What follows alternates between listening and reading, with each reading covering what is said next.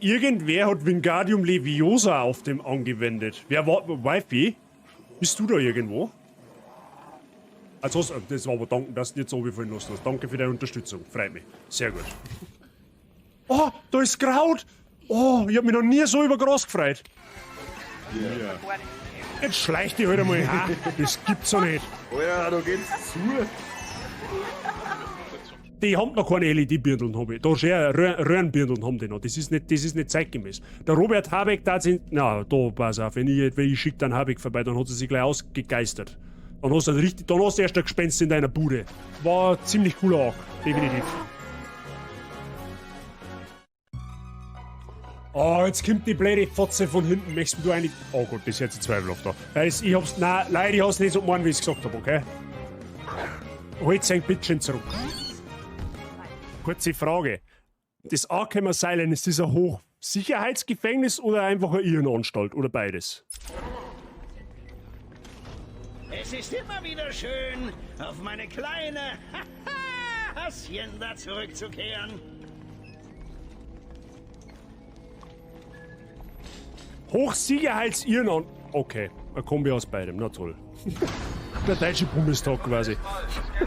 Was ist jetzt mit dir, Maral? Schirm ein Nümmerchen oder? Okay, sie ist offensichtlich nicht begeistert, wenn ich mit ihr ein Nümmerchen schirme her. Machst still dein Bandscheiben. Ja, Ja, das ist ja unser Headset. Warum hörst denn du da nichts? Ich verstehe die Frage nicht. Und warum hast du so viel Haar auf deinem Dödel? Noch nicht! Das meine ich ernst! ja, ist schon gut. Hey, kannst du mir bitte nicht ins Stick Gold schauen? Das war ganz zauberhaft von dir. Mats, reiß dich zusammen. Es sind Zuschauer anwesend. Ist mir wurscht, ob die anwesend sind. Ist schon gut. Der Legolas schießt dem Elch aus 5 Kilometer Entfernung mit einem Arm auf dem Rücken gebunden, einen stumpfen Pfeil mit einer durchhängenden Bogensehne ins Arschloch rein. Und zwar genau ins Arschloch. Ja? Der hat den Skill dazu. Ja? Und schaut dabei noch gut aus, richtig. Was ist mit ihm eigentlich verkehrt? Hat er irgendeine Störung? Hat er irgendeinen Knick in der Matrix? Oder warum läuft der gegen sein Gitter? Ich verstehe die Frage nicht. Da haben wir wieder beim Thema. Durch den Helm, da siehst du keinen Meter durchgesogen Kürbis. Das kann nicht anders sein. Das gibt's nicht. So blind kann kein Mensch nicht sein. Ich bin mir jetzt nicht sicher, wie ich drauf komme, aber ich glaube, die haben so einen Dödel angeschnitten. Ne? Das schaut nicht ordnungsgemäß aus, was du da hast. Ne?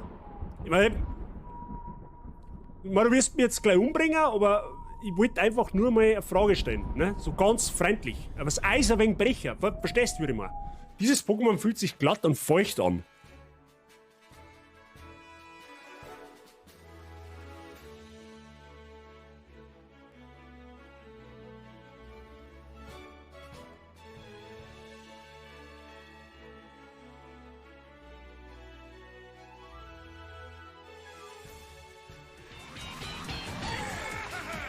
Ja, seh! Das Salz ist stark in dir, mein Freund. Jetzt haben wir sofort reagiert. Batze in Elefantentanga und Nippelsternen? Let's go sich vor Lachen auf dem Boden wälzen. Batze in Elefantentanga und Nippelstern. Jetzt wird's aber schon extrem. Also, ihr sollt nicht die Viewer eher einen Kopf bumsen mit deinen. Also, so ein Unrealismus. Jetzt mach nicht dir zu, Grutze, fix, ich red mit meinem Chat, du hast jetzt Pause. Zupf dich. Ja, ist mir wurscht, scheiß auf Gegnerpräsenz. Okay, scheiß doch nicht auf Gegnerpräsenz. Okay, das war... Okay, da sollte man vielleicht nicht blindlings reinrennen. Ich war noch so jung. Du blöde Sau, du blöde.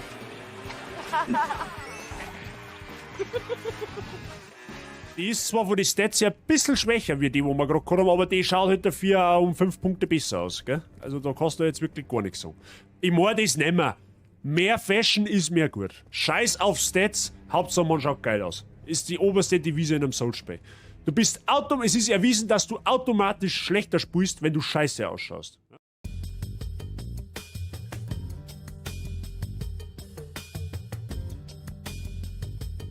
Morgen. Geht da was?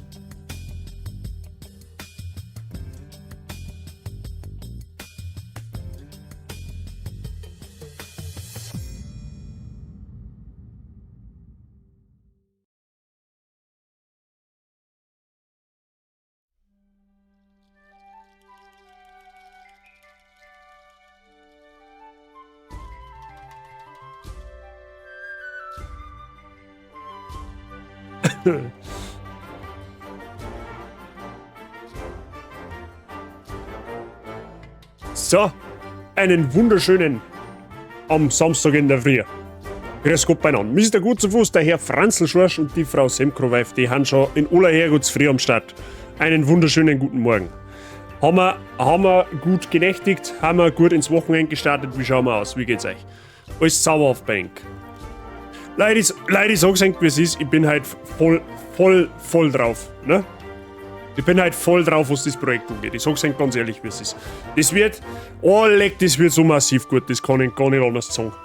Das wird so massiv gut. Ich hab mich seit gestern Abend eigentlich, nach dem Training, habe ich noch mal kurz in diese Umfrage geschaut. Und seit gestern Abend, eigentlich schon seit Tagen, seitdem ich das auf dem PC habe, oder beziehungsweise ans Laufen verbracht habe, habe ich Bock auf das. Ich sag's euch ganz ehrlich, wie es ist. Das ist, glaube ich, eines der von mir am meisten gebockten Projekte, wenn man so hört. Da bin ich schon richtig hyped jetzt drauf. Und das ist einfach so stark schön, weil es ist einfach, das Projekt, das zeichnet so quasi so ein bisschen den Beginn meiner Reise auf Twitch da. Ne? Das war das erste von zwei Projekte und das eins von den zwei Projekten, was ich jemals als erste Mal gespielt habe, war halt eben Renegade Platinum und das ist jetzt das Remaster oder das Remake dazu und das wird einfach so ganz speziell für mich einfach. Weil halt einfach damals viele Leute noch nicht da waren und jetzt einfach deutlich mehr da haben und die Reise nochmal mitmachen können und ich auch die Reise nochmal neu erleben kann. Es wird zauberhaft. Es wird so richtig zauberhaft. Und es wird auch viel angenehmer und viel spannender und schöner zum Zuschauen für euch. Das kann ich gar schon mal hundertprozentig versprechen. Also es wird nicht so tryhard-lastig wie letztes Mal. Das ist auf keinen Fall mehr der Fall. Also es wird wahrscheinlich deswegen nicht einfacher, aber es wird spannender auf alle Fälle. Also die Punktegeier unter uns, die werden richtig ins Schwitzen kommen. Da könnt ihr schon mal drauf gefasst machen. Also wenn es bei euch halt irgendwie Schneckmet hat, dann braucht es nicht einhurzen, weil es wird schwitzen, das garantiere ich. Gut, heute vielleicht noch nicht, aber spätestens ab dem nächsten Mal. Ja, wobei, schauen wir mal, vielleicht schaffen wir sogar heute den ersten Arena-Leiter. Müssen wir schauen, wie wir durchkommen. Sehen wir schon. So, jetzt lesen wir das erste Mal. Ich bin wach, das muss reichen. Ja, das klang für einen Samstag dabei einmal. Du, da tust dich gar nicht ab. Das muss für einen Samstag dabei einmal gelangen. Geschlafen aus, sonst passt alles, war schon einkaufen und jetzt bist du Gran Turismo zocken. Ja, du, das habe ich im Discord vernommen, dass du am Gran Turismo gezöcken bist. Das habe ich schon gesehen, aber fleißig, dass du halt schon einkaufen warst. Ich habe den ganzen schon gestern hinter mir gebracht. Ja. Gestern war zwar wieder Chaos beim Einkaufen, weil es ist ja komisch, wenn ein Feiertag ist, dann stirbt automatisch die ganze Menschheit aus. Also müssen wir uns nach dem Feiertag nochmal entsprechend eindecken, damit ja nichts passiert. Aber an und für sich habe ich das gestern schon erledigt, tatsächlich. Zum Glück. Also ich muss halt eigentlich nirgendwo mehr hin. Außer vielleicht einmal aufs Klo oder so. Oder eventuell mit dem Schwiegerpapa noch Tennis spielen, aber der hat sie irgendwie immer noch nicht gekriegt. Keine Ahnung. Wollen wir schauen. Aber das ist jetzt mal Zukunftsmusik. Da kümmern wir uns drum, wenn wir mit dem Streamer fertig haben und das wird noch Zeilen dauern, so jetzt einmal pauschal. Naja. Ansonsten, was gibt's Neues? Eigentlich nichts. Auf die 2 Tage hat es jetzt nicht wirklich viel da. Muss ich tatsächlich gestehen. Aber ist auch mal gut.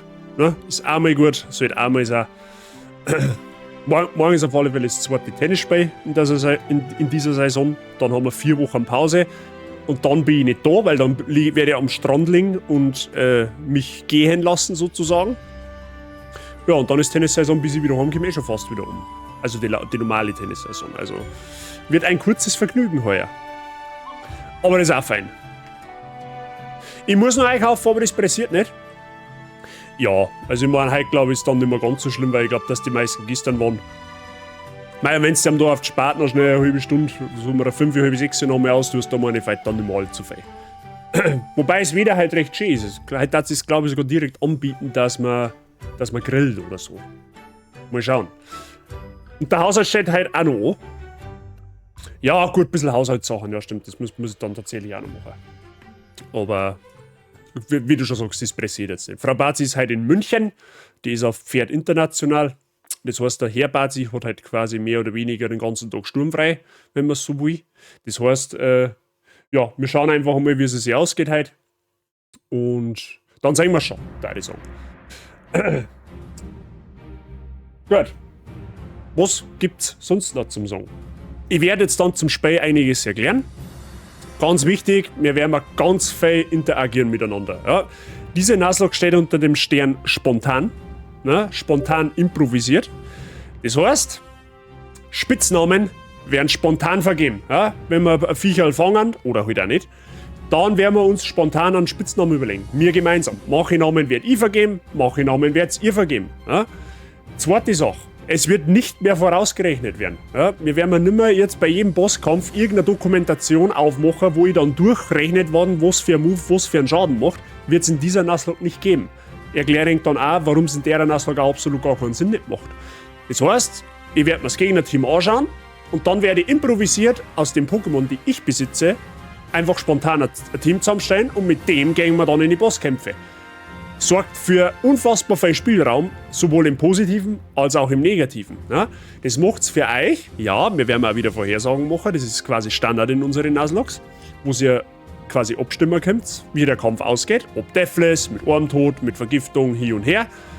Aber es wird unvorhersehbar sein, im Endeffekt für mich. Ihr werdet nicht wissen, was passiert und ich auch nicht, weil ich hab's ja nicht vorausgerechnet. Ja? Das heißt, in die Kämpfe kann unfassbar viel passieren. Das heißt, für euch, die wo dann Punkte investieren, es wird schwitzert werden. Weil was ich nicht weiß, wisst ihr auch nicht, sozusagen. Ne? Also der Spannungsbogen in dieser Nuzlocke wird unfassbar ansteigen im Vergleich zu der letzten. Ja, da wo ich halt quasi gefühlt eine Stunde dahin gerechnet habe und dann faktisch eigentlich nichts passiert, weil der Ausgang des Kampfes eigentlich schon mehr oder weniger klar ist. Ja, da hätte halt ober irgendwas massiv schief gehen müssen. Ist für euch als Zuschauer nicht ganz so schön gewesen. Ja, das ist mir dann im Nachhinein auch leider schmerzlich bewusst worden, weil ich momentan selber gerade einen sehr namhaften Nuzlocker verfolge, der momentan einen sehr schweren Hack spielt und der von 5 Stunden Streamzeit 4 Stunden rechnet, eine halbe Stunde kämpft und eine halbe Stunde Pause macht. Ja, das ist ein wenig eine druckende Geschichte, vor allem für Leute, die sich nicht mit Pokémon so auskennen, ja, mit dem Kalkulieren und so weiter. Aber man denkt, lasst das, wir machen es spontan. Ist viel, viel schöner für euch zum Zuschauen und für mich auch viel spannender dann zum Spielen. Also ich glaube, haben wir dann alle was davon. Was werden wir noch machen? Wir werden natürlich, es gibt ein Spreadsheet zu den Trainer und zu den Encounter, die wir kriegen können. Da werde ich eine lunzen, damit man einfach einmal sehen kann, hey, was kann ich denn da jetzt auf der Route kriegen? Das dauert 10 Sekunden, da schaue ich nach, aha, das und das und das kann man kriegen, gut, ich renne ins Groß oder halt auch nicht oder angelt und dann sehen wir es halt. Und genauso werden wir es machen bei den Bosskämpfen, da schaue ich nur mal kurz ins Spreadsheet, hey, was hat denn der in die Richtung, was hat denn der für Gegner-Pokémon passt, okay, das hat er, ich stehe ein Team zusammen. Und der Käse ist gegessen. Warum es jetzt keinen Sinn macht, dort zum Kalkulieren, hat einen ganz einfachen Grund. Jeder Boss-Trainer in dem Hack hat 4 verschiedene Teams. Also sowohl Arenaleiter als auch die Top 4, so wird man überhaupt so weit kommen, die haben 4 verschiedene Teams, wo es random entschieden wird, welches Team er nimmt.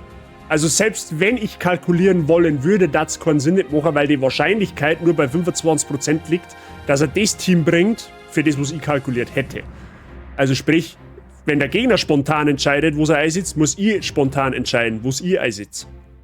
Deswegen macht Kalkulieren bei dem Hack absolut gar keinen Sinn. Ne? Also wie gesagt, es wird deutlich für euch schöner zum Anschauen, zum Mitfiebern und zum Mitverfolgen werden, als wie es beim letzten Mal der Fall war. Sowas in der Art, wie wir es letztes Mal gemacht haben, wird man wahrscheinlich auch so in der Art nie wieder machen, weil es einfach für euch zu trocken ist. Ja, wir haben ja keinen einzigen anderen Competitive-Spieler in der Szene, außer meiner Wenigkeit, ehemaligen Competitive-Spieler aus der Szene, die wo das verfolgen können, die wo verstehen, was da eigentlich passiert. Selbst wenn ich es euch erkläre, ist es Drucker. Ja, und das tut mir im Nachhinein auch wirklich leid, dass ich ihn da durchgequält habe, weil ich hab mir gedacht, das ist vielleicht einmal ein anderer Eindruck. Aber gut. Und dann für Habitäre, gemein. Quasi wie Lotto spielen. Sozusagen. Richtig, es ist quasi eigentlich ein Lottospiel. Es kann unfassbar viel passieren. Es muss nicht viel passieren, aber es kann und es wird unfassbar viel passieren. Ne? Glücksspiel kann süchtig machen, Infos an der BZGH.de. Ja, so krass ist es dann jetzt auch wieder nicht. Ja, okay, wobei, ja, doch, eigentlich schon. Eigentlich schon. Ripsi, guten Morgen, Habitäre. Nein, es wird cool. Es wird auf alle Fälle zauberhaft. Und vor allem, das Ding ist jetzt das, dieser Hack, der ist optisch überarbeitet worden, also nochmal deutlich aufgehübschter, als er wie auf dem Original war. Er unterstützt 60 Frames. Ich habe noch nie ein Switch-Bike gesehen, das wo auf 60 FPS läuft. Also, ich war da geflasht, wie ich das gestartet habe. Ich habe schon mal reingeschaut, damit ich halt einmal sehe, ob das überhaupt auf meiner Maschine da funktioniert. Funktioniert alles ohne Probleme. Von daher, es ist für mich quasi auch eine neue Erfahrung, weil das kenne ich so nicht. Es gibt kein einziges Switch-Bike, wo es mit 60 Frames läuft. Das gibt's einfach nicht. Also ist es nicht von Game Freak? Doch. Es ist von Game Freak. Natürlich ist es von Game Freak. Hallo, glaubst du etwa, dass man mir da ROMs spielen oder was? Hallo? Das ist illegal, das tut man nicht. You know what I mean. Genau. Aber das ist jetzt der Stand der Dinge. Das Ganze schimpft sich Pokémon Luminescent Platinum, das Spiel. Es ist immer noch in der Veröffentlichung, also dieses Spiel wird immer noch weiter programmiert, weiter gemoddet, weiter veröffentlicht. Die Version ist aktuell die Version 2.0. Die Version 3.0, wann auch immer sie kommt, sie ist angekündigt. Die werde das Spiel nochmal komplett über den Haufen werfen. Das werde ich aber dann, wenn es rauskommt, dann für mich selber spielen. Aber das ist jetzt nur mal gerade so nebenbei Info für euch. Spazierrunde fertig. Elektrolytisches Regenerationsgetränk eingeflößt. Passt halt, würde ich sagen. Sehr gut. Dann lernst du jetzt einmal zurück und genießt die Show, Mr. Ripsy. Und nimmst hoffentlich auch aktiv teil an der Geschichte. Mr. Verb, ohne Kommentar. Das ist cringe. Das ist cringe, wenn einer im 29. Monat ist und dann keinen Kommentar hinterlässt. Was fällt dir eigentlich ein? Cartman!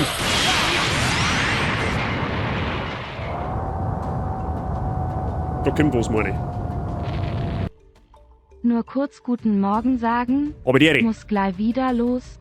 Geburtstag der großen Tochter feiern in der Therme. Sie wird 11.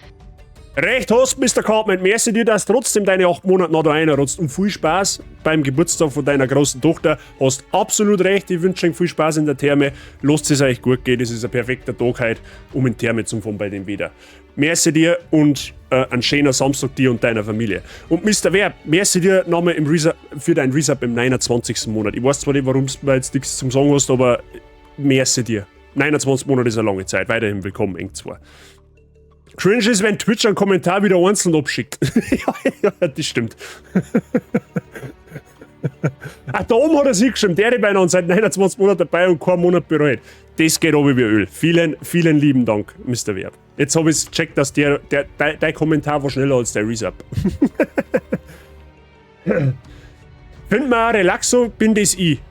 Das wird natürlich, werden wir es so machen, dass einige Pokémon natürlich der Community spezifisch zugeteilt werden. Ja? Das Anton ist as always der Mr. Saijing, der zwar heute verhindert ist, das hat er mir gestern schon gesagt, aber viel Spaß beim Nachschauen, wir denken an die. Falls ein Pummeluft vorkommt, ist das der Mr. Gutzufuß und falls ein Relaxo vorkommt, ist das von mir aus gern der Mr. Ripsy. Wobei da sagen muss, dass man Relaxo sehr wahrscheinlich, also man kann es treffen in Form von einem Fax, aber dass man das treffen, ist wahrscheinlich sehr, sehr, sehr unwahrscheinlich. Aber wir werden es auf uns zukommen lassen, ich lasse es auf alle Fälle im Hintergedanken. Kommentar habe ich geschrieben, der ist aber ohne Resub gesendet worden. Ja, der ist quasi auf den Zug aufgesprungen, schon vorher, quasi. Und Jassi, guten Morgen, grüß dich gut. Wie geht's da? Na Freunde, es wird ein sehr, sehr cooles Projekt. Es wird ein sehr, sehr cooles Projekt. Ich freue mich unfassbar drauf, weil es, wie gesagt, einfach ein Spiel ist, wo ich halt damals, mit dem habe ich quasi damals mit Twitch angefangen auf dem Kanal. Es ist in ein neuer Gewand und damals waren halt einfach 95% der Community, die heute da ist, noch nicht da. Und das ist jetzt, glaube ich, nochmal ganz was anderes, wenn auf einmal einfach die ganze Community daran teilhaben kann. So. Und ich sag's euch, es ist, mir juckt es jetzt schon so stark unter die Fingern, dass ich bald Hautausschlag kriege. Deswegen da ich sagen, wir fangen jetzt dann einfach langsam einmal an. Wie lange das Stream geht, das weiß ich nicht. 3 Stunden auf alle Fälle, vielleicht werden es auch 4, vielleicht werden es auch 6. Ich weiß es nicht, ich kann es euch nicht sagen. Das werden wir aber dann spontan herausfinden. Ja, wir sind uns gefreut. Wir machen uns da halt keinen Stress. Wisst ihr eh, wie es ist. Und vom Hudeln kriegt man, naja, das sage ich jetzt nicht. So, ich werde jetzt das einmal da starten und dann werde ich da mal umswitchen. Ne? Umswitchen. Guten Morgen, ihr Lieben, mir geht's gut, ich hoffe euch auch. Das freut mich zum Hören, dass bei dir alles zauberhaft ist. bei uns auch alles im grünen Bereich, bei mir alles im grünen Bereich. Ich hab einfach unfassbar Bock jetzt auf das Projekt. Das sage ich einfach, wie es ist. Das sage ich einfach, wie es ist. Das wird nicht anders. So. Haben wir da schon ein Bell? Da haben wir noch kein Bell. Da meine ich, haben wir noch kein Bell. Du, da meine ich, da hat's meine Apps, oder? Jetzt haben wir Bell, da siehst du es da. So. Hey Weiber, außer mit die Diff, halt gibt's Nudeln. So. Servus an den unsichtbaren Saisachi 1 Popo. Der Mr. Gut zu Fuß gedenkt dem Sei mit 69 Bits. Merci dir. So, Freunde der Sonne, das Spiel gibt es aktuell nur auf Englisch. Die Macher haben aber schon gesagt, sie sind bemüht, andere Sprachen einzuführen. Wo ich mein Legend noch hinziehe, das müssen wir dann außerfinden. Ja, da müssen wir dann schauen. Das Spiel gibt es quasi jetzt aktuell zum jetzigen Zeitpunkt nur auf Englisch. Ja, macht aber für uns nichts, weil ich glaube, jeder ist ein bisschen der englischen Sprache mächtig und bei einer der Hardcore-Nuzlocke ist das, glaube ich, eher semi-wichtig, was da so geschmatzt wird. So, ich werde aber natürlich versuchen, trotzdem ein bisschen da mitzulesen, was die Leute da zu uns sprechen. Ja? So, servus, es ist schön, dass wir die treffen da. Willkommen in der Welt der Pokémon. Mein Name ist der Eibe auf Deutsch. Ne? Rowan ist halt der englische Name, der deutsche Name ist Eibe. Die Pokémon-Professoren, die haben immer an Bäume angelehnt. Ja? Professor Eich, Professor Lind, Professor Birk, Professor Eibe, Professor Esche, bla bla bla. So, wie immer, jeder nennt mich Pokémon-Professor. Die Welt ist, wird von Wesen bewohnt, die man Pokémon nennt. Mr. Ripsy, du hast deinen ersten Teilauftritt. Ja? Das Ding ist aber unfassbar selten. English breath, you what mate? Wer kein Englisch kann, Duolingo regelt. Ja, genau. It's not the hell from the egg, but it goes. Ja. You have a little bit Bresel on your left Hosensock. Wenn du mich fragst. Jetzt schauen wir nach, ich weiß nicht genau. So, das ist, wie gesagt, der Pokémon-Professor und der sabbelt uns jetzt quasi so ein bisschen vor, ja, dass halt die Welt von Pokémon bevölkert wird und dass man halt quasi Hand in Hand mit einer lebt. Mache ich dran Kämpfe mit einer aus, mache ich Sprint mit einer, mache einen Wettbewerb mit einer. Wer weiß, was da sonst noch für Schandtaten gibt. Aber ja, so, wir können jetzt auswählen zwischen Männlein und Weiblein. Ne? Und wir nehmen natürlich das Männlein, weil wir haben ja schließlich. Ja, ich bin ja schließlich. Ich identifiziere mich ja als Mann, so warum kann ich jetzt da nicht reinschreiben? Also, weil du nicht abgewählt habe. Ja, excuse. So, ich bin selbstverständlich, as always, der Mr. Bazi. So.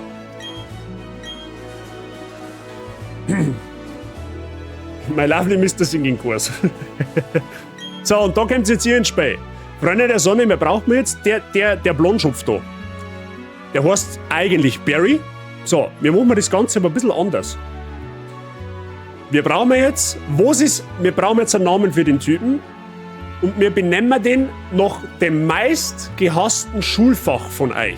Was ist ein Fach in der Schule, wo ihr absolut die Kotze gekriegt habt? Jetzt in den Chat schreiben. Das Fach, wo es am öfter vorkommt, den Namen kriegt er. Ich glaube, das ist eine Idee.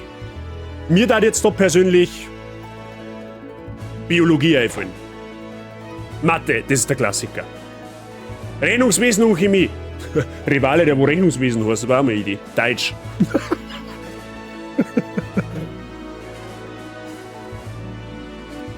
Geschichte.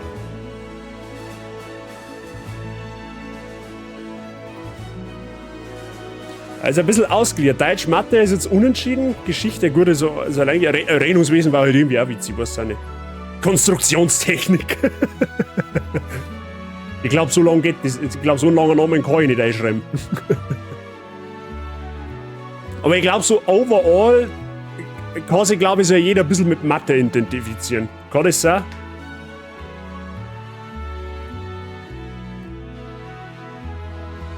Da ist aber einfach nur der Gaudi halber. Da würde mich jetzt interessieren, ob man Konstruktionstechnik da einschreiben kann.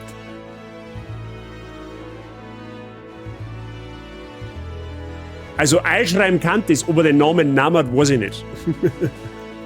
Aber ich glaube, haben wir mit Mathe fein. Ich komme mit Mathe auch so ein bisschen. Vor allem, weil du 90% von dem, was du Mathe in der Schule gelernt hast, halt nicht mehr brauchst. Mathe, okay, ja, nehmen wir. Mathe meine ist, glaube ich, für jeden irgendwie so ein bisschen ein rotes Tuch. Ja. Nehmen wir Mathe. Mathe is it, jawohl. So, wir haben einen eigenen Namen und wir haben einen Namen vom Rivalen, der Mathe heißt. Perfekt. Der Mathe-Mann, ja genau. Der, wo uns wahrscheinlich das eine oder andere Mal massiv Kopfzerbrechen zufügen wird.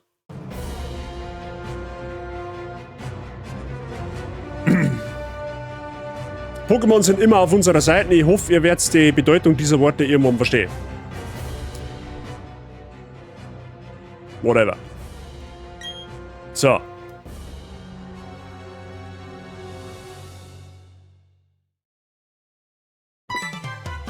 Ja, kaum, weißt du, da geht's da gar nicht richtig an, das stört er schon bei Mathe-Sip.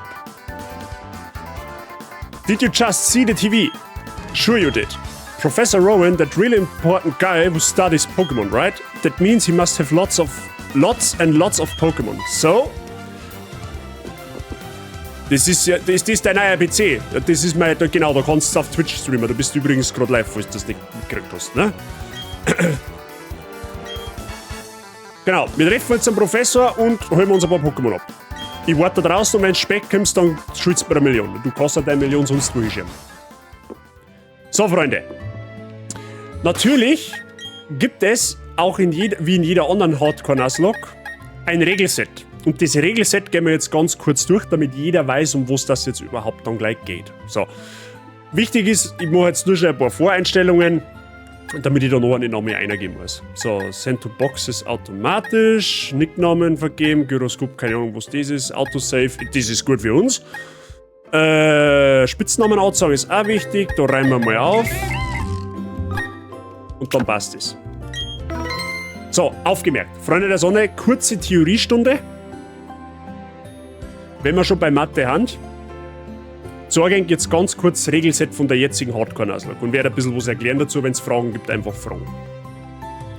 Ich habe jetzt aus Gründen der Übersichtlichkeit meine Futzen auslassen, ja, damit man das alles mal sauber lesen kann. Ne? Also, Regelset as always. Nur das erste Pokémon pro Route oder pro Ort ist fangbar.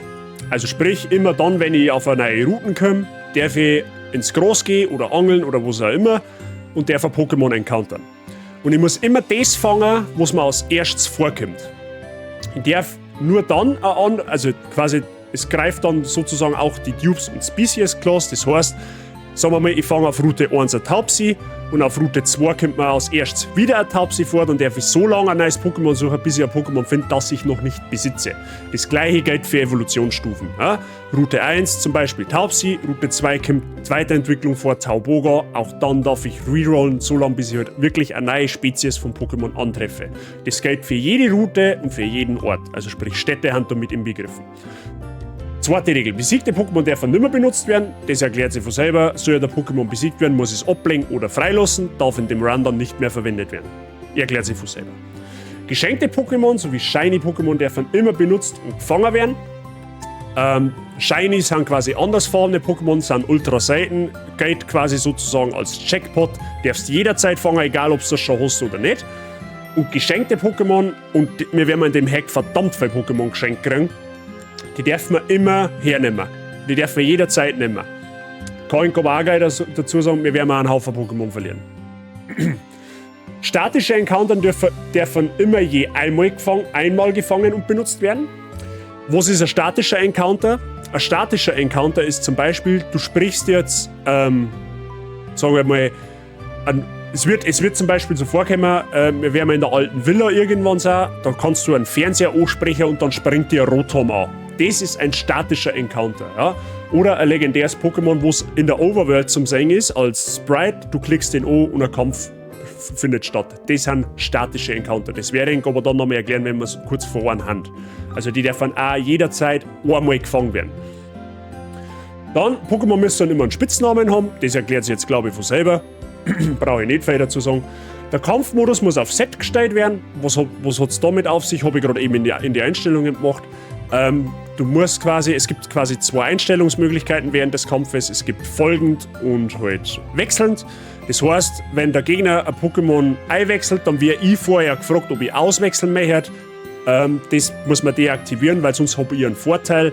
Ich darf quasi erst rauswechseln, nachdem der Gegner sein Pokémon einer geworfen hat, so quasi. Weil dann kriege ich quasi Schaden, wenn ich dann rauswechsle. Also das ist mehr oder weniger so eine Grundregel bei Nuzlockes. Dann keine Items während des Kampfes, außer Trage-Items. Also ich darf jetzt nicht einfach einen Supertrank werfen, wenn ich geschwächt bin oder sowas. Ich darf generell keine Items während des Kampfes benutzen, außer Pokémon können, also außer Items, die wo vom Pokémon getragen werden können. Also sprich Bären oder halt irgendwelche attackenverstärkenden Items, das darf ich tun.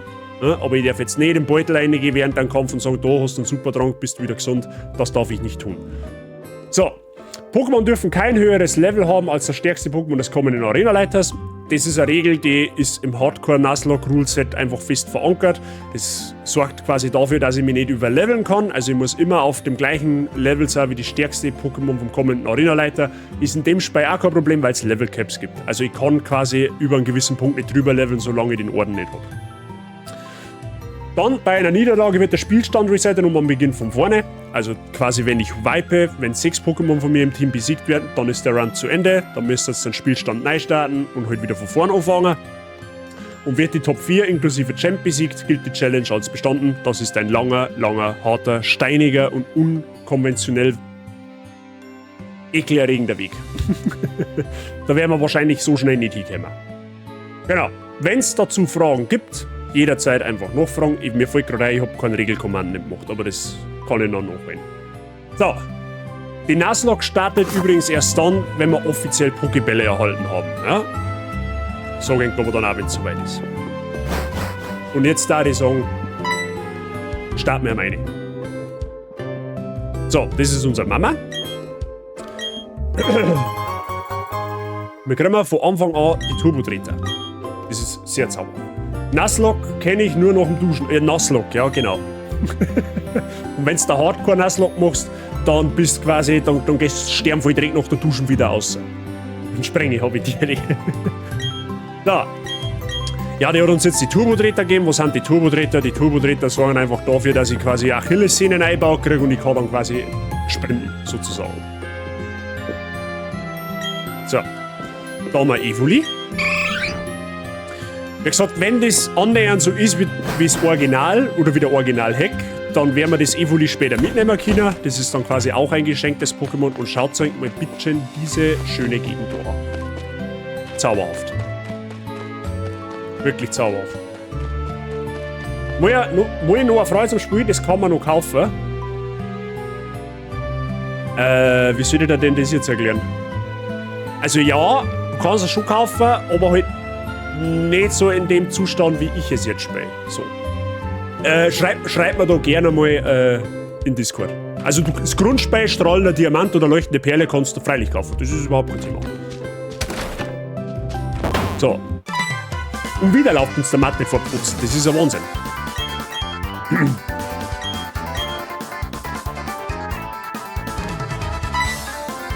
So, Mathe hat scheinbar vergessen, die Wurzel zu ziehen. So. Genau, das Grundspiel ist strahlender Diamant oder leuchtende Perle. Das ist das Grundspiel. So, was ist er? 2 Wochen Super Saiyajin, oder was? You came over here to play with my son, right? Ja, ich spiele mit deinem Sohn. Genau, ich spiele ganz dreckige Dinge mit deinem Sohn. Werden hier etwa nicht Nintendo-konforme Spiele haben? Wenn nicht, nein, natürlich nicht. Das heißt, ich spiele es ganz original auf der Switch. So. Er nimmt seinen Beidel und sein Reiseführer. Er nimmt seinen Beidel. So, jetzt möchte er schon 10 Millionen von uns. Du brauchst gar nicht mehr auf Pokémon-Reise gehen. So. Gut, der Vater ist weg. Mama steht wieder allein in der Küche. Perfekt. Gut.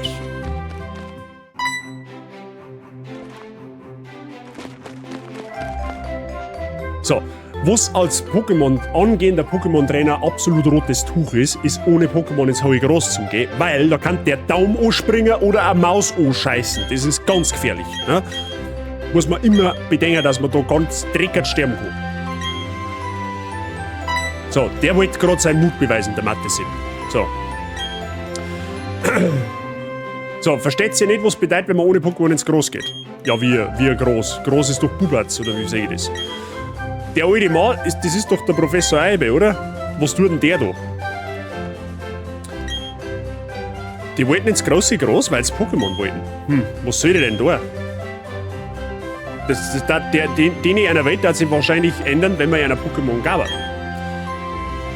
Ist das mein Recht, dass ich es auf dem Pfad leite? Nein, eigentlich nicht, aber wir nehmen es halt. Ihr zwei, ihr mögt wirklich gern Pokémon, oder? Ja, sicher. Die Frage gleich noch einmal, mögt ihr wirklich Pokémon? Ja, immer noch. So. Im Endeffekt, das ist so typisch Professor-like. Die halten uns jetzt erst einmal eine saubere Standpauken, nur um uns dann zum Loben. Pokémon in Englisch mit bayerischer Übersetzung gab's auch noch nie. Ist das ein Geschäftsmodell?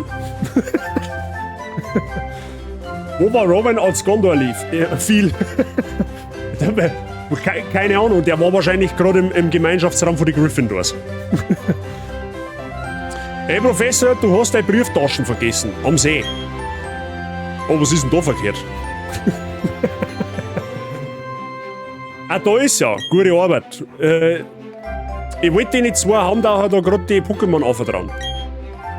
Das ist aber ganz schön cringe, weil die sind ziemlich selten. Weißt du, wie es ist? Wir existieren Seite an Seite mit Pokémon. Es kommt einmal eine Zeit, wo Pokémon und Menschen aufeinandertreffen. Und die Welt soll halt eigentlich erforscht werden. Also ist für die heute der Tag, wo es Pokémon kriegen. Also auf geht's, Brieftaschen aufmachen, Pokémon aussuchen, auf geht's. Gut, ich darf dankenswerterweise zuerst aussuchen. Ich sage jetzt einmal so.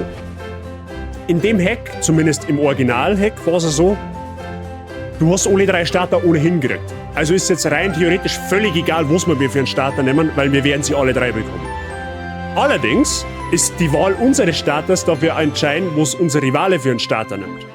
Na? Also das heißt, der Rivale nimmt immer den Starter, der vom Typ her uns gegenüber stärker ist. Also sprich, wenn ihr jetzt ein Wasser-Pokémon nimmt, Plinfa, was ich jetzt bevorzugen darf, beziehungsweise ich zeige Ihnen mal die 3 Starter. Das ist einmal Shelast, einmal Panflam und einmal Plinfa. Wenn ich jetzt das Plinfa nimmt, das was ein Wasser-Pokémon ist, hat unser Rivale, also der Matte, nimmt dann das Pflanzen-Pokémon, weil das ist vom Typ her uns gegenüber im Vorteil. Shelast, also sprich das Gras-Pokémon, ist aber mit Abstand auch das langsamste von allen und das kann in einer Nuzlocke sehr, sehr entscheidend werden. Deswegen nehmen wir unseren Pinguin. So. Not. Ja. Nimm ihn auf, der darf auch heißen wie ich. Den auf kriegen wir später. Oder nachher. Keine Sorge, wir kriegen alle 3. Wir werden, wie gesagt, in dem Spiel unfassbar viel Pokémon geschenkt kriegen. Also wirklich unfassbar viel. Aber wie gesagt, das Ding ist ja, es ist völlig irrelevant, wie viel Pokémon du in einer Hardcore-Nuzlocke hast. Wenn du stirbst, haben alle weg. Da kannst du 5 Boxen voll haben. Das ist völlig irrelevant. Pinguin Beste. Mia, guten Morgen, grüß dich Gott. So.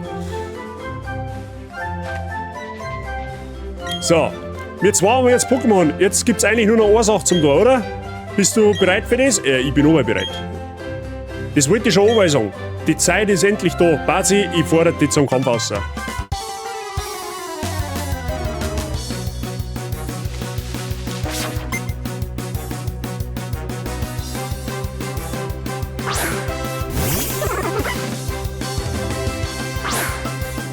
Das Vercoole gibt's da noch nicht, oder? Noch nicht. Noch nicht. Wird aber irgendwann so sein.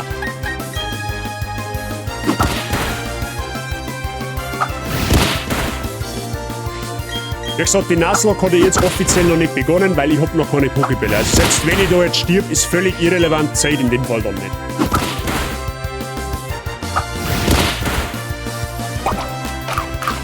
Lol, aber Sindelbeere.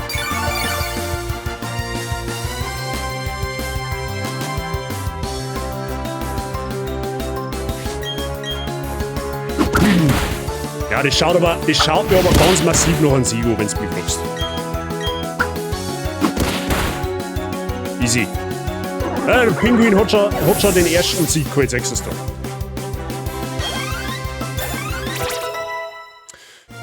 Road to Level 6. Aquaknarre, sehr gut. So, wir haben an Mathe durchgerechnet. Oh Leute, ich sag's euch, ich bin so on fire, was das Projekt angeht. Ich kann es irgendwo nicht anders sagen. So, ich bin fertig nach dem Kampf. Mein Pokémon braucht ein wenig Ruhe. Wir sehen uns. Ja, genau, habe ich die. Hau die über Teiser.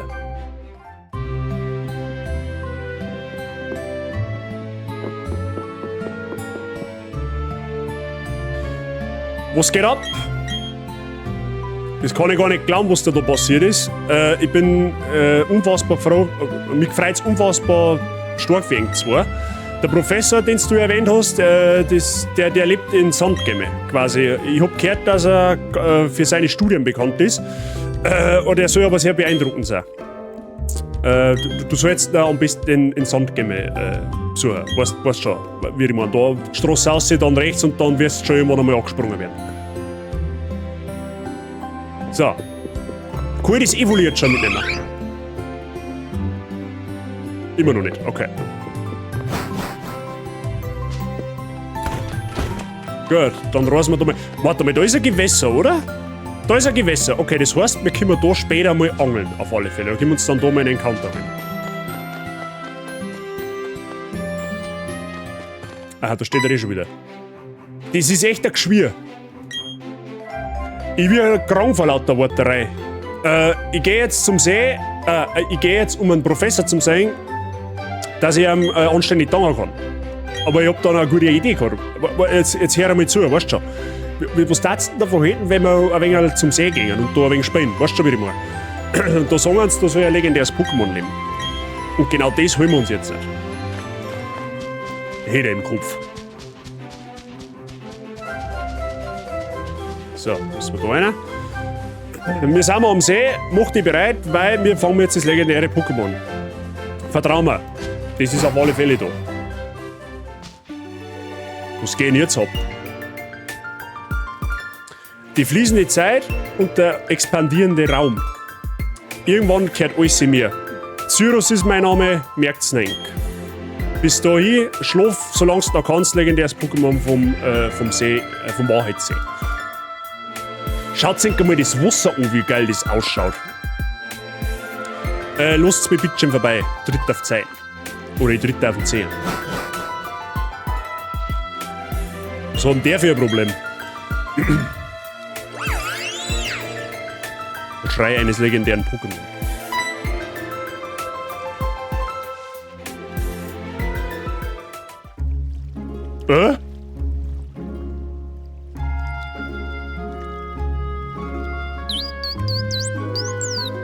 Okay, das war im Original nicht, dass der Shaman daherkommt. The strange creature is sniffing you. Was beschnüffelt mich? It seems to have something to give you. You obtain the incense burner. Was ist jetzt dieser Fettburner oder was? Nein. You put the incense burner in your bag's key items pocket. Okay, das ist neu, das kenne ich nicht. This toggleable item allows you to encounter extra regional Pokémon. Choosing a flower is for Luminescent 3.0 when in all previous regions will be available in the wild. See Luminescent Team for more details. Okay, das ist quasi erst ab der Version 3.0 verfügbar. Wir haben jetzt aktuell nur die Version 2.0, weil die 3.0er gibt es noch nicht. Weihrauchbrenner, ja, irgendwie sowas. You find a flower on the ground. You reach down and pick it up. It smells like the change of a season. Old, almost ancient, tropical, infused with sunlight, like lush, open fields. Ah, ist das vielleicht? Es gibt ja im Pokémon, die haben ja Regionalformen, gewisse Pokémon. Nicht alle, aber es gibt Pokémon, die haben da je nach Region eine andere Form. Und ich glaube, wenn man das, je nachdem, was ich da jetzt auswähle, dann kann es sein, dass man Regionalformen dieser Region encountern können. Ich weiß jetzt nicht genau, was eine Regionalform von Kalos und Unova ist. Galar weiß ich, aber ich weiß, dass Alola-Formen teilweise ziemlich OP haben. Dann darf ich jetzt fast für Alola gehen. You put the flower in the incense burner. Okay, aber das mit Shaman, das ist neu. Das gibt's, das habe ich so noch nie gesehen. Hast du das gehört, Basi? Das war das legendäre Pokémon. Das hat's sein müssen, okay? Das ist unsere Chance, jetzt fangen wir's. Ja, genau, er möchte es fangen ohne Pokébälle. Das ist eine gute Idee. Fangst es mit die Hände, wünsche dir viel Spaß dabei. So, er läuft jetzt schon mal voraus, das ist gut, weil dann haben wir mal ein paar Meter Ruhe. Und jetzt schaut euch bitte einmal das Wasser an. Für ein Switch-Bay, das ist im Original, by the way, glaube ich auch so, ich bin mir nicht mehr hundertprozentig sicher, aber für das, dass es auf der Nintendo Switch ist, schaut das schon gar nicht einmal so schlecht aus. Kann man sich auf alle Fälle geben.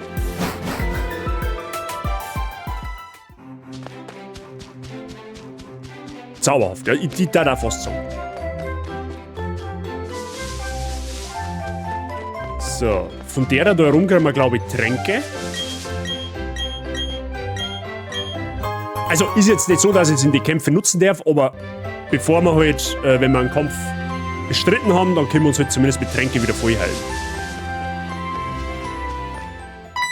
Das Tutorial ist noch ein bisschen mühselig, weil da uns ungefähr jeder anlabert.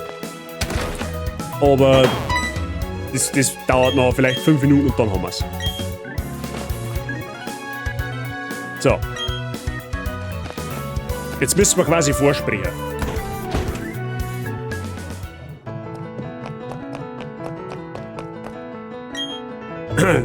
Endlich bist du da, Bazi. Lass mir mal dein Pokémon anschauen. Das Pokémon ist mit dir sehr glücklich scheinbar. Nicknames. You can change your Pokémon's nickname at any time from the party menu. If the option is not there, you may have a bad install. Okay, ich kann jederzeit Spitznamen ändern und vergeben. Das ist geil. Das ist richtig geil. Your friend Mathe, dein Freund Mathe hat mir verzeiht, dass ihr zwar gekämpft habt. Ich hab gehört, dass du dich ziemlich gut geschlagen hast. Und von dem, was ich so sehe, ist das Band zwischen dir und deinem Pokémon ziemlich gewachsen. War ja klar, wir sind ein Star-Trainer. So.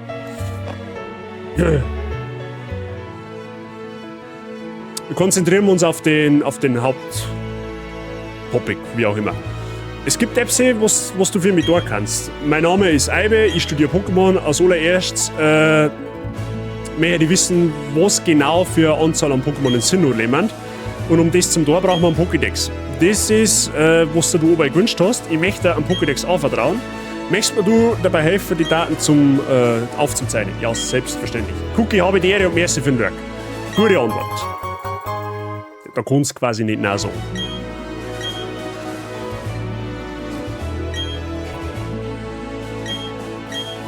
Ja, das ist jetzt wieder so ein bisschen sentimentales Geblubber, was ich gefühlt habe mit meinem ersten Pokémon und so weiter und so fort.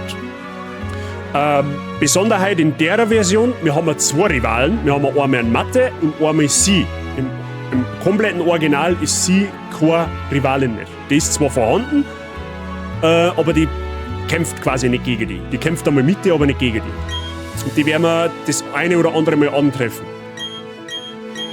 So, sie heißt Dawn. Deren Namen können wir leider nicht bestimmen. Wenn sie jetzt eine Schleife umhält und keinen Schal, kann man sagen, es ist Yassi, aber ist halt leider nicht so.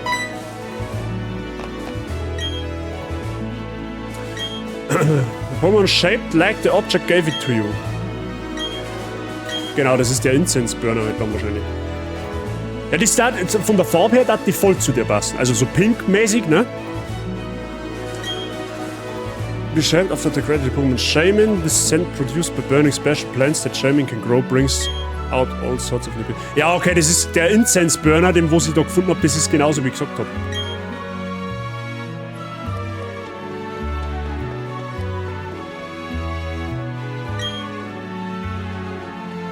So, normalerweise können wir uns jetzt bei der Taschen ganz sneaky die 2 Starter rausnehmen.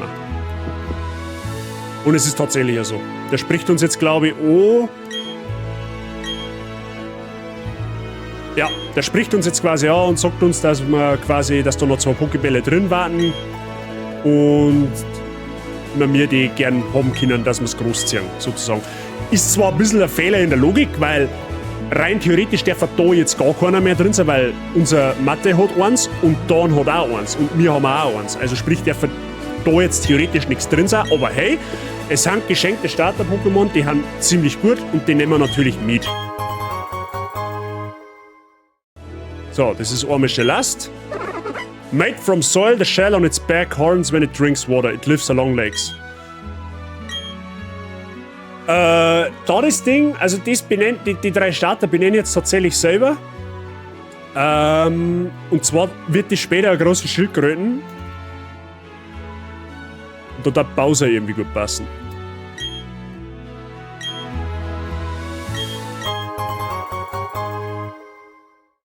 So, und den Affen kriegen wir natürlich auch. It's agilely scales sheer cliffs to live atop craggy mountains. Its fire is put out when it sleeps. Das benenne ich auch noch selber. Da machen wir Nika draus. So.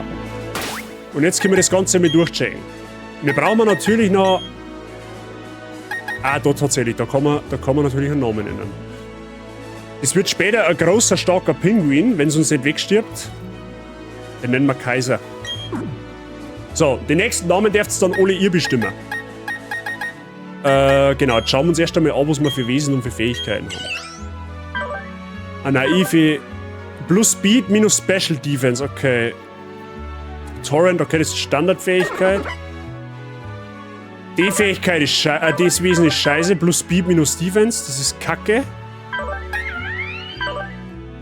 Minus Defense plus Attack, das ist okay. Oh, das hat sogar die versteckte Fähigkeit mit Iron Fist. Ja, okay. Ist fein.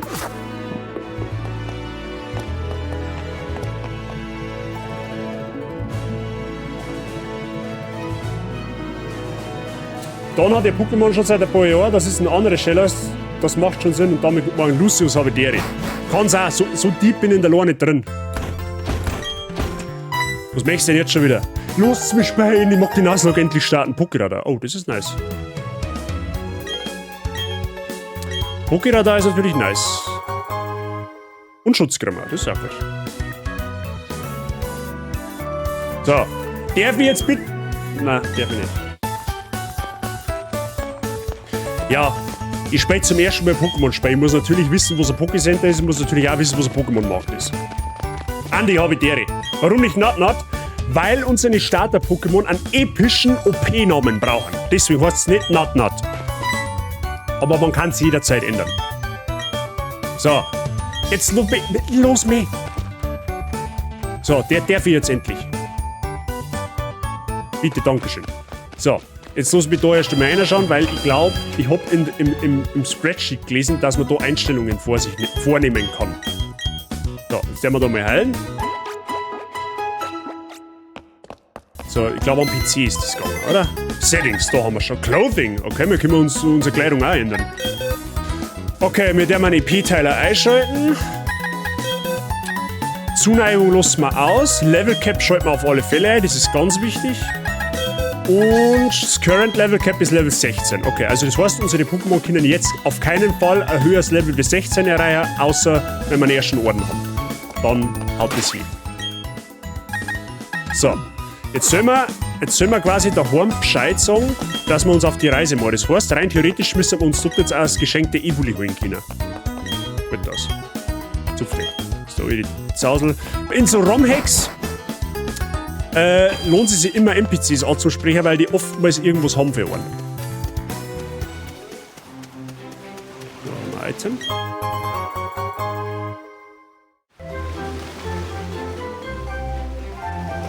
Ja, stimmt, da war so ein Dialog, du hast recht. So, Sandgem Town, dann laufen wir schnell zurück. Jetzt Moment einmal, wir haben da. Genau, 10 Tränke haben wir jetzt gekriegt. Der Incense Burner, Infinite Repel. A repel that never runs out, keep Pokémon away forever. This item does not work with the Rappel Trick. Walleck, wir haben einen unendlichen Schutz. Oh, das ist geil. Wait, dann kann ich... Moment einmal, dann kann ich ja die 10 Schutz da verkaufen, oder? Easy money.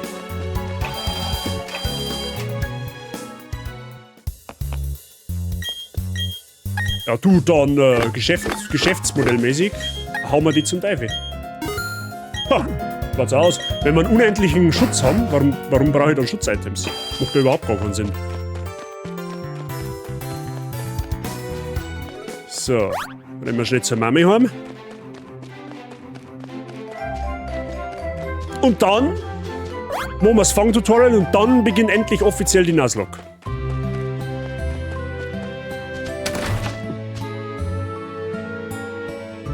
So Mama, ich war jetzt raus.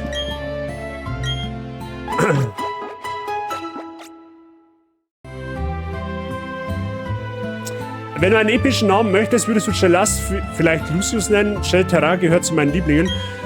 Ich finde, also ich verstehe deinen Punkt, ja. Aber mir lassen wir sehr spät bei Bowser. Und ich gehe mal davon aus, dass wir mir kein Shell Terra nicht sehen werden, weil das wird wahrscheinlich vorher jemand sterben. Wie gesagt, jetzt die kommenden Pokémon, die wo jetzt mal alle kriegen, Evoli und die ganzen Encounter, da wird sich als Chat namensszenisch austoben können. A Guidebook, okay. That's a guidebook that take a look at it if you want to find out what new features Luminiscent has in store for you during your adventure. So, jetzt los mich gehen. Ich weiß schon, ich bin zwar erst 11 Jahre alt, aber ich bin erwachsen nur um auf eine Weltreise zu gehen. Ich verstehe die Frage nicht. New features. Useful information for your adventure will be added to this guidebook. You can check it in your bag's key items pocket. Check. Okay, das Tutorial in der 4. Gen ist echt ermüdend. So, der Mathe ist ja davor gelaufen, ne? Der Deutschlehrerin, keine Ahnung, der Deutschlehrerin ist der Mathe davor gelaufen und sie wollte ihr unbedingt noch ein Paket mitgeben, da wo Karten von Sinnoh drin haben. Tja, und wer darf die ehrvolle Aufgabe jetzt erfüllen? Natürlich meiner einer.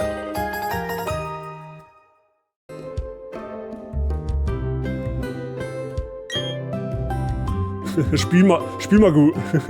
Was sagt der schon 6 Versuche in Weiß Hardcore hast gehabt? Ja. Wobei die Standard-Edition eigentlich gingen, die haben nicht sonderlich schwer. So, Evoli, bist das du? Will you take it with you? Yes!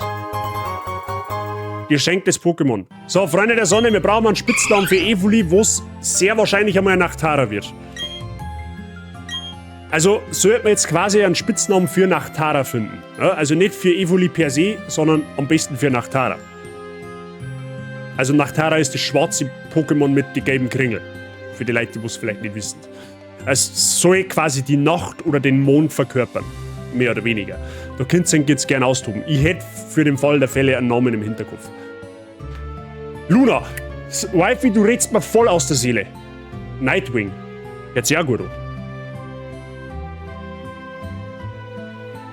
Luna ist tatsächlich, Luna war der Name, den ich auch im Kopf gehabt habe. No joke. Zattenduster. Ja, okay, wenn der Sprengi, du müsstest unbedingt einmal ein Pokémon Nuzlocke streamen. Das war mal ganz lustig, was du für Namen. Ich glaube, mit dir kann es noch witzig werden in der Nuzlocke, wenn du mich fragst. So, Luna IDs. Hab jetzt bitte erwiesen, das wo plus Defense hat. Du Ziel, das ist neutral. Okay, das ist fein. Adaptability. Powers up moves of the same type as the Wallek. Ich glaube, das Nachtara kann mir richtig brutal werden. Okay. Los mich, Mama. Achso, du wirfst uns noch Vorrat hinterher. Ja, okay, ist fein. Nimm mal. Wait, ich kann jetzt sogar jederzeit mein Geschlecht ändern, oder was? Alter, wie geil ist denn das? Gut, da wir mir ein Platin-Remake spielen, macht man einen Style von Platin, hätte ich fast gesagt.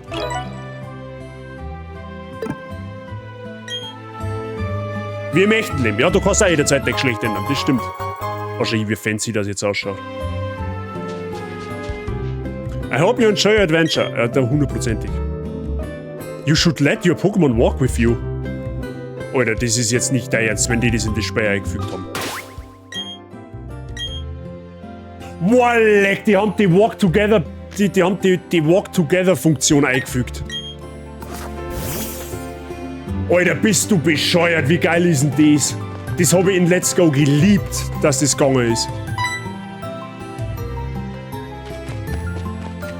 Alter, jetzt haben wir noch nicht einmal wirklich im Spiel und es sind schon so viele Neuerungen drinnen, die wo das Spiel einfach um 1000 Ebenen höher hebt. Jetzt waschelt der Pingu mit.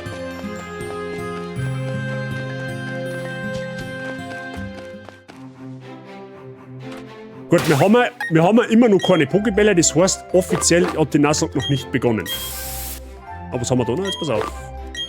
Use this, schauen wir mal, was haben wir da? New Features.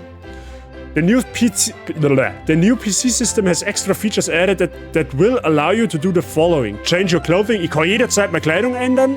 Gut, das mit den XP-Dinger, das habe ich schon gefunden. To change these toggles, be sure to check out the settings options within the PC. Okay. Das Menü ist gleich. Pokédex, das erklärt sich Evo selber. Walking with Pokémon. Oh, das ist halt richtig krank.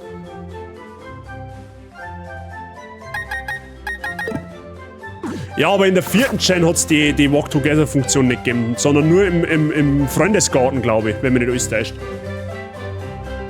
Birgit, hab ich dir, bin auch mal da, wie geht's? Ja, alles zauberhaft, schön, dass du da bist, Birgit. Wenn er nicht noch Nut sagen würde, dann wäre es okay. Nut. Nat. Alter, wie das einfach im Gras verschwindet. Blindfall ist klar, das sagt man nicht. So. Wenn er wieder halt hinterher rennt wie so ein Geistesgestörter. Seine Watschelfiers. So, im Original kämpft jetzt dann Dawn gegen uns.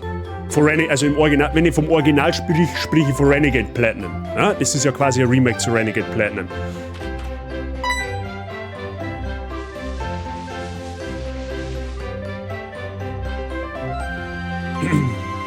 So einfach kann man das fixen und ILCA hat nicht mal das hinbekommen.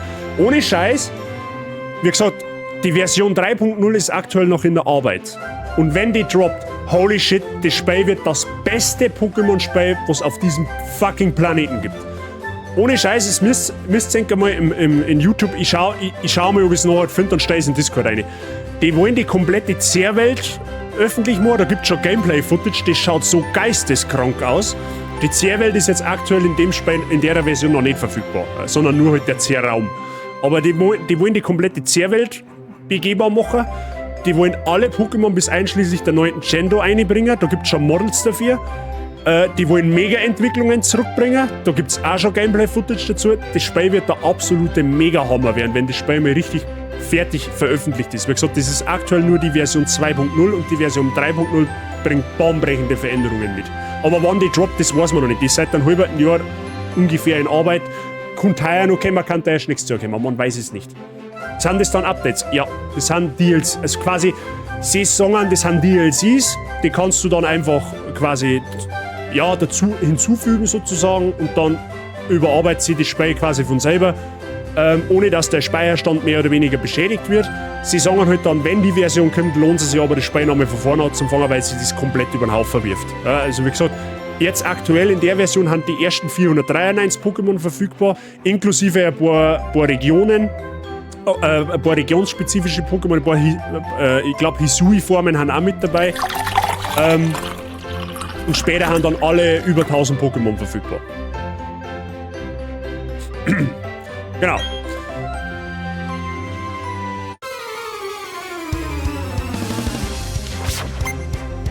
Wenn er sich im Gras versteckt, wird Plymfer zu Stealther. Ja, genau. Schau, da habe ich die. Gut, wir haben da natürlich ein bisschen einen Vorteil, weil wir halt ein Wasser-Pokémon haben. Das ist übrigens auf Level 9, by the way.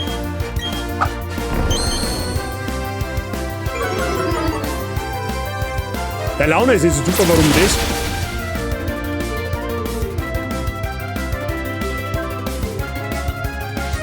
So, die Nuzlocke hat ja offiziell immer noch nicht angefangen.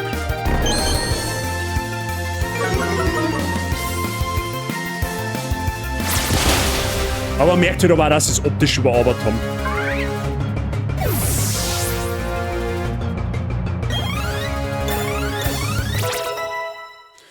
So, Level 8 für den Kaiser.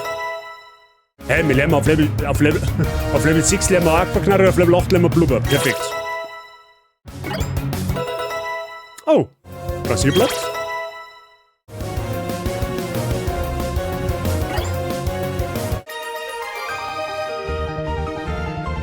I lost. Viele Dinge, die mir im Kopf rumgehen, schlechter Schlaf und vielleicht Hormone. Auwezwack. Ja gut, dann hast du aber heute einen entspannten Samstag, wo du dir ein bisschen zurücklehnen und entspannen kannst. So, 30 Pokébälle, Freunde der Sonne, das ist der Startschuss für die Nuzlocke. In dem Moment, wo du Pokébälle erhältst, startet die Hardcore Nuzlocke. Ab jetzt wird die Sache hier ernst, okay? Ich hoffe, die haben sich mit Isuno zusammengetan. Der ist in Team Luminescent. Der arbeitet unter anderem damit. Der hat auch unter anderem das Projekt Mega-Entwicklungen. Dieser Name ist bereits gefallen. Move Reminder. The Move Reminder is now in your party menu. It only appears if the Pokémon has 5 or more moves in its memory and includes TMs you own. Wonder what the old Reminder is doing now then. Bitte, was ich kann jederzeit...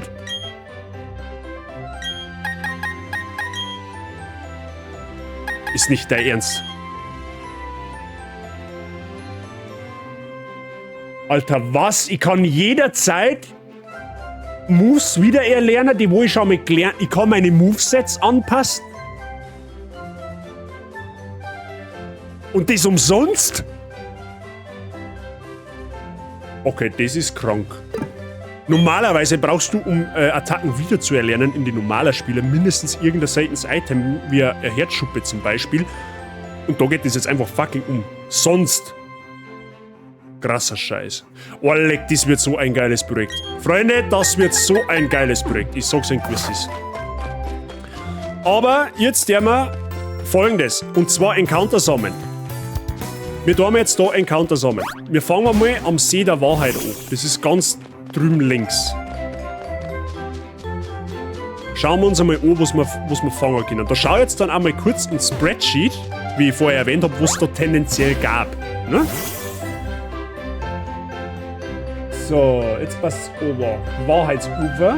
Da schauen wir jetzt mal. Wir haben jetzt ist 10 vor 11. Das heißt, es ist noch morgen, right?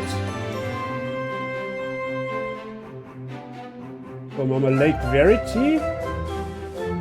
Und es ist morgen. Okay. Also rein theoretisch. Warte mal, was kann man kriegen, wenn man fischt? Okay. Also wenn wir Angel hätten, kriegt man ziemlich... Achso, da können wir gar nicht angeln, weil das Ufer zu hoch ist. Also angeln geht da quasi jetzt noch gar nicht. Ja, okay. Dann hätten wir jetzt jeweils eine 20% Chance, eine Staralili oder eine Bidiza zum kriegen, eine 10% Chance auf eine Geweiher und eine Azure, auf eine Enton. Also 10% Chance auf eine Geweiher und eine Azure. Mit einem Pokéradar kann man eine Enton und eine Geweiher fangen. Ja, okay. Staralili war halt tatsächlich das Geilste, was wir da kriegen konnten.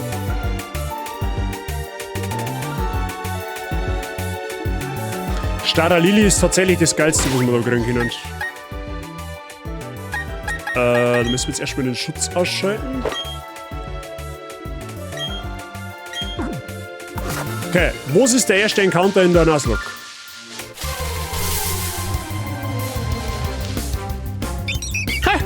Staralili ist sehr zauberhaft.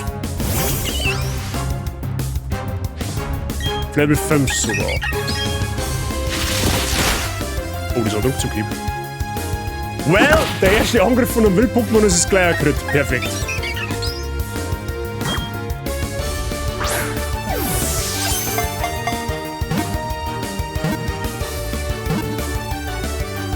Easy. Staralili ist nice.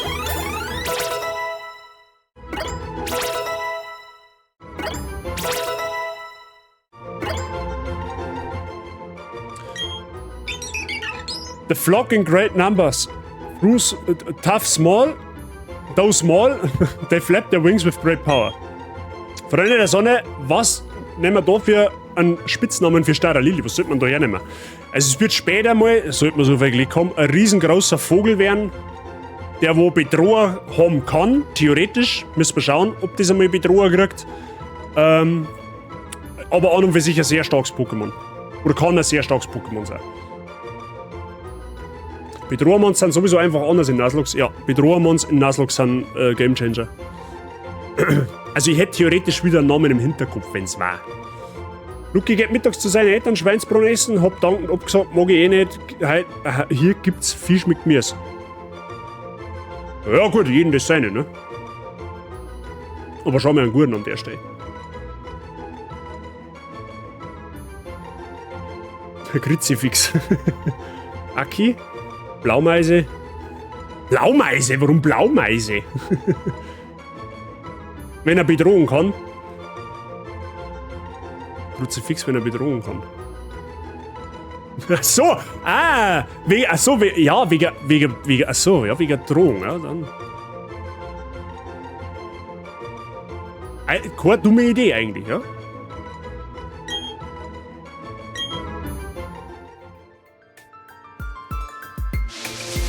Gut, schauen wir mal, was hast du für Fähigkeit? Bashful Nature. Okay, ich nehm alles, was neutral ist, ja, weil wenn ich ein neutrales Wesen hab, das ist schon mal besser, wenn ich ein Scheißwesen hab, ja. Staralili mit einem Minus-Attack-Wesen war äußerst bescheiden gewesen. Keen-Eye, ich glaube, das wird sogar zu bedrohen. Aber sicher bin ich mir da jetzt nicht. Danke, ich hab Schwein noch nie gegessen, nur wenn es sein musste, wenn da gegrillt wird, habe ich auch immer Pute, alle anderen. Ja gut, wie gesagt, Puten ist ja auch nicht schlecht. Ich ist auch gern Puten. Abgesehen davon.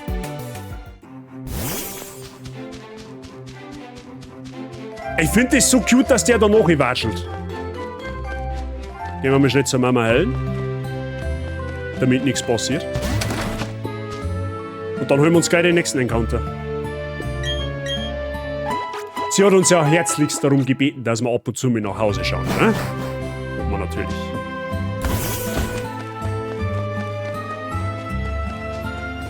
So, Route 201. Was kriegen wir da? Wahrscheinlich hübsch das gleiche wie am Wahrheitsufer. Schauen wir mal.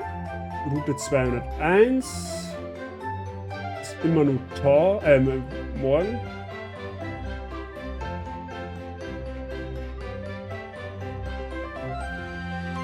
Gut, da gab es sogar im Groß Nidoran weiblich oder Nidoran männlich. Oder halt Bedizers. Aber Nidoran war tatsächlich richtig gut. Eigentlich. Da gehen wir einfach auch ins Groß. Ganz klarer Fall. Du magst das Game auch spielen. Freunde der Sonne, aufgemerkt. An alle, die wo jetzt gerade im Chat sind und wissen mögen, wie man dieses Spiel, diese Version spielt. Schreibt's mir per Discord, eine Privatnachricht, oder wir machen uns einen Tag und eine Zeit aus, dann sitzen wir uns im Voice zusammen, dann erkläre ich euch das. Keine Sorge, das ist unfassbar einfach, aber das möchte ich jetzt on-stream nicht erklären. Okay? Es ist überhaupt keine Tragik nicht, kann ja jeder machen, wer einen halbwegs normaler PC hat. Ne? Da braucht man kein Mega-Setup nicht, das kann ja jeder machen, der wo die Technik dazu hat. Ist überhaupt keine Tragik nicht, aber schreibt's mir einfach in Discord eine Privatnachrichten, dann machen wir uns sowas aus und dann erkläre ich das. Okay? Wo Nidoran? Hoffentlich da im Groß. Schauen wir mal. Kalt bin ich ja jetzt, right? Oh, okay.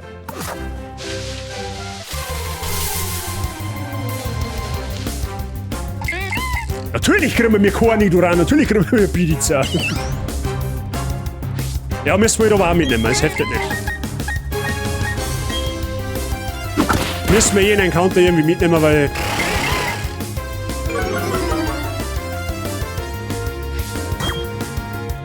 Der Tobi Deri.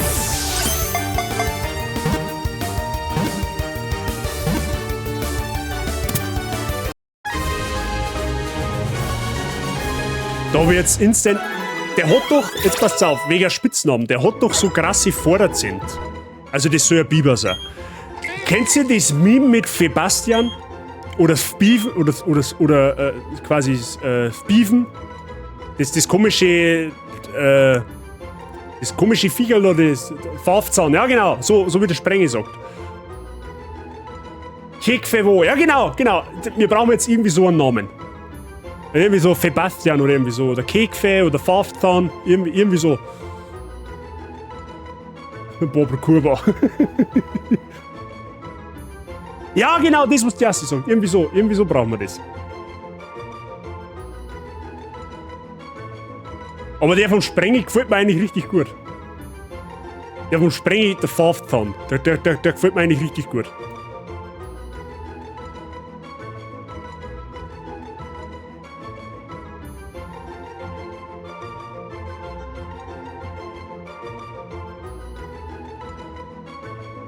Nüffe, Welpe-Müffe. Okay, also, ich sag schon, ihr habt's da voll dabei. Das gefällt mir. Haben wir mit Fafthorn, haben wir da fein Dampf.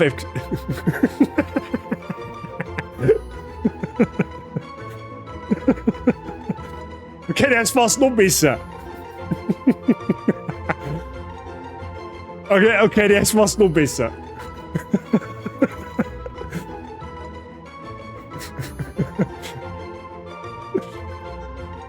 Okay, Dampf wäre.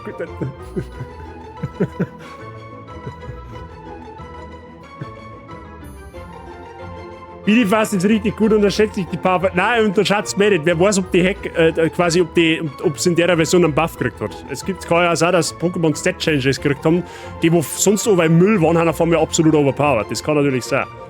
Okay, Freunde, wir müssen uns entscheiden. Was nehmen wir jetzt? Das von der Wifi, das vom Sprengi oder das vom Dampfe?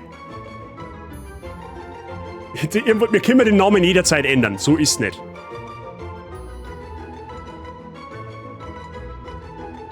Wifi. Ich support Sprengi. Das hilft mir jetzt keinen Schuh weiter. Ich bin für Depth Power. Ja, der ist wieder Mandel. Glaube ich. Achso, also für die Wifi. Ja, okay, dann nehmen wir. Okay. Dann zwei für die mehrere haben für die Wifi. Okay, dann nehmen wir. Was hast du gesagt? Buffy.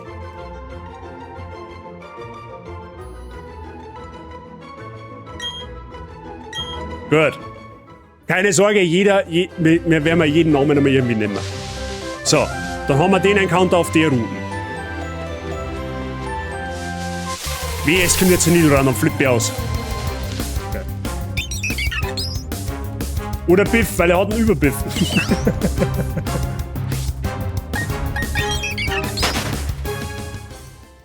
Ja, also es wird lustig. Ich hab so im Urin, dass das unfassbar lustig wird. So Sandgem Town, da gibt es keinen Encounter nicht, weil es kein groß nah ein Gewässer gibt. Aber da herunter kann man theoretisch dann einmal angeln. Wenn wir eine Angel haben. Eine Angel haben wir aber jetzt noch nicht. Also können wir da logischerweise auch noch nichts kriegen. So, dann schauen wir uns erst einmal Buffy mal an, was da. Plus Defense minus Attack, das ist fein. When attacking, the Pokémon ignores the target Pokémon stat changes. Müssen wir schauen.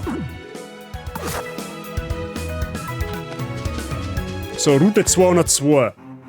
Wahrscheinlich nehmen sie die Routen jetzt an und für sich alle erst einmal nicht frei.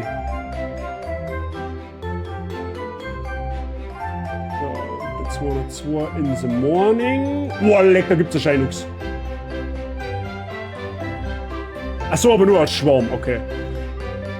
Okay, mir kann man als Radar-Encounter Burme oder Radfratz kriegen. Im Gras kriegen wir. Oh, leck, da gab's Fukanos. Fukanos oder Pfiffiens? Fukano war geil. Fukano war sogar richtig geil.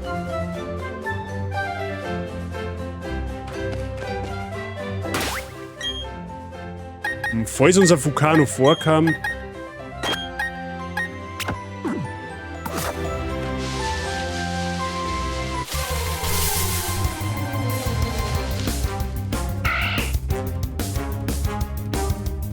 Mann! Weiß ich nicht, Brudi.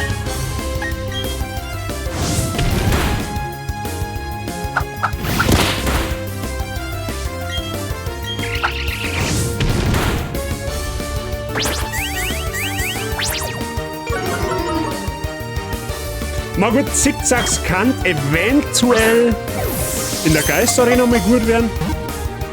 Eventuell. Ist das ein Waschbär? Nein, ich glaube, das ist eher... Ich glaube, mehr so in die Dachs-Richtung.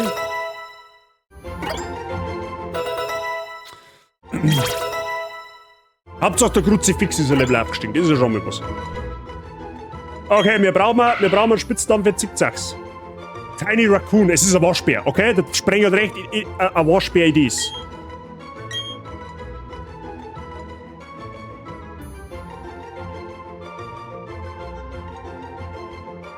Pedro oder Ziggy? Boah, jetzt bin ich, der Sprenger ist schon ganz begeistert, weil es ein Waschbär ist. Solange bis hier haut. Da müssen wir einen Vogel-Pokémon-Namen fangen, tatsächlich. Wir brauchen einen Zickzacks-Namen. Ich verstehe immer noch absolut Bahnhof bei Pokémon, einfach nachfragen dampfen. Wo ist, musst du wissen möchtest. Ja, wenn Waschbär, dann Pedro. Wie jetzt der Einzige, der den Rainer, weil... Boah, leck.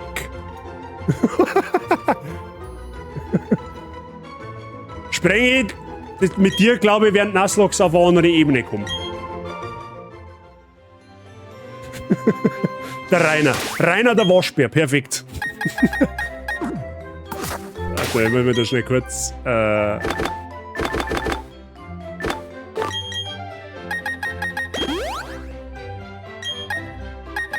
gut, das sparen wir jetzt dabei mal. Okay. Gut, dann haben wir jetzt da dabei mal alle Encounter gesammelt. Das heißt, ich hau jetzt einen Schutz rein. Und dann werden wir die ersten Trainerkämpfe machen, tatsächlich.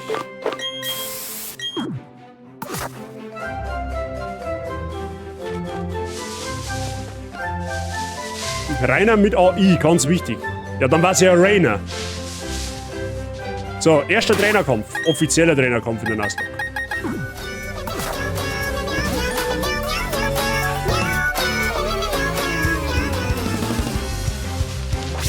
Sabe, aber der.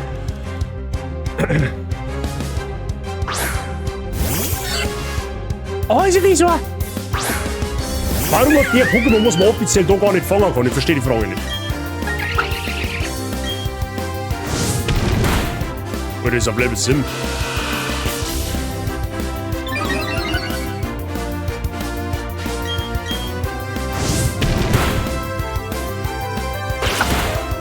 Au. Oh, so Quick Attack. Ich glaube, ich überlebe einen Crit gerade noch. Okay, der Crit nicht überlebt.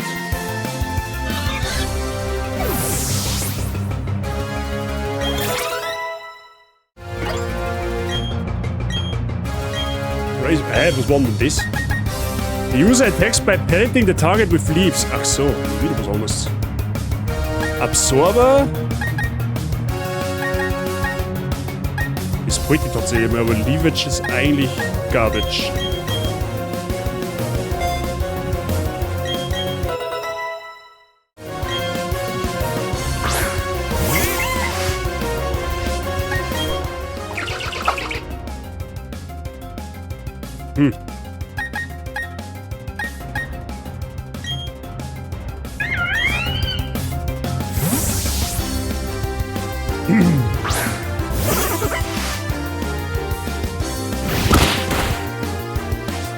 Das ist halt blöd, weil ich ein Minus-Defense-Wesen habe, aber...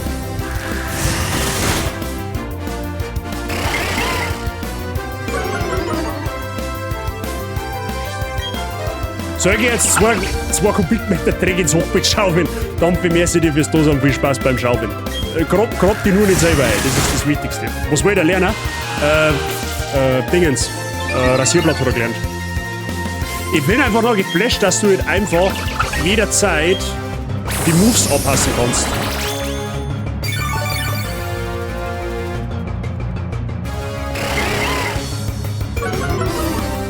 Es heult mir einfach voll, dass ich keinen Angriff mehr habe.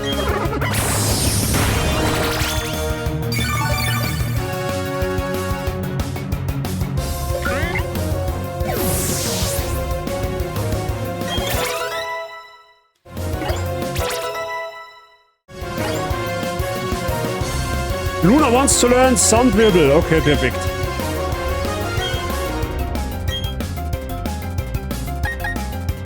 covered. The user endearingly approaches the target, then steals the target's held item. Stimmt, wir haben ja Adaptability. Ja, dann.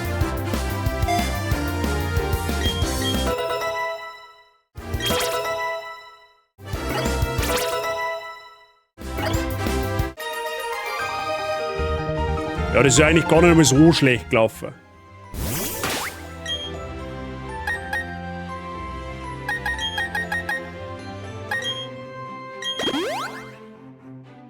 Da halten wir da mal voll, das andere passt eigentlich eh noch. Ich tue jetzt tatsächlich, ich möchte jetzt einfach mal wissen, wie viel Damage Output das Luna hat. Durch das, dass sie Adaptability hat, die Fähigkeit.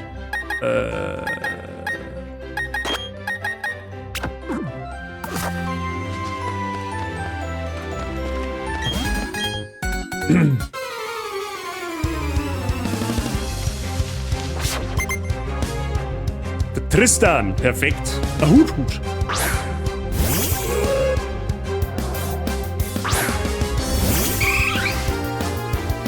So, schauen wir mal. Covet müsste der jetzt eigentlich ziemlich guten Schaden machen. Ja, das hilft dir immerhin.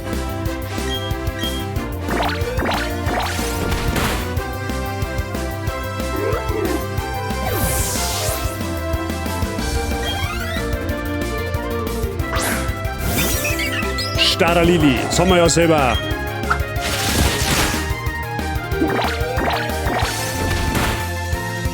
Der Damage Output von Evoli ist echt nicht ohne. Ein Hutquadrat. Ja, Hut kriegt man glaube ich in der Nacht tatsächlich.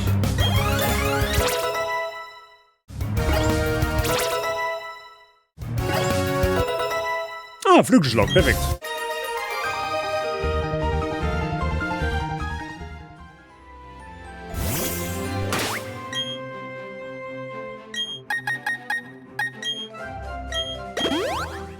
Ich frage mich, ob wir irgendwann ein Item kriegen, wo wir automatisch vollheilen können. So, lass mal Kruzifix haben wir wieder, ja? Hier auf Barbecue, hab ich die Ehre, grüß dich gut. Alles fit bei dir. So, mal nochmal an.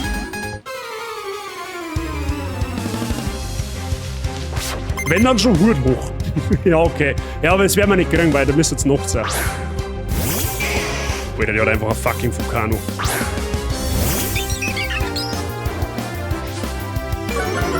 Und das Hoppitruhe, ist auch klar.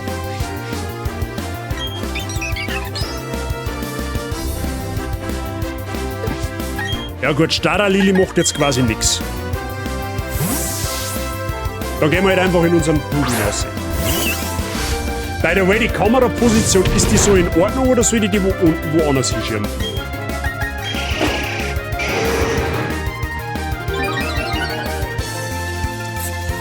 Falls du so eins fängst, wo ich so heißen, Hut hoch. Also wenn ihr Hut hochfangen, möchtest du Hut hoch heißen. Okay, passt.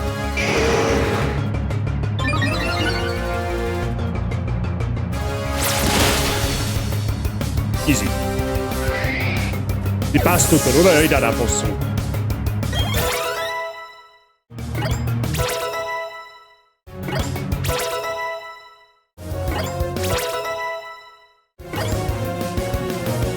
Gurmi. Das ist der Scheißhaufen, der auf dem Baum hängt. Ja, perfekt. Ja, da ist dann eigentlich Kruzifix wieder ganz gut.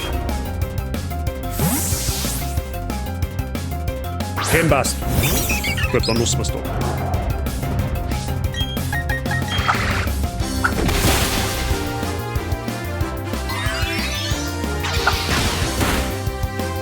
Das hat Geheimpower und das in der ersten Route.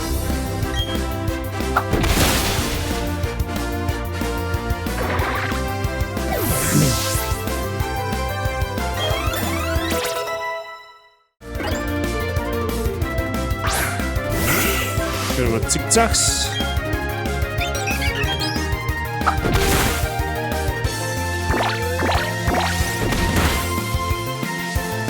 Oh, wenn das ein Roll war, dann killt der nämlich jetzt nicht. Und ich bin nicht crit-safe.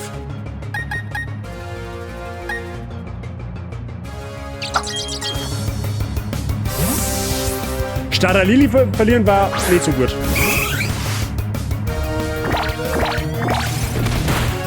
Okay, das ist fein. Das ist sogar schneller wie ich. Panflam hat Sneaker, I see what it did there. Aber mal schauen, was denkt dabei.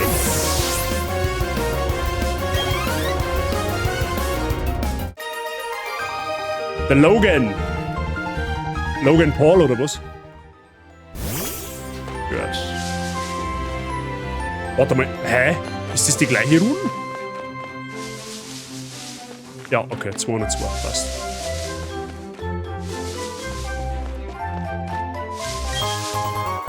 Ein Trank.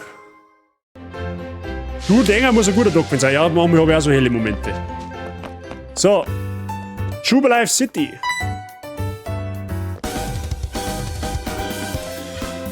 Fangst du Pokémon? Ja, du hast ja schon 6. Bei der Geschwindigkeit hat jetzt den Pokédex ziemlich schnell voll haben. Ah, genau. Meinst nicht, dass du mehr über deine Pokémon lernen sollst? Da gibt es einen Ort dafür. Gehen wir mal nach.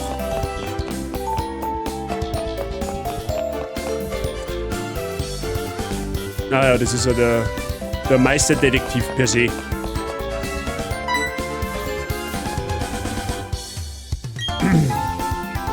Also er ist quasi ein Mitglied der internationalen Polizei und ist quasi auf der Suche nach quasi mehr oder weniger Verbrechern. Und natürlich ist wie in jedem anderen Pokémon-Spiel gibt es da auch eine Bösewichtenbande. Zumindest in der 4. Generation hat es wirklich noch eine Bösewichtenbande gegeben. In den neuen Spielen haben das irgendwelche 0815 Hippie-Fanclubs, wo sie irgendwie ganz rüpelhaft aufführen. Aber tatsächlich in der Generation gibt es tatsächlich noch ein super Schurkenteam, das wo quasi im Endeffekt Raum und Zeit verzehren möchte. Also quasi die absolute Apokalypse herbeiführen. You obtained DS sounds. That DS sound, it is a nifty device for listening to classic. Was?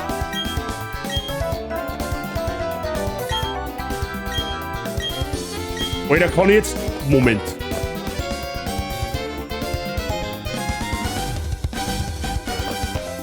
Wenn das ist, was ich denke, was das ist, dann flippe ich jetzt gleich komplett aus.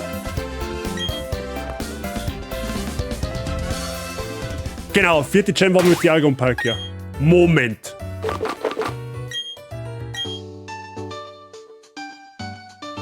The fuck, what?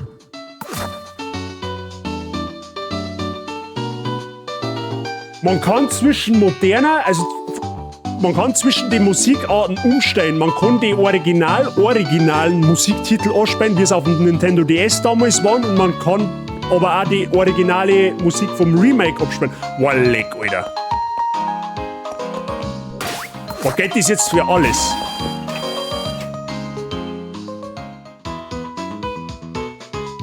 Das geht einfach jetzt für alles, oder was?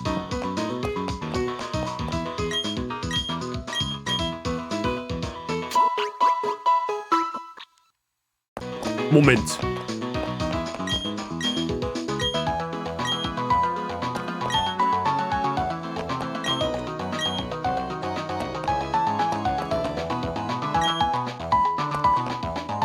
In Renegade Platinum war es so, du hast in den ersten Pokémon-Centern in die Städte, wo du bereist hast, immer ein Kamerateam angetroffen, die haben da Quiz-Fragen gestellt und am Ende, nach dem Quiz, hat die Reporterin gegen die gekämpft und du hast dann am Ende ein Starter-Pokémon gekriegt, von der jeweils anderen Region.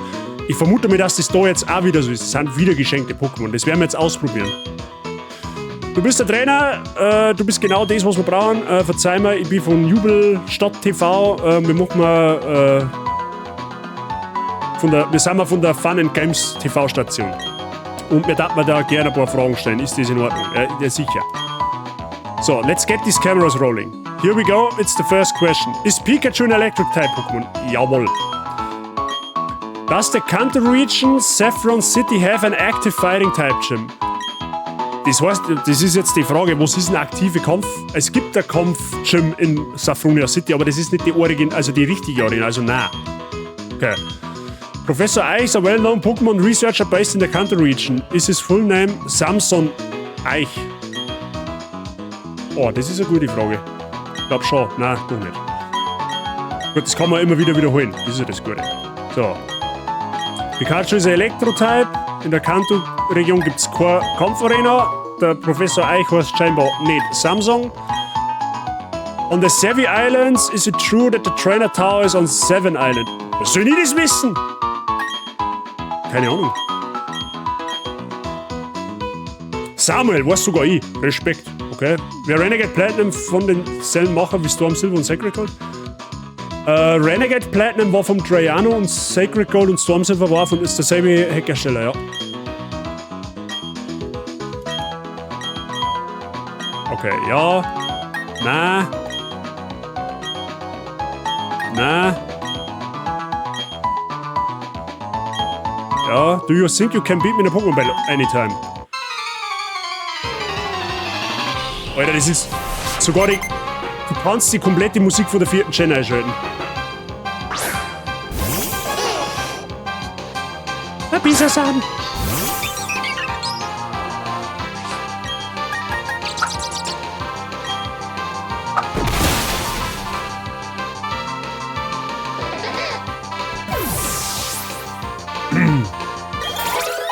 Gut, der war easy.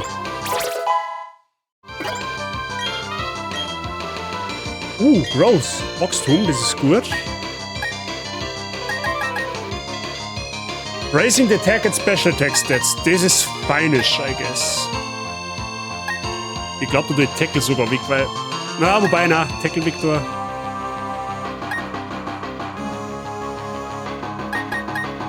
Gut, ich kann es ja dabei verlieren, aber ich kann es jederzeit wieder einfügen.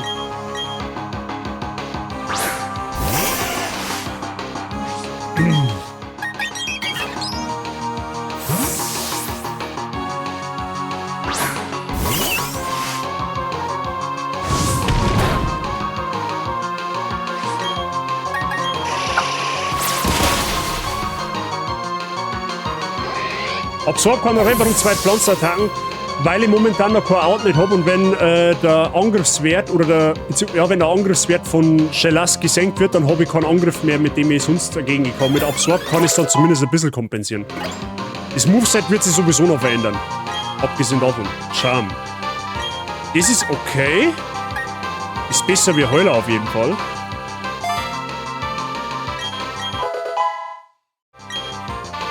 Und Schnabel, ja, Schnabel ist auch fein. Schnabel ist eine gute Coverage. Mit der wir dann. Mit der wir Aquaknarre weg, weil der Schaden ist der gleiche, aber Blubber hat eine Chance, inne zu droppen.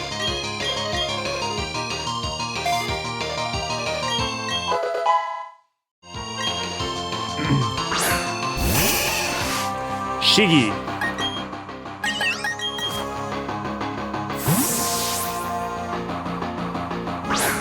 Freunde der Sonne, wir brauchen jetzt dann 3 Spitznamen. Einmal für Shiggy, einmal für Bisasam und einmal für Glumanda.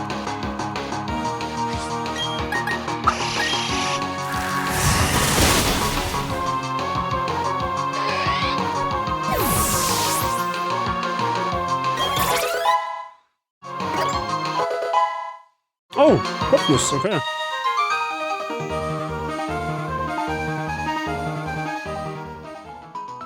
You won the grand prize. Stupendous work, young trainer. The grand prize of this quiz is the 3 Pokémon I just battled you with. So. Bisasam. Freunde der Sonne, wir brauchen einen Spitznamen für Bisasam. Bisaknosp oder Bisaflor. Die ganzen OGs haben jetzt ein Mordstrom Zeit in der Hosen. Mit denen haben einige aufgewachsen. Tatsächlich. Wobei bei Bisasam ist immer irgendwie schwierig, wie man es nennt, weil, keine Ahnung. Irgendwie oberschwer. Bei Shiggy und bei Glumanda weniger. Feuerschwanz, Willi und Samenspender. Ja, das war irgendwie. Es ist klar, dass wieder irgendeiner dabei ist, der was ins Versaude ziehen muss. Wenn es schon nicht der Sei ist, dann bist das du. Wobei mir für Glumanda tatsächlich eigentlich ein guter Name einfindet. Der Kugelbugel. Ja, man muss halt dazu sagen, sollte es ein Bisaknosp oder ein Bisaflor werden, dann wird da später eine schöne Blüte draus. Florentinus, Tentakelranke hätte ich im Angebot. Florentinus hört sich aber eigentlich auch nicht schlecht an. Lilly. Ja gut, das war ein Mandel. Ich glaube, dass es ein Mandel ist.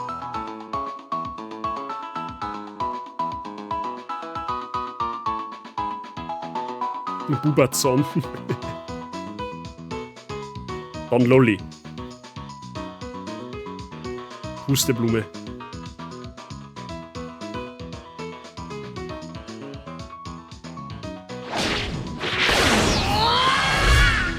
Sniperwolf, die Hurdin, danke dir für den Following, habe ich dir. Bubazon. Ja, Bubaz kann man es eigentlich schon nennen, oder? Weil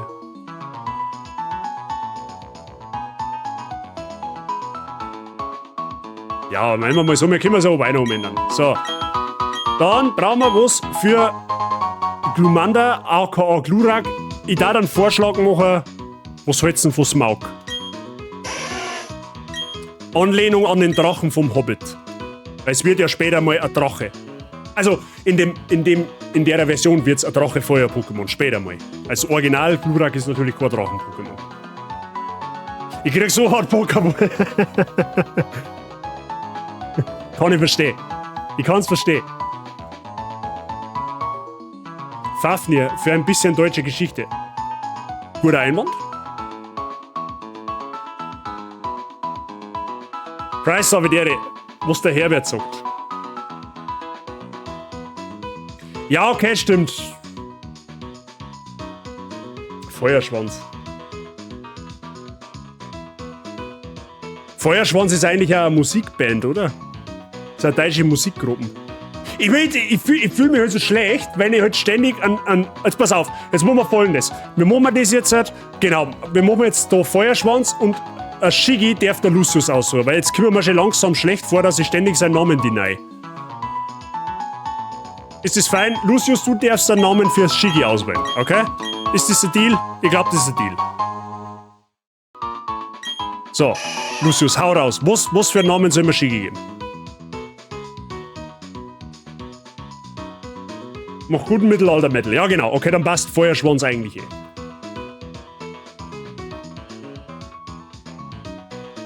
Wasserschwanz. Wie immer ein bisschen Sand am Pflanzenschwanz nennen sollen, oder was?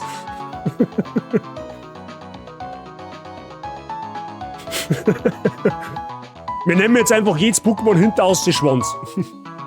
Ich nehme nie Shiggy. Goddammit.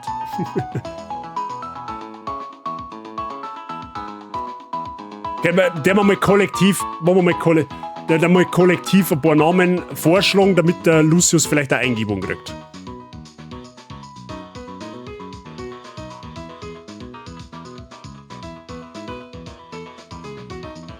Wasserkanone. Donatello. Ich habe jetzt gerade eben an Ninja Turtles gedacht, ohne Witz. Donatello, Michelangelo, und wird der andere geheißen? Ich weiß auch nicht mehr, der dritte.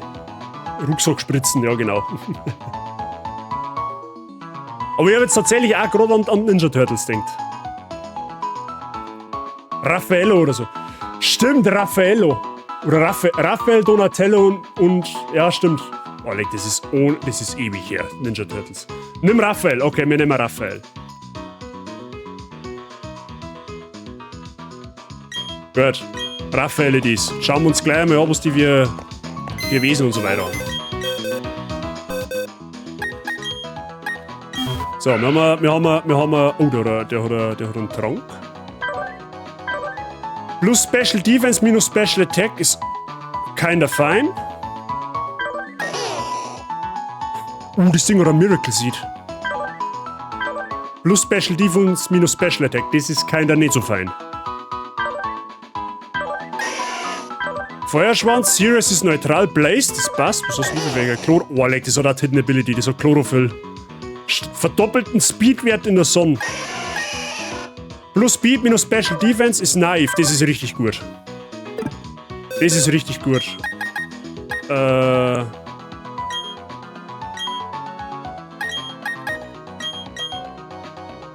Die lassen wir aber erst einmal nur auf der Box.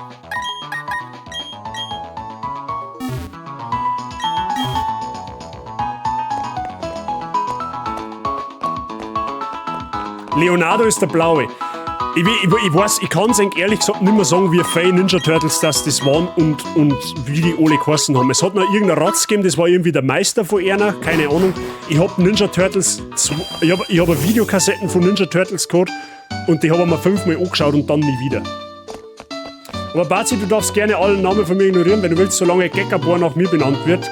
Ja, das hätten wir sowieso so gemacht, weil du bist ja quasi ein Reptilienbesitzer und Gekabor, das werden wir auch kriegen. Ich glaube, in der nächsten Stadt in Erzelingen kriegen wir Tönenstarter, da werden wir dann Gekabor noch die benennen. Meister Splinter hat der geheißen, okay. So, Trainerschuhe-Idis. So, schauen wir mal, was haben wir denn da drin? Scope-Lens, okay. Hi, hey, I'm Chan. I'm visiting Sinnoh looking for an Onyx that can survive an ice punch. Oh, leck, das ist eine Anlehnung. I've heard whispers around town that this Onyx might be nearby. You should ask around for me. Anyways, let me ask you a question. Do you... Oh, leck. Nice cheating is based. Everlasting Candy, das ist eine Anlehnung an den wohl bekanntesten Hardcore-Nuzlocke auf dem Planeten. Das ist eine Anlehnung an Pichal, dem wo sie momentan selber sehr stark verfolgt. Das ist quasi ein Deutscher, der aber Englisch spricht und glaube in Singapur geboren ist. Ich weiß es nicht genau, aber er ist mit Abstand einer der bekanntesten Hardcore-Nuzlocke auf dem Planeten und das ist quasi eine Anlehnung an den Typen. Richtig geil gemacht. Okay, Everlasting Candy ist quasi unendlich Sonderbonbons zum Grinden, right? Ja, ich hab unendlich Sonderbonbons zum Grinden.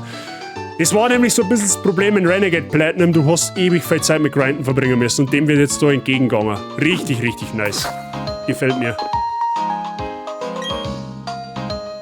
Der hat's geschafft dann. Der Pichal ist brutal, was der alles gemacht hat. Der war einer oder ist einer der.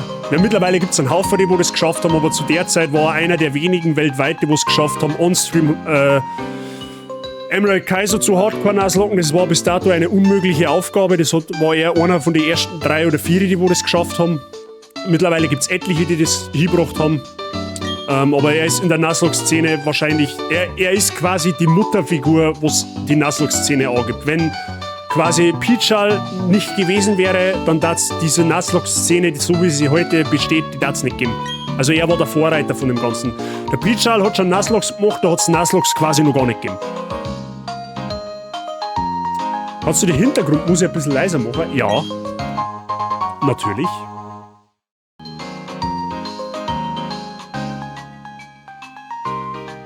So besser? Also Nuzlocke Seifora, so kannst du das sehen, ja. So, wir kriegen jetzt einen Mappen. Der macht da, also ich meine, kann ruhig Werbung machen für ihn, er hat nichts davon, weil er ohnehin riesengroß ist. Aber wenn es mal richtig krassen Skill in Hardcore Nuzlocke sehen wir jetzt, er hat einen riesengroßen YouTube-Channel und er streamt da unter der Woche täglich auf Twitch von montags bis freitags, momentan bei der Pokémon Run & Bun. Das ist aktuell der schwerste Hack auf dem Markt. Also wenn es einmal richtig heftigen Skill sehen wir jetzt, dann müsst ihr bei dem einmal vorbeischauen. Das ist ein ganz anderes Level. Da bin ich eine Hosenscheiße dagegen. Ohne Witz. So, Pokémon Trainer Orange, have you all heard about the Pokémon Daycare in Solaceon Town? Quasi die Pokémon Pension.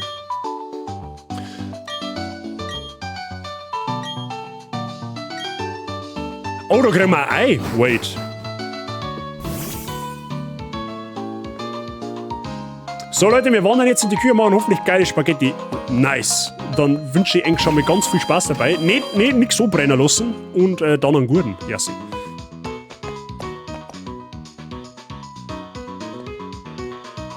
Aber das Pokémon-Skill ist doch nur rechnen, oder?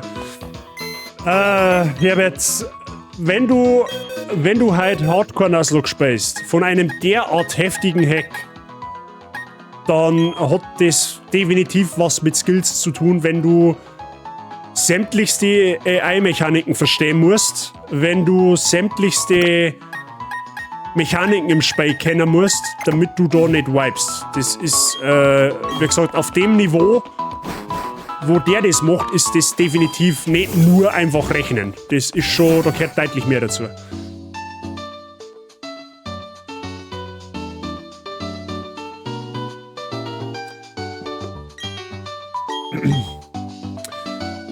I mean, inzwischen sollte es keine Probleme mehr Eisschlag auszuhalten. Der Run, wo das Onyx vor Rosanna gekillt wird, war der dritten. Ja, richtig.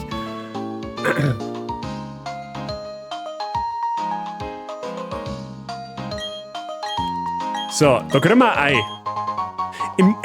In Renegade Platinum hat da ein random Baby-Pokémon außer schlüpfen können. Das kann was gut sein, das kann aber auch was schlecht sein. Aber wir nehmen es auf alle Fälle mit. Warte mal, ich glaube, da kriegen wir auch noch irgendwas, oder? Von denen. Da meine, gibt es auch noch was zum Holen. Gut, ich soll jetzt vielleicht nicht mit einem... Ich soll jetzt vielleicht nicht mit einem Ei im Gepäck rumrennen und dann einen Pokémon-Kampf machen. Das möchte ich nicht jetzt. Ah, das ist der Pocket Shiny. Ja, wenigstens gibt er uns gleich, das ist... Press the R button to open your pocket, control it by using the touchscreen and hold down the R button to close it. Ja, herzlichen Glückwunsch, ich hab keinen Touchscreen. Für normales Pokémon reicht Rechnen, für Emerald Kaizo nicht, na. Und für Run and Bun erst recht nicht. So, warte mal, jetzt legen wir das Ohr mal schnell kurz ab. Weil ich bin mir ziemlich sicher, dass wir in der Schule noch Kraftreserve kriegen können. Nicht das, wir sollten vielleicht schon ein Pokémon mitnehmen, gell?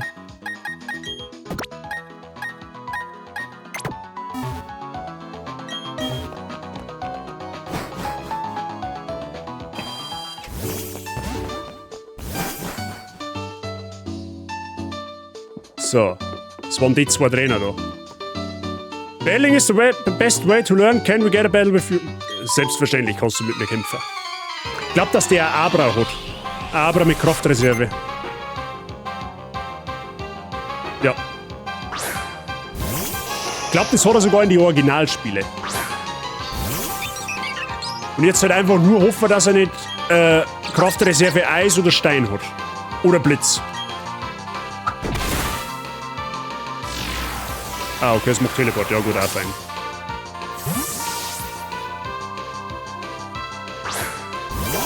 Und dann ein Sei-Idis.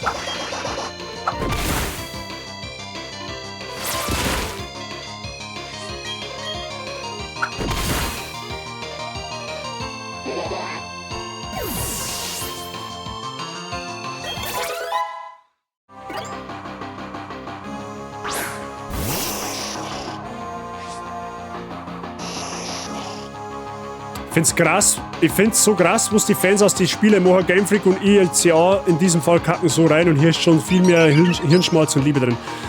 Ganz ehrlich, die Fanbase, die diese Mods erstellen, sind der Grund, warum das Franchise nur lebt.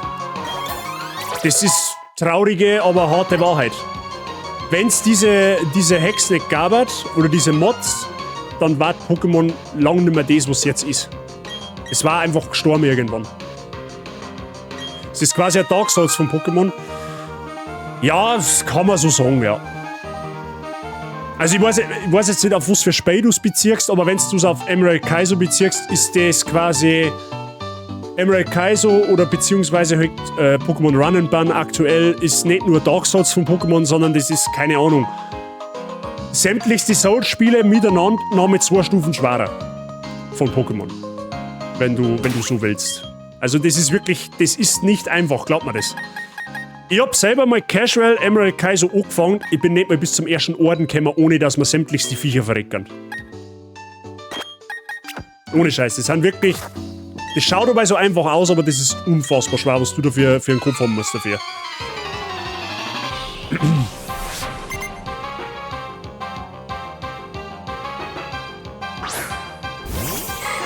Ja, einfach ein Trassler, what the fuck?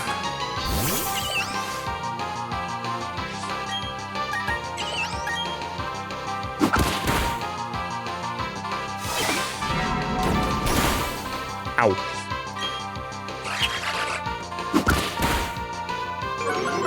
Okay, manche Animationen haben noch nicht komplett ausgereift. Man zeigt es bei Blubber. Aber wie gesagt, die Mod ist ja eigentlich noch gar nicht hundertprozentig fertig. Stern, du.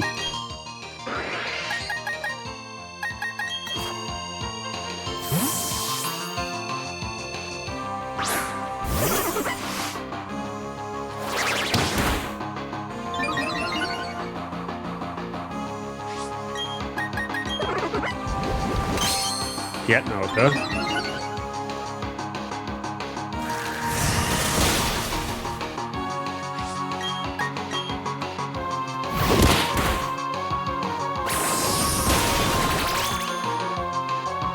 Eins von den Harten halt, ja. Wie gesagt, das schaut leichter aus, als es tatsächlich getan ist. Also da gehört schon brutal viel Knowledge dazu. Das ist ungefähr so, das kannst du in etwa vielleicht so vorstellen, wie wenn du halt sagst, du machst den Dark Souls einen No-Hit-Run. Ungefähr so auf dem Level könnte sich das befinden.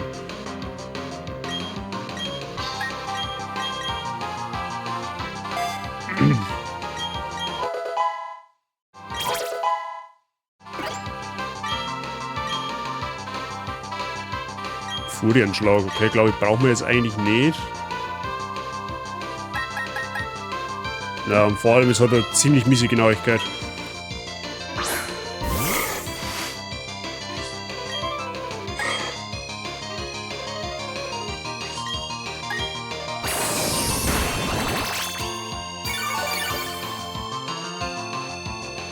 Na, sehr.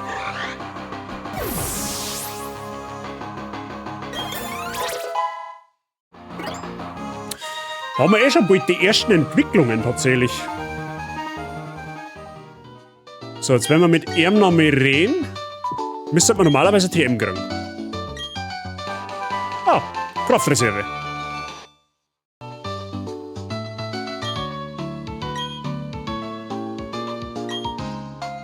Okay, wir können die ja unendlich oft benutzen, die TMs, wo wir kriegen. Das ist gut zu wissen. So, jetzt schauen wir uns in der Stadt noch ein bisschen um, dann nehmen wir uns aber das Ei mit, in der Hoffnung, dass es ausschlüpft. Dann haben wir nämlich gleich den nächsten Encounter sozusagen.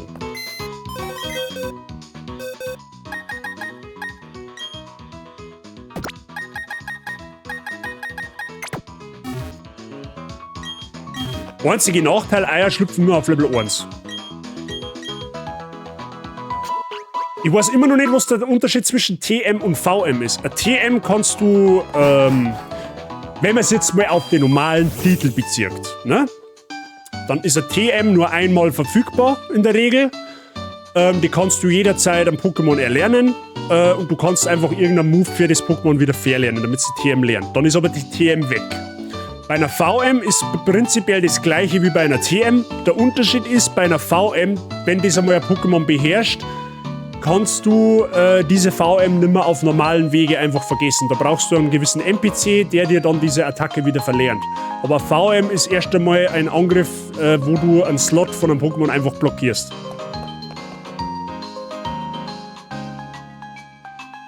Dann haben wir Grindbonbons, Level 1, kein Problem. Das stimmt tatsächlich. So, ich weiß, wir werden jetzt da einfach ein wenig systematisch vorgehen, okay? Ich weiß, dass es im Original da drüben eine Angel gibt. Und eine Angel brauchen wir, um noch einen Encounter zu holen. Perfekt. Da haben wir schon mal eine Angel. Das ist gut, die brauchen wir auf alle Fälle. Und Tauchbälle, das ist auch geil.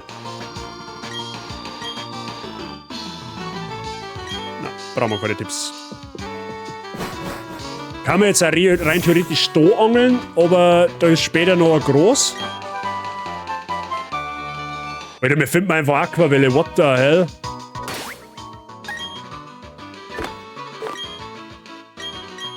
Okay, Plünfag freut sich. Das ist einfach ein 60er Step-Move, der wo verwirren kann.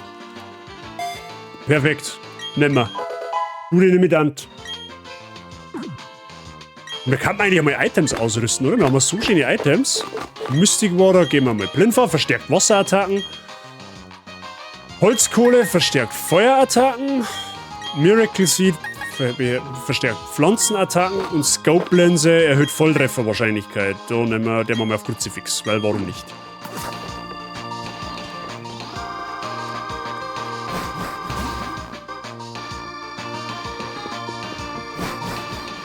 So. Oh! Ei schlüpft. Jetzt bin ich gespannt, was du aussagst. Oh, Togepi war anders brutal.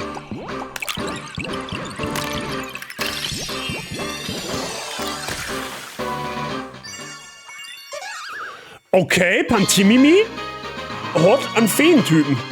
Also, Pantimimi per se noch nicht, aber Pantimos hat einen Feentypen. Okay, wir brauchen einen Spitznamen für Pantimimi bzw. für Pantimos, Freunde der Sonne. Das ist ein Pantomime-Pokémon, sozusagen. Ne? Also haut's mir rein. Was nehmen wir für einen Namen für Pantimos? Kasperl.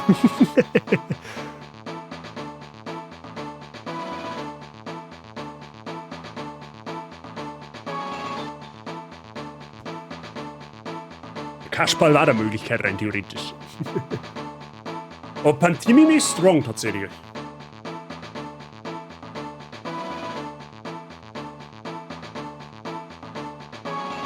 Pennywise ist, wollte jetzt auch gerade sagen, weil ein Clown, Pennywise hätte irgendwie was.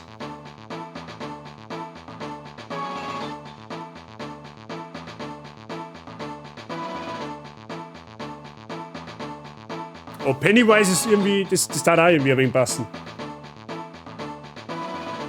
Anonymous. Für ein Pantomime eigentlich auch nicht schlecht.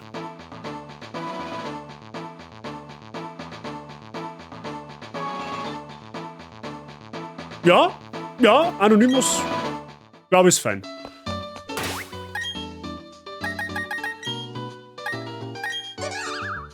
Es ist jetzt schon ein Feen-Pokémon. Ah, aber das Wesen ist kacke. Es hat Techniker. Ah. Oh nö. Ah, plus Attack minus Defense. Das hätte kein schlechtes Wesen sein können.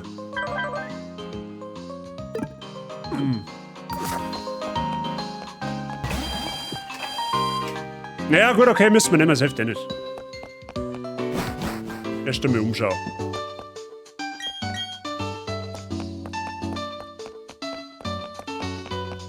Vielleicht findet man noch irgendwo etwas. Du hast doch garantiert etwas, oder? Doch nicht. Knicker der Teufel.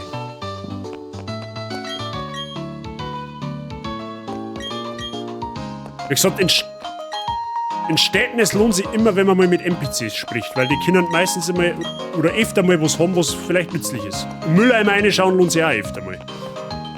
Hört sich blöd an, wie es ist. Fenstergrabscher.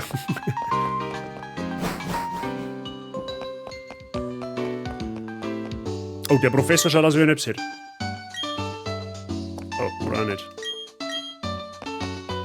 Genau, da ist ja der Kappa von der Pocket-Firma.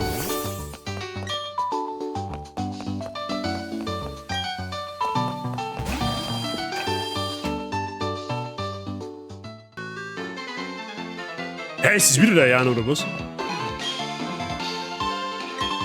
Oh, der möchte Kämpfer. Gut, wenn der Kämpfer mehr hat, dann gibt er uns wahrscheinlich irgendetwas. Die haben 2 auf 6, da hat es sich schon rentiert. Denkt sich der Zahnarzt einmal mit dem Mülleimer. Ist das Fassade? Das war Fassade, oder? Ja.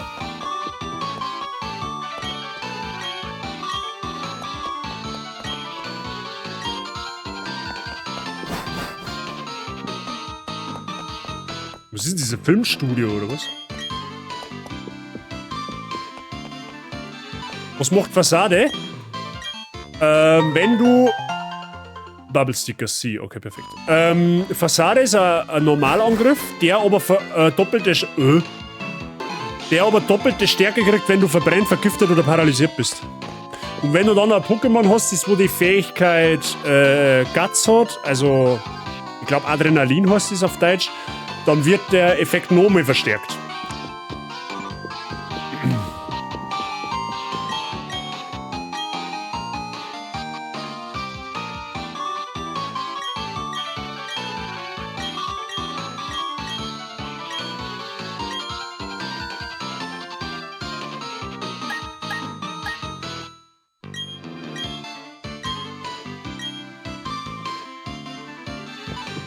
Okay.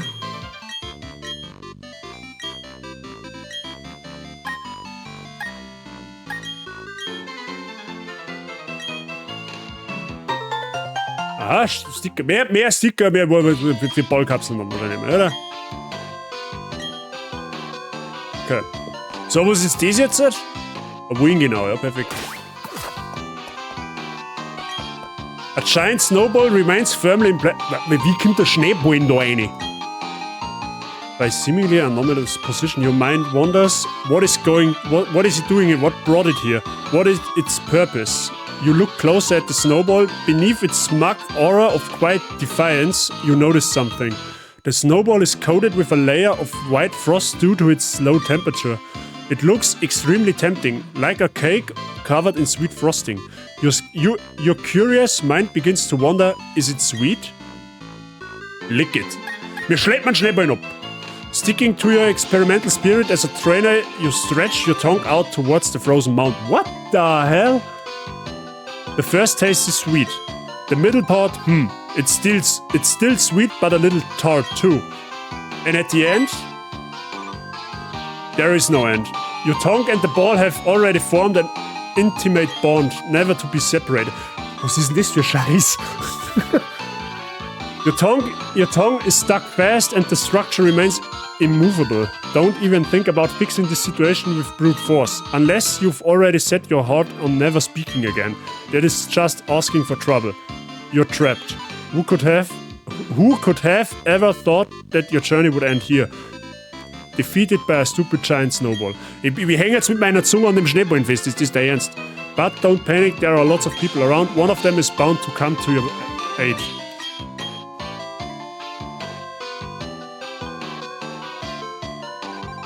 You wake up with a jolt, unsure of how much time has passed. Your tongue still melded with the snowball. Hey, was ist denn das jetzt?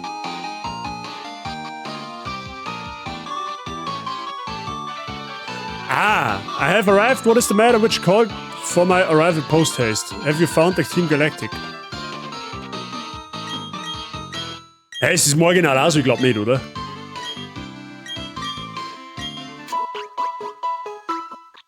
Aha, der reißt meine Zunge jetzt quasi von dem Schneeball ab, oder wie sage ich das?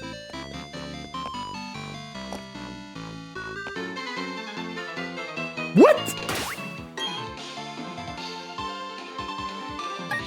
Hey, check's nicht. The Pokémon looks at you menacingly. You feel like it would be in your best interest to leave. Lick it!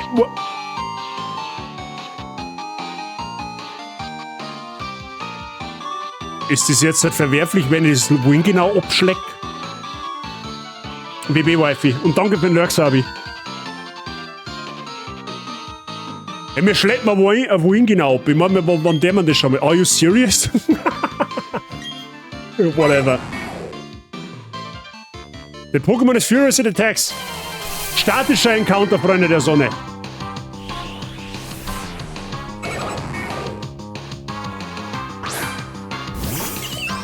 Oh, aber das Fangen ist ekelhaft.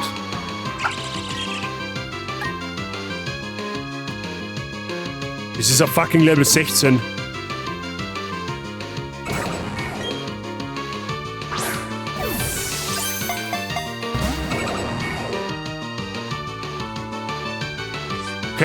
Okay, es kann Encore.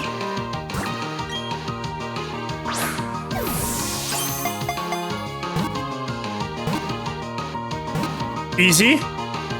Nice. Okay, wohin genau nehmen wir?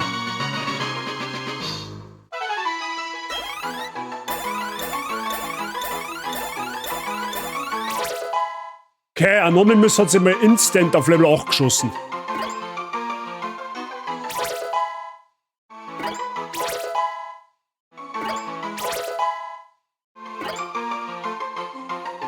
Power Punch. Oh.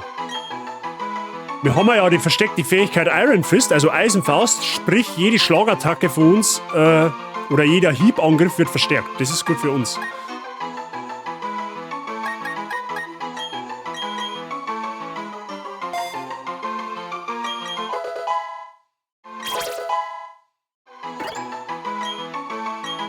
Quick Attack, also Ruckzuck-Hit für Luna, das ist auch gut.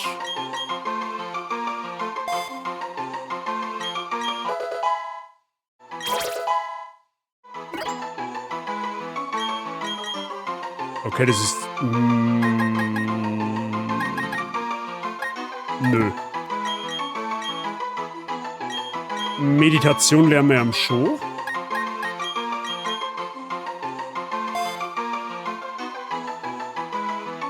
Twitch News, Parts, ich finde das okay, fremde Frauen live on Stream abzulecken. Mehr dazu noch. Ist das weiblich, das Wing genau? Da muss ich gar nicht aufgeschaut. Spitzname. Es ist wirklich weiblich. Okay, ich hab on Stream ein weibliches Wohin genau abgeleckt. Perfekt. Wir brauchen einen Spitznamen für Wohin genau. Das Ding, wenn man das Ding strategisch richtig einsetzt, zerfetzt es ziemlich viel. Aber wenn es falsch einsetzt, ist es am Arsch. Schlecki. Der Lippenstift hat es mir verraten. Ja, ich habe jetzt nicht so genau geschaut. Irgendwie schaut das Ding aus wie ein blauer Dildo. Ich kann mir nicht helfen. Bin ich der Einzige, der meint, dass da Dildo steht? Ich verstehe es nicht. Flutschi. Ja, das darf tatsächlich sogar passen für das Ding.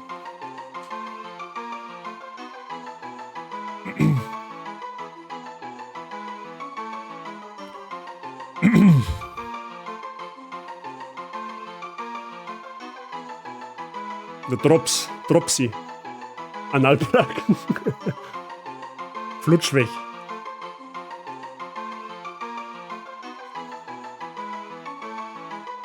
Verlose jetzt, wer Treibstoff mit Spaß umwandeln. Mr. Price, bitte aufpassen und sitzen bleiben und viel Spaß und merci, dass du einer geschaut hast.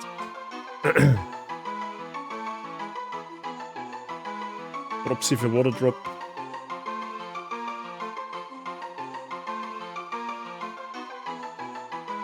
Ja, es ist ja kein Wasser-Pokémon, sondern ein Psycho. Ne? Also nicht von der Farbe beirren lassen. Ich schluck weg, nur es geht woanders rein. Ja, das Ding ist, das weiß ich nicht, das ist ein schwieriger Name. Wir nennen es Doris. Keine Ahnung, oder Dörte, keine Ahnung. Dörte, glaube ich, heißt Guru. Ich glaube, wir nennen es Dörte. Dörte, zwischen Döner und Torte. Keine Ahnung.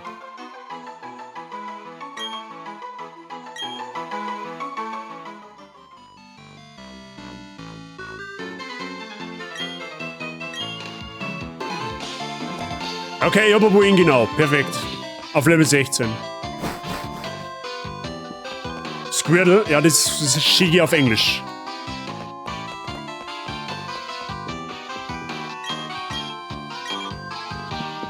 Also man kriegt auf alle Fälle einen Haufen Encounter. Aber das war jetzt weird. Das war jetzt echt weird. Was ist das? Was haben wir da noch rein?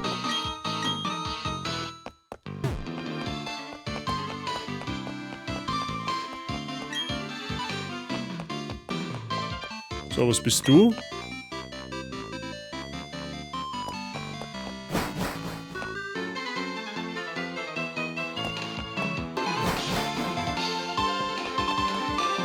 Ja gut.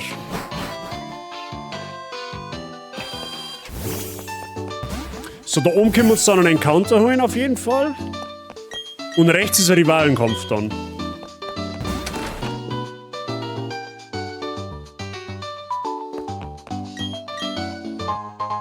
Oh, Quickclaw, okay.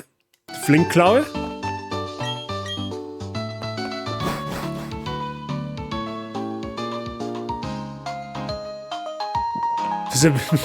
Ja, genau, das, was die Wifi sagt.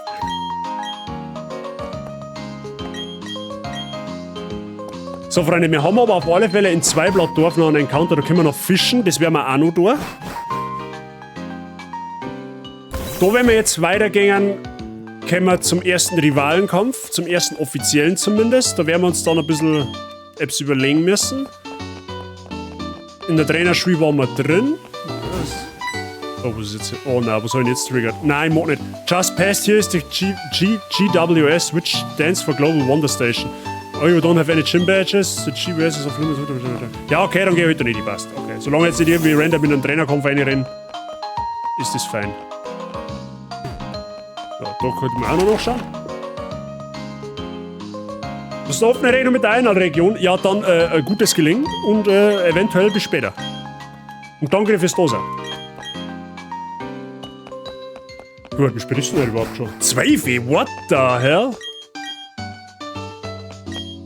Zeit vergeht, leck mich am Arsch.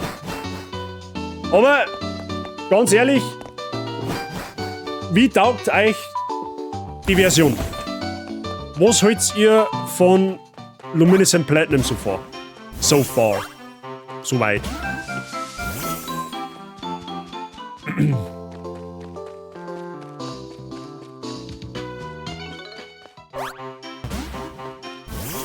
Für dieses Pokémon, ja gut, okay. Wenn die jeden abholen kann, dann bin ich klar. Gut zu Fuß, wenn es schon mit Zauberhaft. Ich schau schon, was am günstigsten ist. So. Wir der da angeln.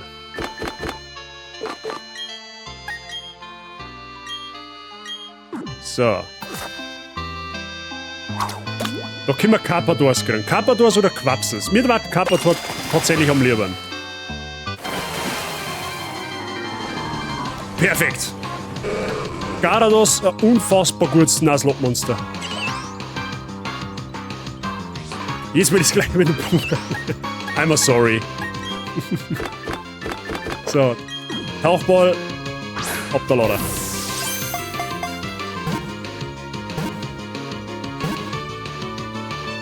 Nice. Spitzname für Carpador bzw. Gyarados.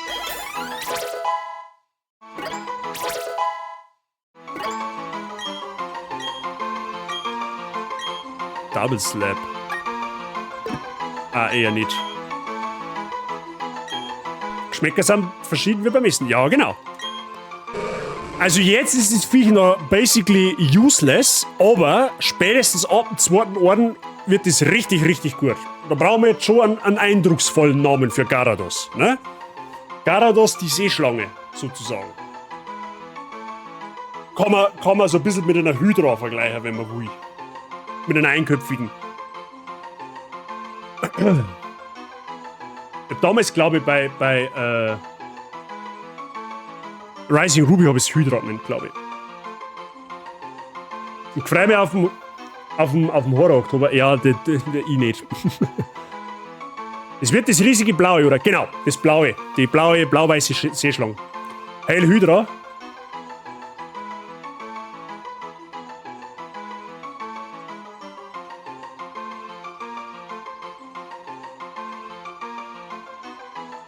Also Hydra war ja schon mal nicht schlecht. Poseidon. Auch nicht dumm.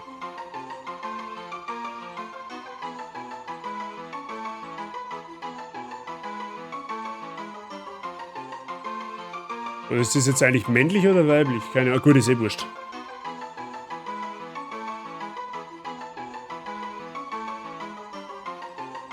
Weil aus Hommage sollte man es eigentlich schon fast Hydra nennen. Hydrant. Ja, das ist dann ein bisschen zu unbekümmert. Aber Hydra, glaube ich, ist fein. Hydra, glaube ich, ist okay.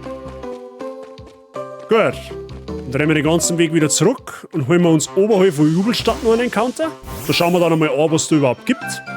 Und überhalb von dem ein Groß, was wir dann haben, gibt es noch eine kleine Höhle, da können wir auch noch einen Encounter holen, tatsächlich.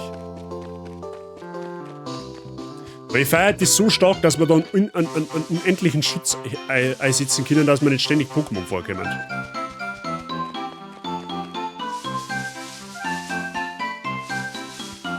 So.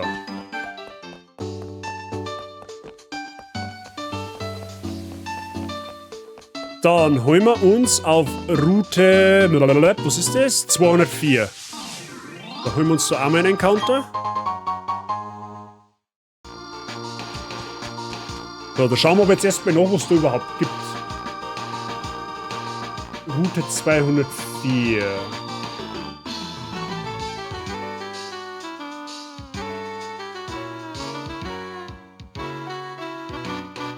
Jetzt ist schon Mittag auf jeden Fall. Da können wir Knovenser grillen, theoretisch.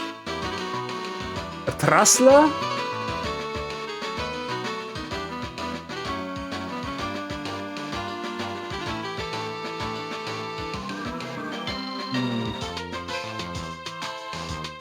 Ein Wampel und ein Sonnenkern mit einem Pokéradar, mit einem Pokéradar.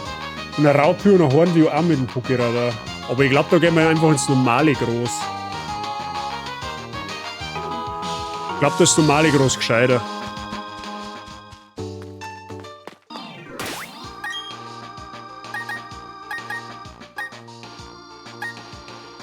Da möchte ich die zwei ein bisschen nachleveln.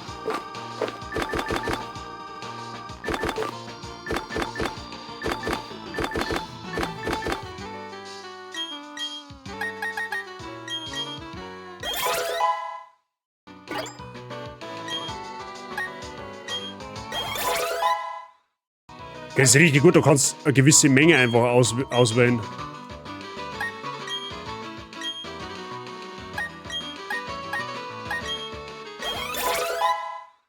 Okay. So geht Grinden richtig schnell. Dann holen wir uns den Counter.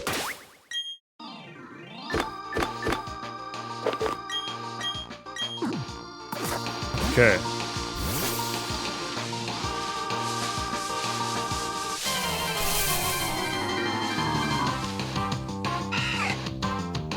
Wampel, okay.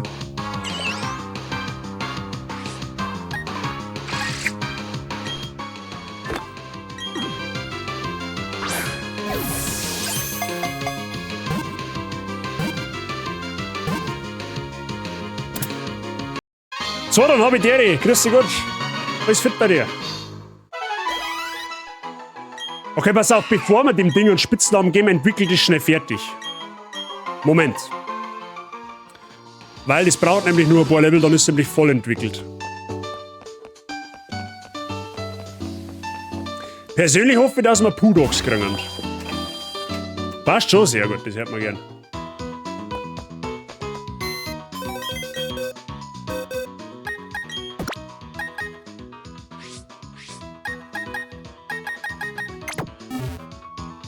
Haben wir gleich.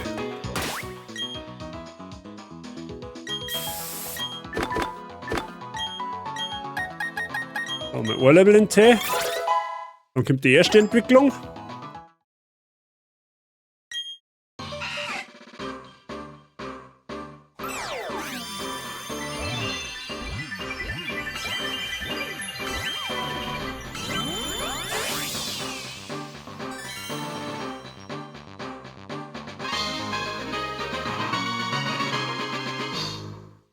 Kubi, habe ich dir. Merci für den Dauerlöck. Auf dir geht's gut. So.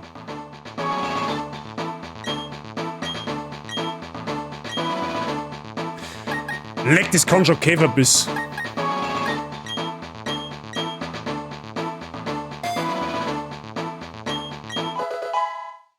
Jetzt leckt's bei mir. Ja, das hat jetzt gerade ein bisschen geleckt. Das war die Entwicklung tatsächlich. Das ist von der Entwicklung gekommen. Alles gut.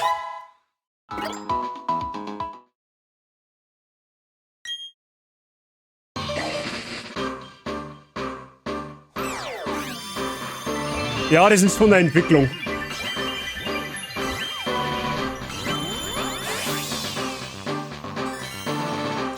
Okay, Papinella. Da fliegen so viele Partikel durch die Gegend, dass da wahrscheinlich jetzt gerade mit der Render-Option ein wenig ein Problem gibt.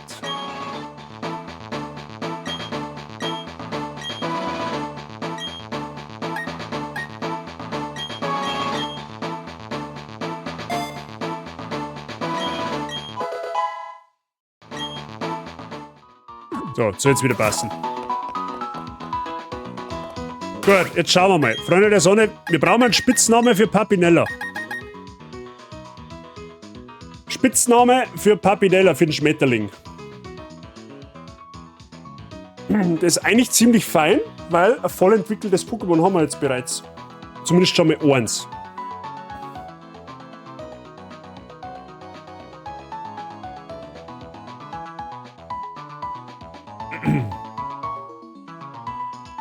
Lilly.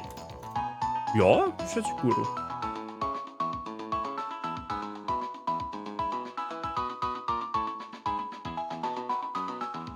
Nehmen wir Lilly. Hört sich gut an. Ein Pimpernelli. Schauen wir jetzt schon wieder, ob das was taugt. Okay, es ist ein Mandel. Wir brauchen einen männlichen Halternamen. Lilly ist nicht so gut für Mandel. Wir brauchen einen männlichen Namen für einen Schmetterling. Schmetterneller. Ottfried Fischer. Wie kommst du jetzt auf Ottfried Fischer? Schaut, das ist ein wunderschöner Schmetterling. Ein Zitronenfalter.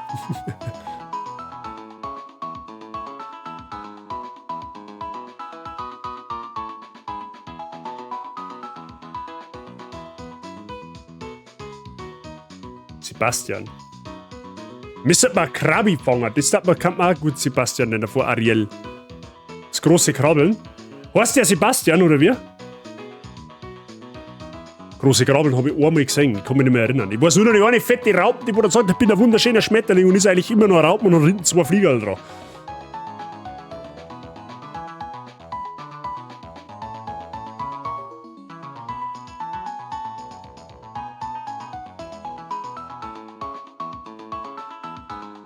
So Insider kannst du nicht verstehen.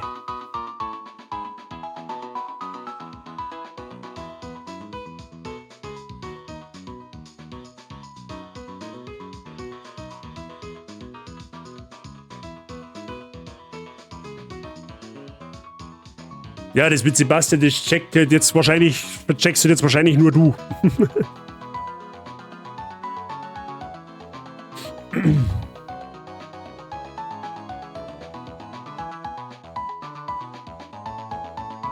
Aber das ist schwierig. Ein Namen für einen männlichen Schmetterling.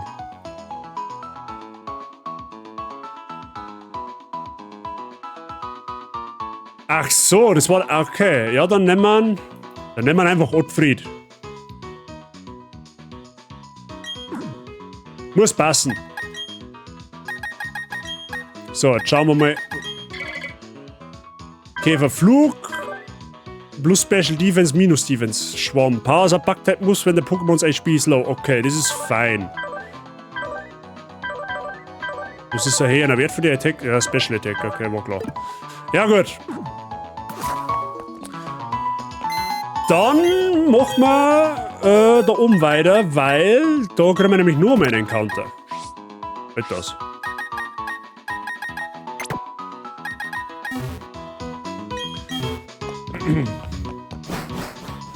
Dann werden wir da oben weiter, weil da kriegen wir gleich noch einen Encounter, dann machen wir einen Rivalenkampf und dann gehen wir noch in die nächste Stadt.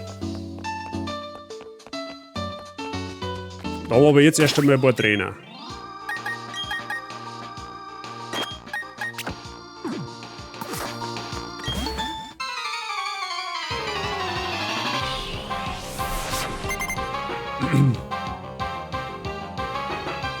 Oh. Okay, dass die Erscheinungs hat, mit denen habe ich jetzt nicht geredet. Das ist eher semi-optimal.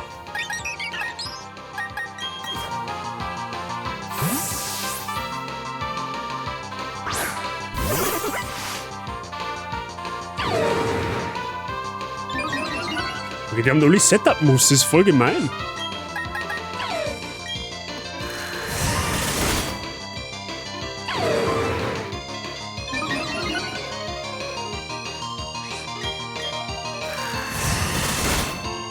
Gut. Easy. Ich glaube, so die Random-Trainer werden uns eher kein Problem machen. Hoffe jetzt einmal. Ich will es nicht jinxen, aber... Taubsi, okay.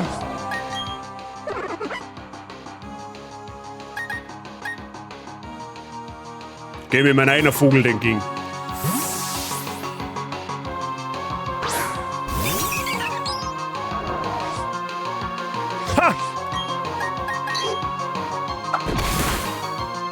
Alter! Okay, es war Crit.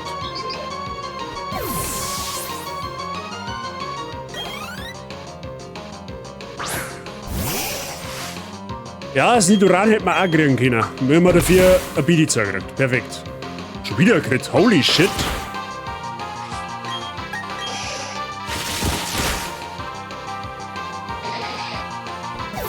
Gut, wir haben glaube ich, am Vogel Scope-Linsen gegeben. Deswegen ist Crit-Chancen erhöht.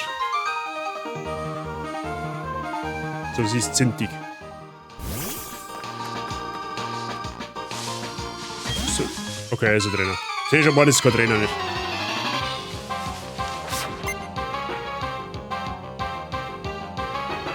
Kappador.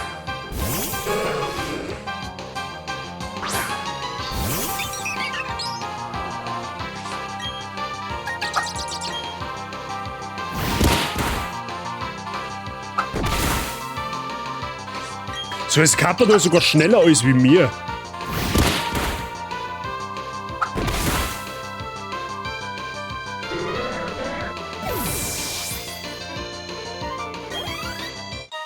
Das Ding gibt ja kaum Erfahrung, gell?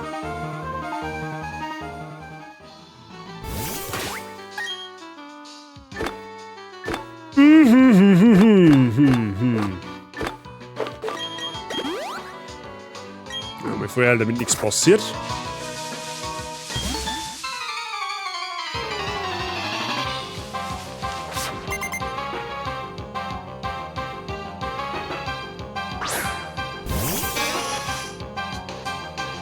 Ja, okay, das ist jetzt für unseren Vogel natürlich absolut gefundenes Fressen, dass wir jetzt gegen Pflanzen-Pokémon kämpfen, ne? Bam! Easy.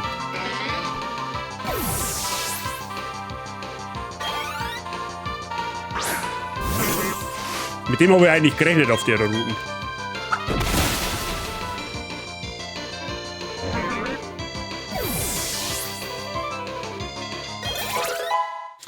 Oh, ich glaube, das ist das Entwicklungslevel von Kruzifix.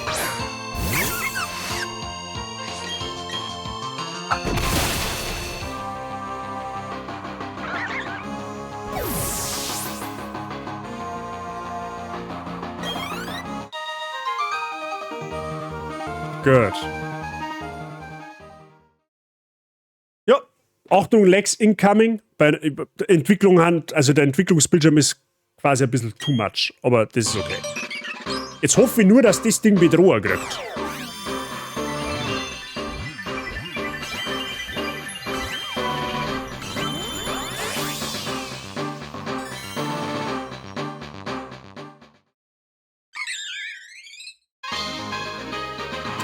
Staravia.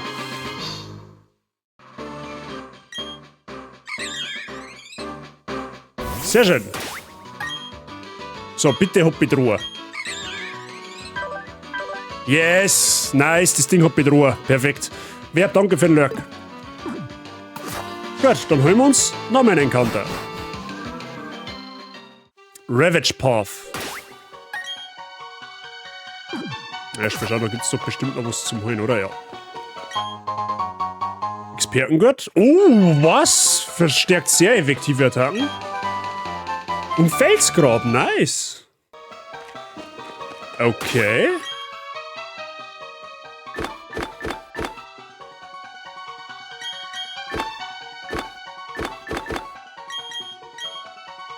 Gut, schauen wir mal, was da zum... Moment einmal. Schauen wir mal, was kann man da theoretisch angeln?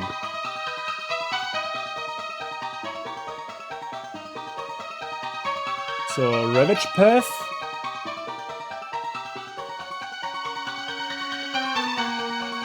Okay, da gibt's Zubats, Felinos, oh, Saichings, Sandans, Marquitas. Und was gab's, wenn man angelt?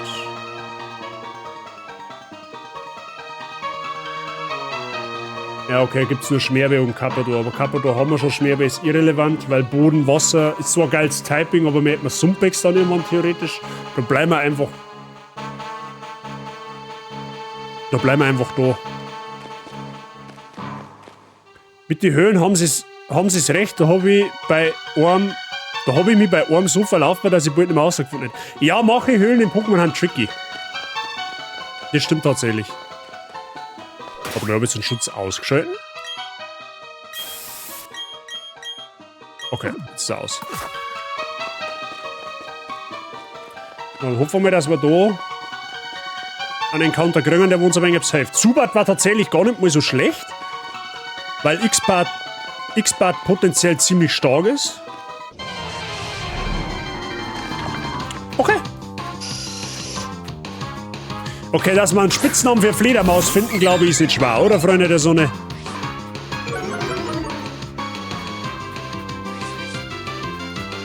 Das hat Frisk.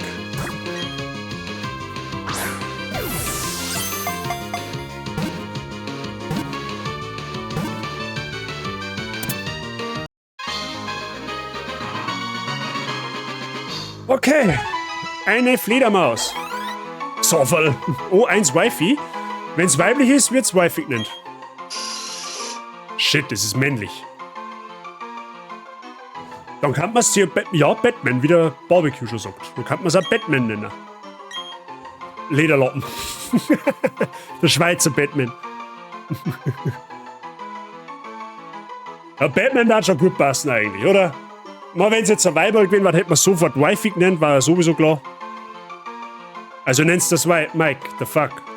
Ja stimmt, das kann eigentlich auch. Soll man Mike nennen? Der Mike ist eine Fledermaus. Mike der Flügelmauser.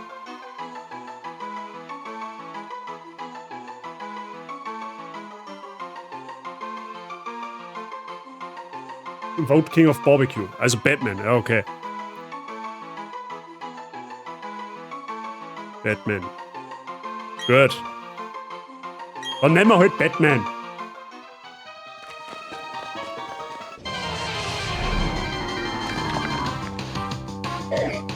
Marquita, okay.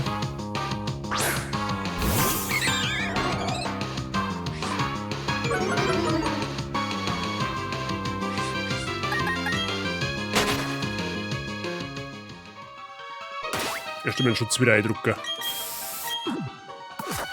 Da können wir noch nicht...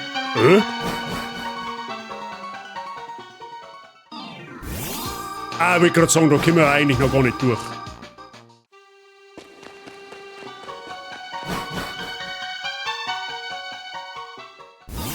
Gut.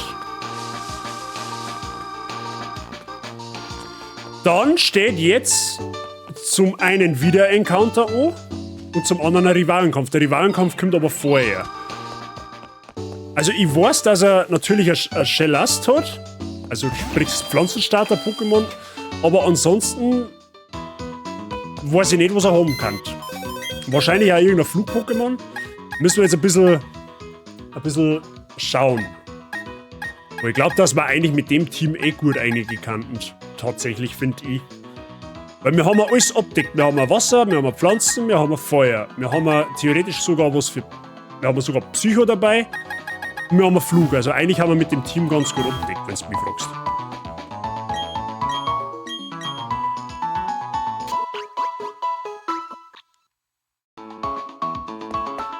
So. Und ich glaube, dass der noch kein Team aus vollen 6 besitzt. Ja, genau, da war er schon. Der Drecksack. Tell me you got a little tougher. Sagt man, dass du ein bisschen stärker geworden bist? Ich? Ja, na, das traust du überhaupt nicht zum Fragen. Natürlich bin ich stärker geworden. Komm, kämpfen wir uns aus. Na gut, dann. Ja, der Streit-Pokémon, okay. Oh, Abra, okay.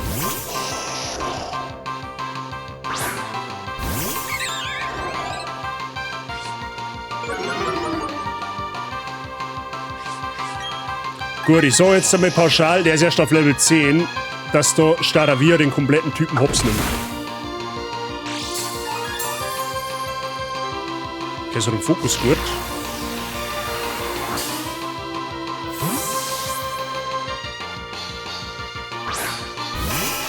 Ja, der Shiggy. Okay. Mit dem habe ich gar nicht geredet. Dann hat er 2 Starter-Pokémon quasi. Also, das letzte muss ja das da sein. Geht ja quasi gar nicht anders. Oh, was, wenn der jetzt eine Eisattacke hat? Okay, hat er nicht.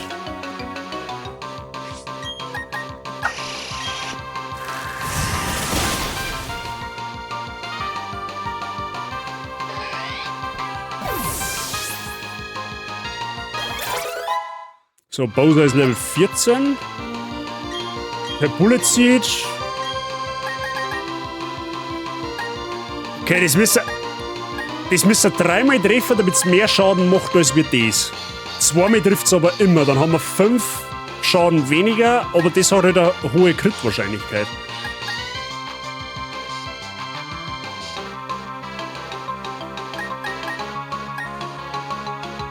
Ich glaube, wir machen es mal so. Weil das kann ich mir nicht daneben gehen.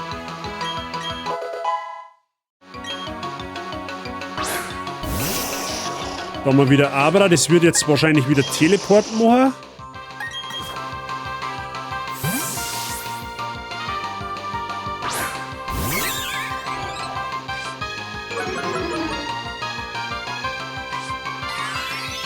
Hidden Power.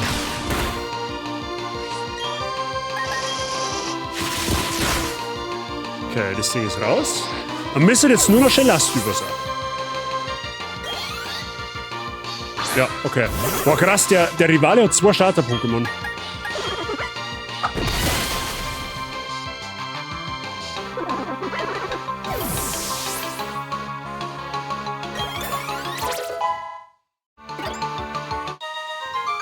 Okay, Mathe zum 2. Mal durchgerechnet.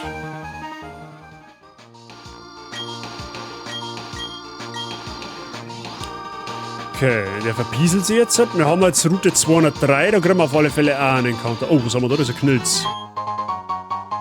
Okay, ein Seitenschall, der verstärkt Normalattacken. Das war dann quasi eigentlich eher was für Evoli.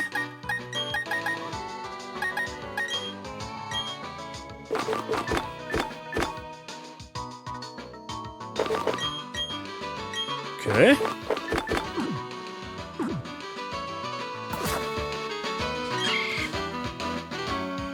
Knilz scheint hungrig zu sein. Es möchte eine Sindelbeere. Sindelbeere Knilz geben. Ja, ich hab leider keine. Looks sad. Okay. Dann müssen wir warten, bis wir Sindelbeeren haben. Dann können wir da mal zurückkehren.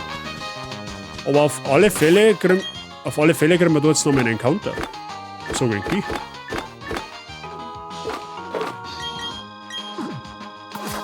Schauen wir mal, was es da geben kann. Route 203 ist es.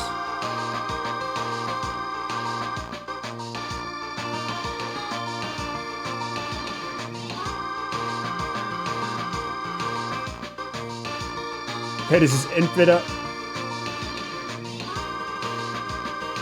ist ein Abra oder ein Habitat. Eins von beiden, weil Staralili haben wir schon. Bidiza haben wir schon. Das kann theoretisch noch Tragosso werden. Aber dann hört es ja schon hübsch auf.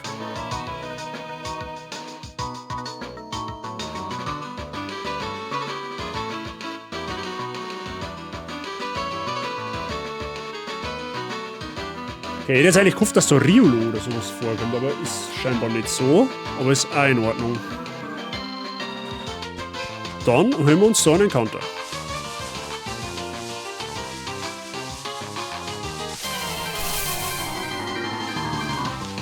Okay, das haben wir schon, das darf man skippen.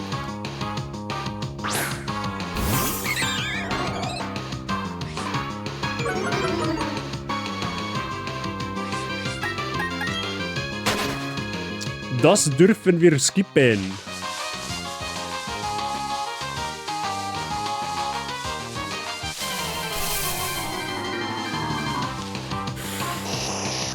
Oh, Abra ist wild, aber ich habe nur eine Chance, das Ding zu fangen. Ansonsten verschwindet's. Der Encounter kann uns jetzt durch die Lappen, gell?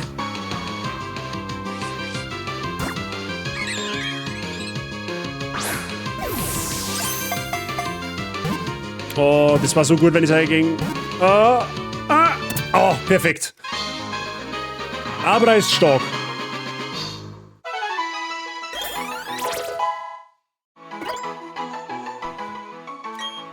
Abra, Kadabra, Simsala. Was haben wir für einen Spitznamen für ein Psycho-Pokémon, das ein bisschen an Urigella angelehnt wird? Wie schauen wir aus? Wünsche, Anträge.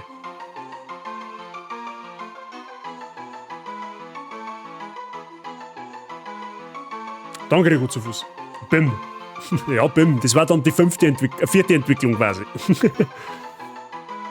Der Lefi-Schwinger. Uri Geller. Ja, man kann ihn eigentlich eh so nennen, oder?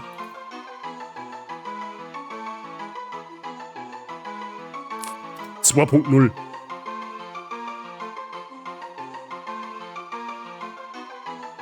Uri Geller 2. Abracadabra, Simsala, wo Bim? Ja, Bim haben es noch nicht eingeführt. Dafür haben sie einen Mega-Simsaler irgendwann gemacht. Das hat aber Uri Bimmler. Uri Bimmler, stimmt.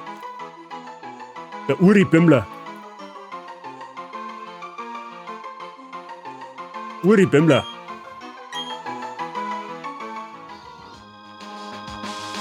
Okay. Aber Freunde, es wird nicht anders, wir werden gleich wieder einen Encounter haben.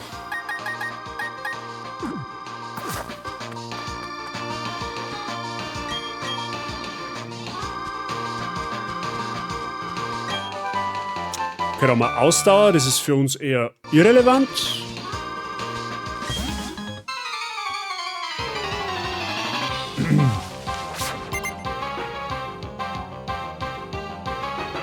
Ja, der Scheinups, möchtest du nicht glauben.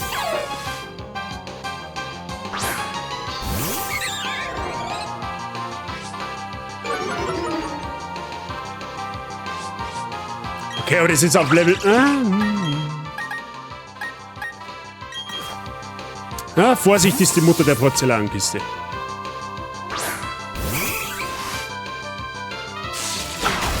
Ja, genau, hätten wir es schon gehabt.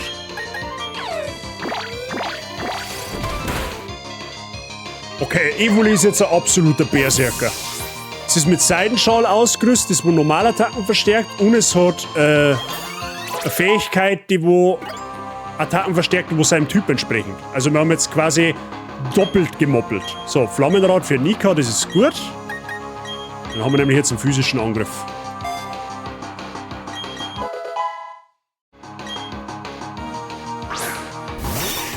Sandan, okay.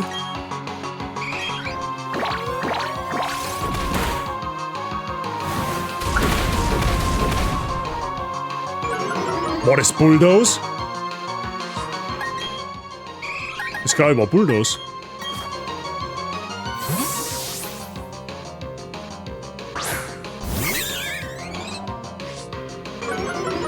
Das müsste jetzt theoretisch ins Nichts gehen, wenn es Bulldoze war. Seine Deck.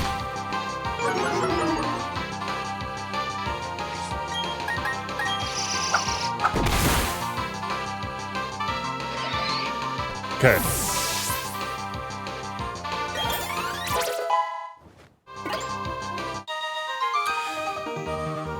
Ist ja gut rumgegangen. Ja. Oh! Nächste Entwicklung. Perfekt.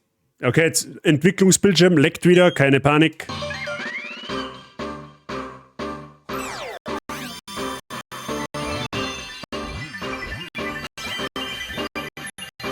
Ja, leck gescheit.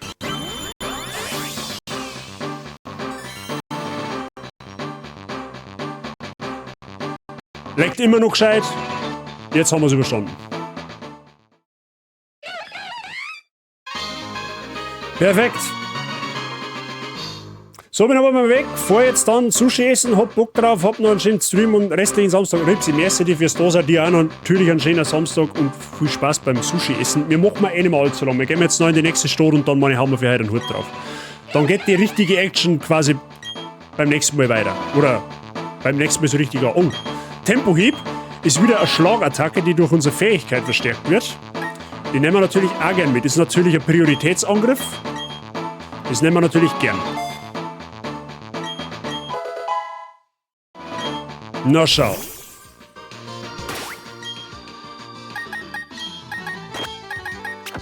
Ah, Nika mal für die da. Ach, da steht noch einer, den habe ich gar nicht gesehen. Holy shit.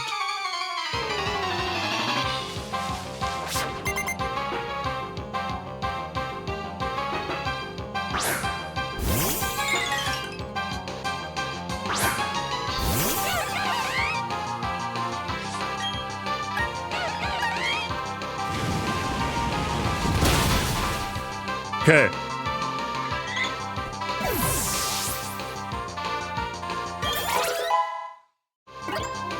Mich würde nur interessieren, was sich dann Anonymous entwickelt. Okay, das Radfratz wird in der nächste Dimension geschallert. So genug.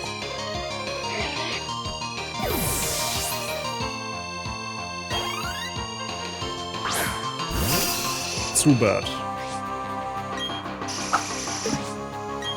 Ja, komm, du bist 5 Level unter mir. No way.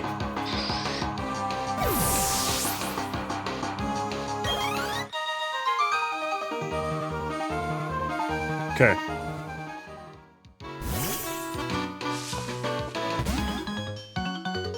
Alter, wie mies, dass die versteckt haben. Ich hab jetzt echt gar nicht... Das Kappe, glaube ich, schaut noch gerade so ein bisschen aus dem Baumvierer, aber sonst...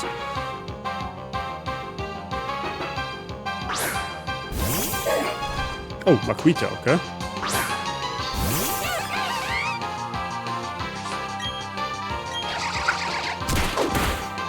Fake out.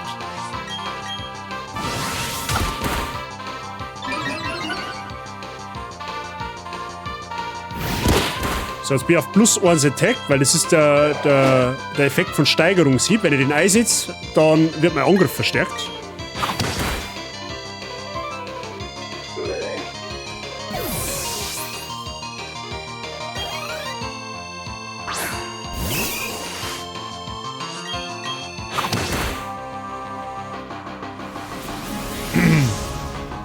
Muss jetzt verwandelt sich zum Super Saiyan wahrscheinlich.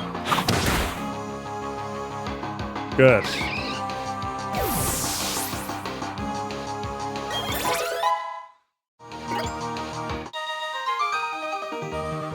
Ja, wir kämen bisher noch gut voran, aber es ist halt das Early Game und im Early Game sind die Herausforderungen noch nicht so unfassbar schlimm.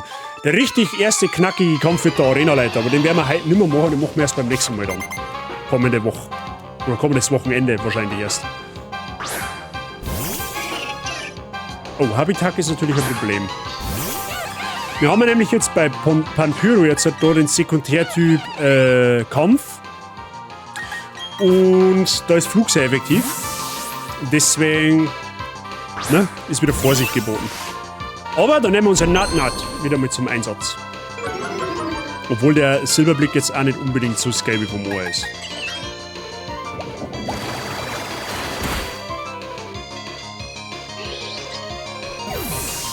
Der wird es aber auch gleich noch entwickeln, tatsächlich.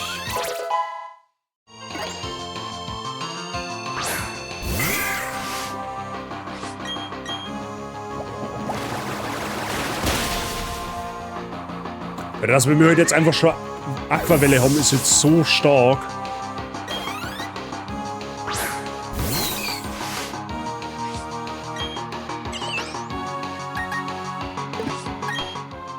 Azurill. Azurill ist noch kein Wasser-Pokémon. Gut, aber ich hätte jetzt auch drin bleiben können. Tatsächlich. Aber ist egal. Vielleicht bin ich bis dahin mit meinem Kostüm soweit, dann werde ich mir das wahrscheinlich auch kaufen, wenn ich einen vernünftigen Preis finde. Ja, wie gesagt,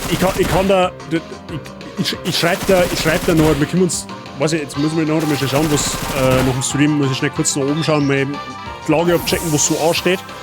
Und dann können wir uns kurz im Discord, ich hole mich heute wahrscheinlich eh noch ins Discord, wenn jetzt der Schwiegerbab nicht noch Tennis spielen möchte. Dann können wir da drüber mal schmatzen. Aber wie gesagt, das ist überhaupt kein Hexenwerk nicht. Ach, da steht noch eine. Also natürlich wird es so werden, dass die Challenge natürlich deutlich anspruchsvoller werden wird, je weiter wir kommen. Das ist jetzt hoffentlich klar. Also es darf jetzt keiner den verfälschten Eindruck kriegen, das ist ja voll langweilig, der haut ja eh alles zum Teufel. Das wird sich massivst ändern. Das kann ich Ihnen versprechen. Es wird sich ganz massiv ändern. Nein, ich mach mir eh keinen Stress, um Gottes Willen. Aber soweit ich jetzt weiß, es steht halt eigentlich nichts an. Und von daher, alles fein.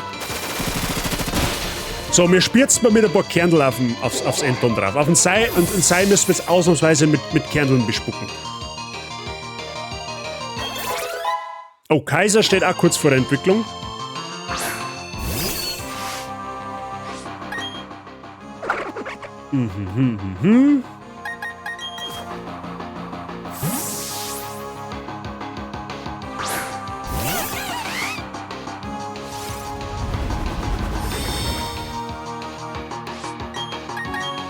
Okay, das Vieh schauen wir raus.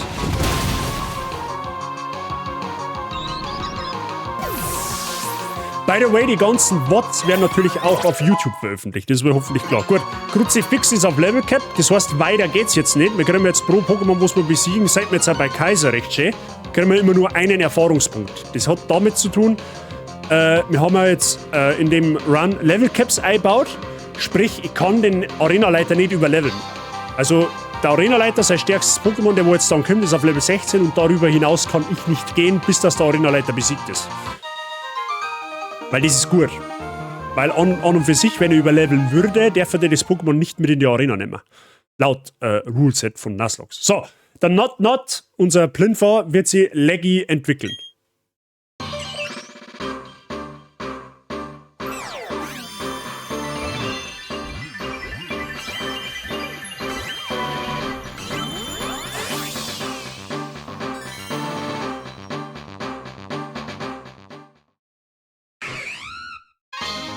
Perfekt. Coole Mechanik. Ja, die modernen Mods haben das mittlerweile schon. So. Metallklaue, das lernen wir ja mal. Bringt uns zwar jetzt persönlich nur relativ wenig, aber es ist eine gute Coverage für was auch immer. Und die Finalentwicklung von dem Viech ist ja teils Stahl. Oh.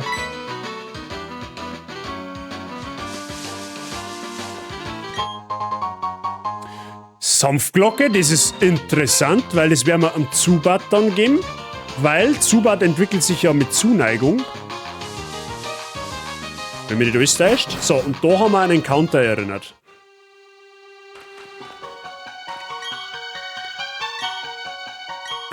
So, da kriegen wir Blitz, wenn man nicht alles täuscht. Ah, Zitrümmerer, nicht Blitz. Rock Smash, ja, das ist Blitz. Hidden Moves. Use Hidden Moves from the Hidden Moves Pocket App to remove or bypass obstacles. Werden wir machen. So, da ist wahrscheinlich noch zu, oder? Kann man da schon einer? Tatsächlich, da kann man schon einer. Das ist gut für uns. Dann können wir uns so ein bisschen umschauen.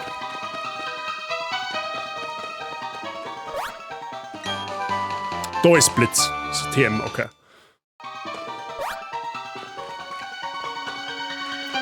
Müssen wir uns dann anschauen, was gescheiter ist, fischen oder normal encountern. Ah, da brauchen wir jetzt ein Radl.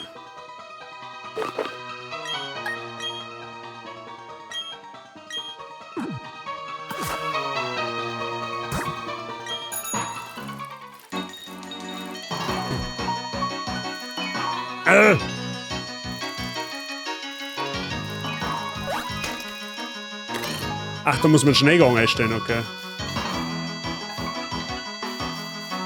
Okay, das ist ziemlich hakelig da. Moment, da muss ich mir schnell was schauen. Sekunde.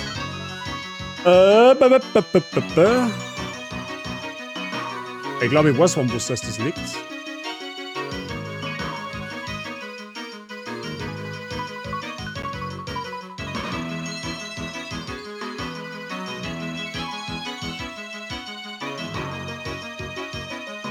So, jetzt müsste es eigentlich ein bisschen, oder? Ja, jetzt ist es besser. Gut, da kriegen wir Brille rein. Aber sonst gibt es da nichts, oder was?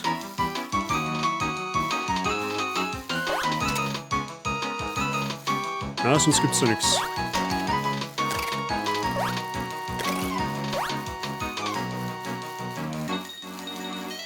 Okay, ja gut.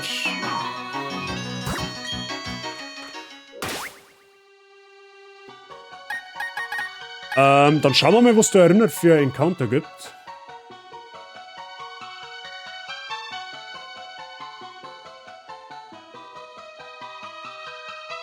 Das ist der untere Stock.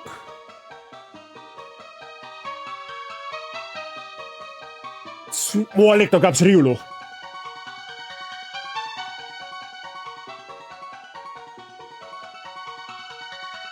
Ja, kann man da rein theoretisch ein Riolo kriegen.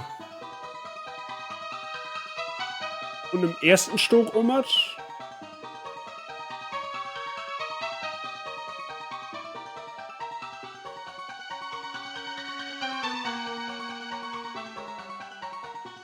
Okay.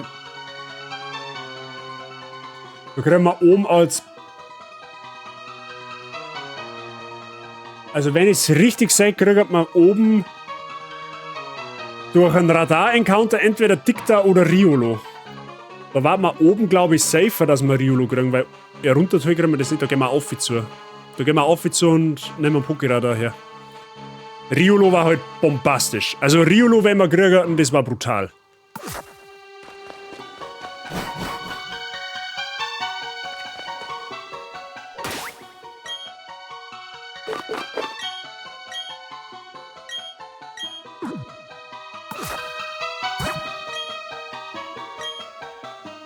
So geht das doch nicht.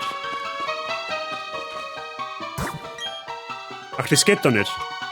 Ja, okay, dann müssen wir durchhaben. Dann müssen wir durchhaben und schauen, ob wir es unten irgendwie encountern können. Mit ein bisschen Glück. Und wenn wir unten fischen Daten, nur mal rein hypothetisch.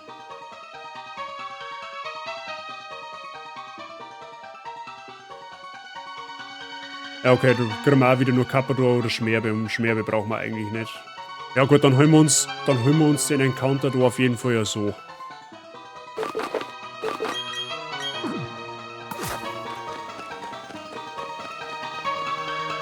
Da ist mal eine Sekunde nicht da, wird's zum Radl rennen. Ja, das Radl haben wir von der Mama ja gekriegt. Okay, es ist ein Kleinstein. Ist auch fein.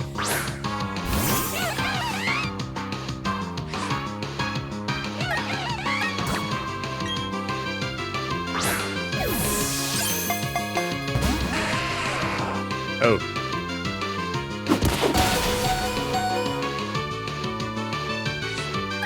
Oh. Wir hätten jetzt bald ein Pokémon verloren.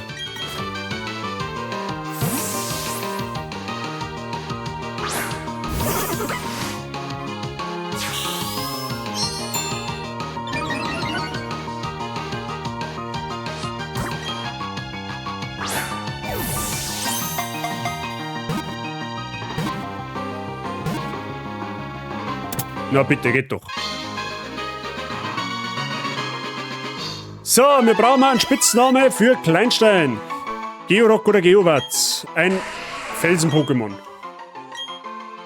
So, ich wieder nicht geschaut, ist Mandel oder weiblich. Storkugel, wenn wir das fangen sollten. Sollen wir Stone Cold nennen? Stone Cold Steve Austin? Also Stone Cold Steve Austin wird nicht mehr hingehen, aber Stone Cold?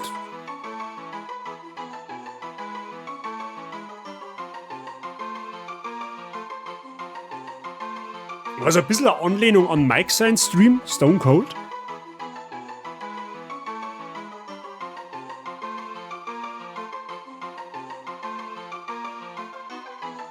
Steve. Nur Steve. Und wenn es ein Weiberl ist, Stephanie.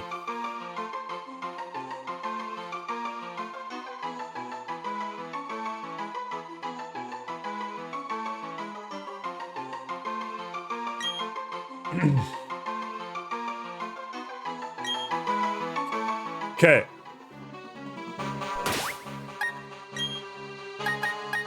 Oh ja, wir dürfen heilen.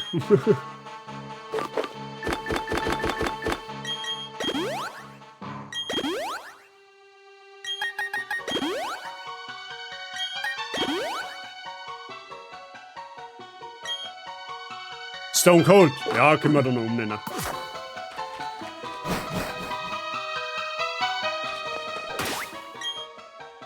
So, da haben wir da wieder Schutz eine.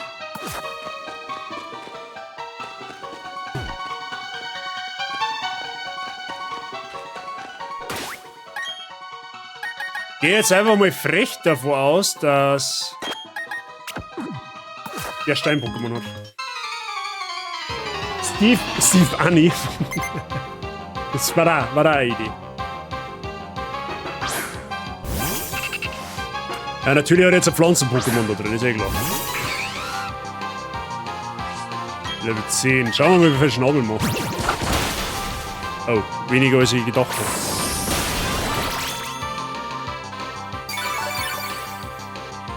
Gut, er macht aber auch weniger als ich gedacht habe.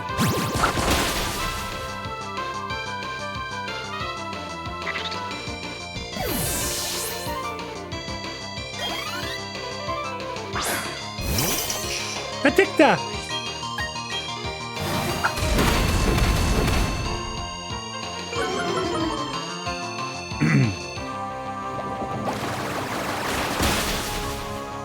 Gut.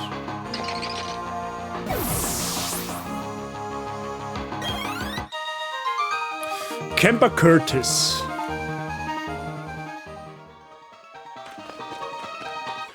Masina. Und dann haben wir endlich in der Stadt vom ersten Orden.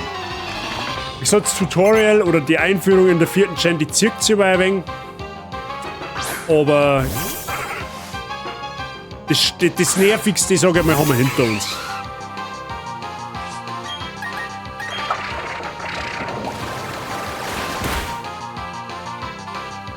Ich sage jetzt einmal schon mal vorweg, dass, glaube ich, unser Kaiserpinguin MVP in der ersten Arena werden kann.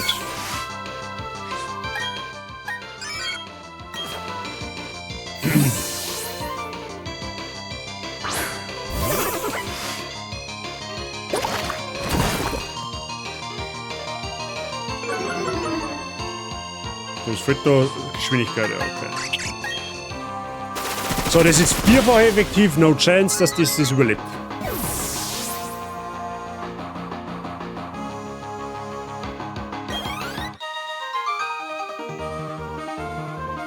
Na schau, zauberhaft. Der Pinguin schaut auf alle Fälle richtig gut aus. Warte mal ab, bis die Finalentwicklung kommt. Die schaut richtig pervers aus. So, wir sind in Erzellingen. Spiel ist jetzt... Ja, das passt perfekt. So, der sagt uns jetzt, der mag jetzt nicht kämpfen, das weiß ich. Der sagt uns jetzt, dass der Arenaleiter nicht da ist und wir den Arenaleiter finden müssen. Das Einzige, was wir jetzt noch schnell tun, ist heilen. Und dann holen wir uns im Gras überall, da ist nämlich noch ein Gras, da holen wir uns jetzt noch den einen Encounter und dann, glaube ich, hauen wir für heute einen Hut drauf. Ja, und den Rest machen wir dann beim nächsten Mal. Beim nächsten Mal holen wir uns dann auch wieder deutlich mehr Encounter oder wieder einige Encounter mehr. Wir holen uns wieder ein paar Geschenk-Pokémon ab und wir machen nächstes Mal den ersten Arenaleiter. Fix läden. Und dann fängt es an, richtig spannend zu werden. So, Encounter ist...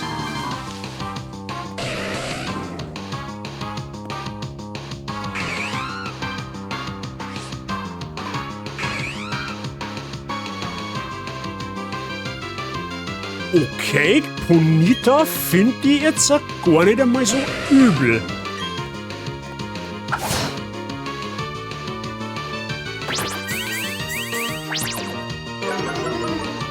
Wieso übernimmt man sie eigentlich immer, wenn man sie Essen kocht? Das ist ganz normal, Birgit.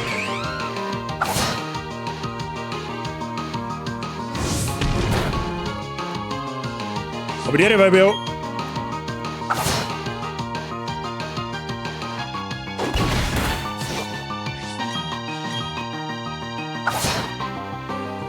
Okay, das soll jetzt eigentlich gut genug sein.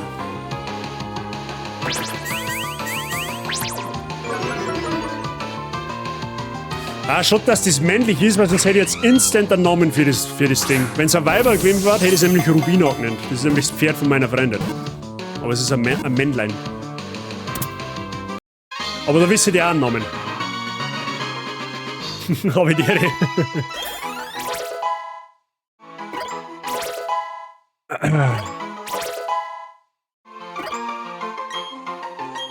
Babydoll-Eis. Nope. Was ist denn das eigentlich nochmal?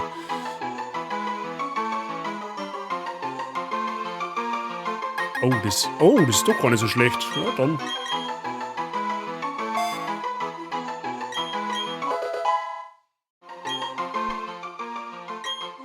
Okay, aus gegebenen Anlass, weil meine Freundin ja heute mit einer Freundin unterwegs ist,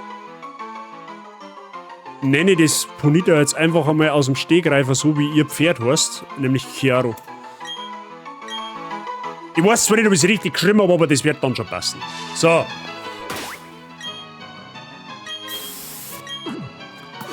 Gut. Warte mal, da gibt es bestimmt noch Items, oder? So, da. Hearthstone, okay. Der verstärkt Steinattacken. Sonderbonbon, ja, herzlichen Glückwunsch. Oh, da oben ein Sindelbeeren.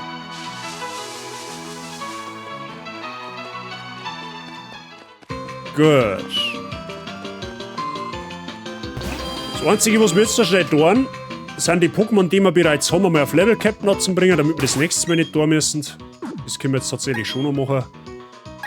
So, das ist eh schon 16. Dann machen wir das gleich einmal. Jetzt pass Obacht.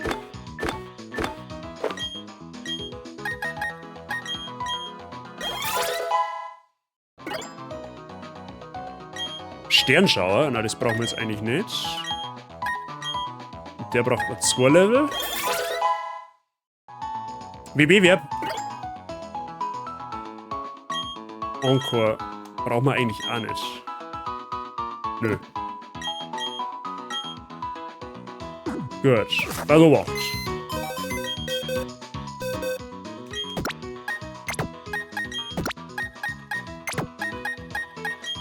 Nehmen wir mal alles mit, was noch nicht Level ist oder noch nicht auf Level Cap ist. Gut, das ist schon auf Level 16, das passt. Gut, Carpador können wir uns noch sparen, weil das entwickelt sich ohnehin nicht.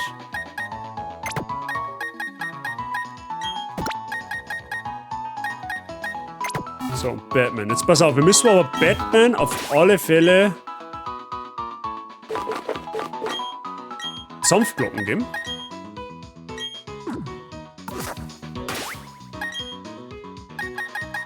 Und dann levelt man das einmal alles auf.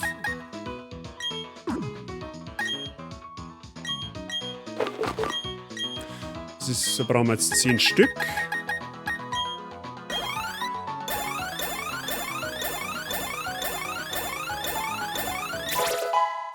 Rainer ist jetzt auf Level 16. Covet, das kann bereits Evoli, aber das nehmen wir mit.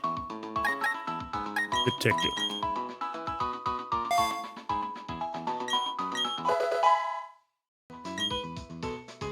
Kopfnuss, ja, das ist wieder ein bisschen wie Covet wahrscheinlich, oder? So 70 Stärke, das 60, okay, und dann ist er weg.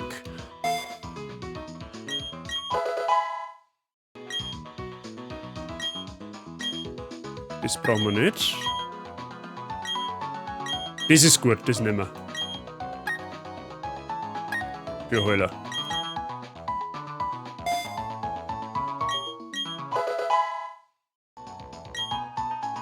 Alter, wie viele Attacken lernt das jetzt auf 10 Level? Das ist ja Wahnsinn.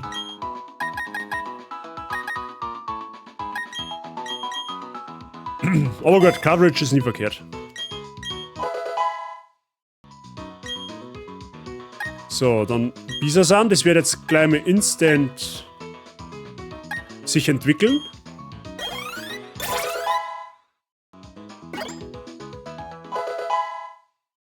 Leech-Seed.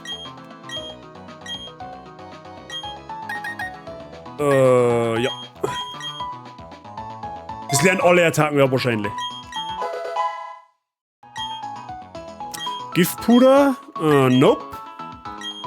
Aber Schlafpuder nehmen wir mit. Schlafpuder nehmen wir auf jeden Fall mit, weil die haben uns leichter mit Pokémon fangen und eventuell gute Strats während des Kampfes.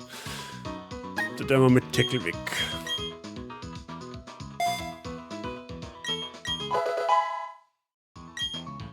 So, eine Entwicklung haben wir natürlich auch noch.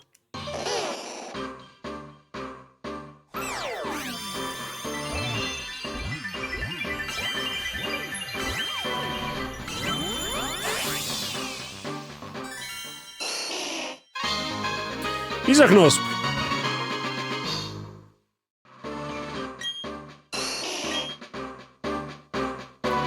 Oh, Magical Leaf, das ist richtig gut.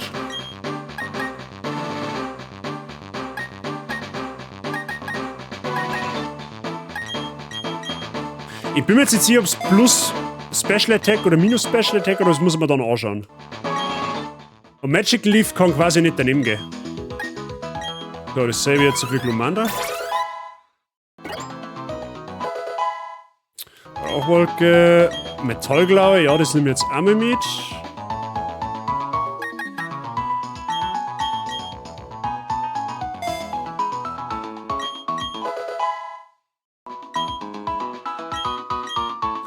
Dragon Breath. Das ist aber nicht Drachenwut. Aber das ist auch gut. Nehmen wir auf jeden Fall einmal mit. Ich glaube, dass Glumanda das neutrale Wesen kann, oder? Ich bin mir jetzt nicht mehr sicher. Okay, Biss nehmen wir auch noch mit. Jetzt haben wir quasi einen Hybriden aus physisch und speziell. Es ist ja Englisch. Ja, natürlich ist es Englisch. Aber die Arenarias.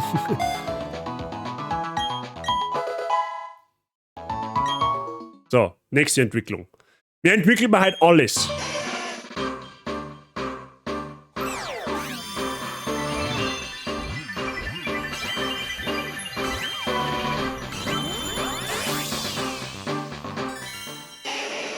Sauerhaft. Was ist fit bei dir? So, das nächste Jahr für Papfi. Müsstet ihr auch gleich entwickeln. Das ist Walzer, das nehmen wir jetzt einmal mit, weil es kann ein Igler, glaube ich, oder? Nein, kann es nicht. Doch, kann's. Also, kleine Seitennote für alle Nicht-Pokémon-Kenner. Wenn man einen Igler macht, macht Walzer doppelt so viel Schaden. Unnötiges Wissen am Rande. So, ein Igler hat. Ein Igler. Papfi hat auch Entwicklung.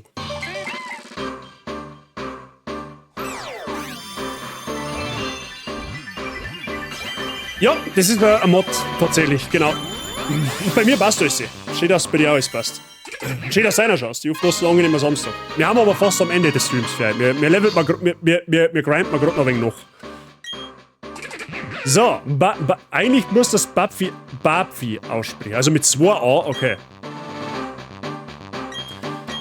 Das Coole ist, Babfi kriegt jetzt einen Wassertypen. Und das ist gut für uns.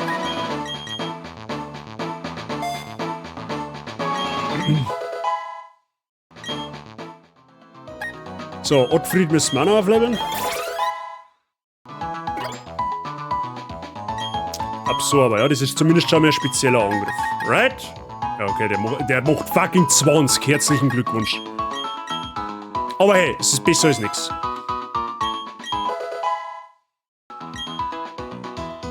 Stachelspore, okay. Paralysiert Gegner für Poison Sting, okay, ist fein. Bazi mit Überbiss. Ach so. Ja, Überbiss. Okay, Batman kriegt auch noch 8 Level spendiert. Der wird es jetzt noch nicht entwickeln, weil es tut er, glaube ich, erst ab Level 21 oder so, aber wir können ihm schon mit Zutrauen aufschießen. So, Wing Attack, Bite, Astonish, Absorber, Supersonic ist eigentlich komplette Grütze.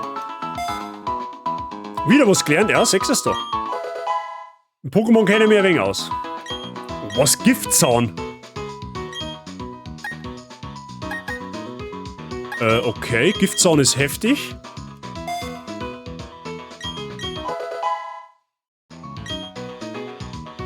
Okay, Konfusstrahl feiert jetzt absolut nicht. Okay, dann haben wir die auf alle Fälle schon mal fertig gegrindet.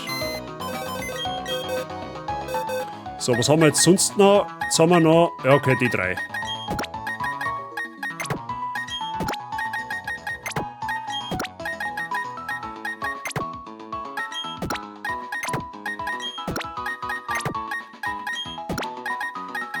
Okay.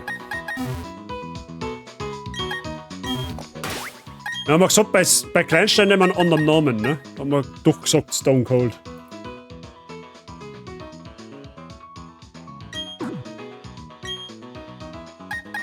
So, dann müssen wir Abra mal aufnehmen. Ich glaube, das wird sogar jetzt auf Level 16 sogar noch ein Kadabra.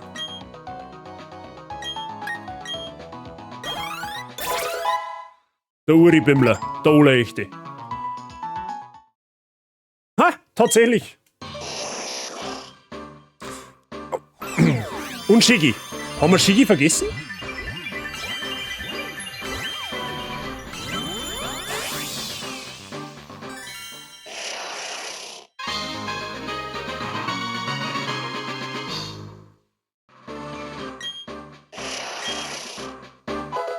Psystrahl, ja, perfekt.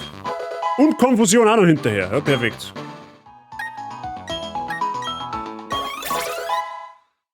Aber ist toll. Ja, haben wir richtig Dusel gehabt, dass wir das gefangen gekriegt haben. Weil du hast ja eigentlich nur einen Versuch. So, Sandstorm, Rock Polish, Magnitude und Rock Throw. Brauchen wir eigentlich noch gar nicht. Weil wir kann man mit Stone Cold dann theoretisch einmal Sandsturm-Teams bauen.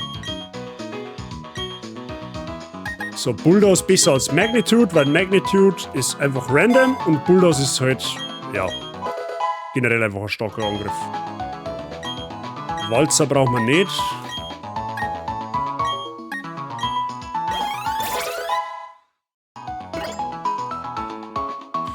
Doppelkick, okay. Nehmen wir jetzt einmal mit.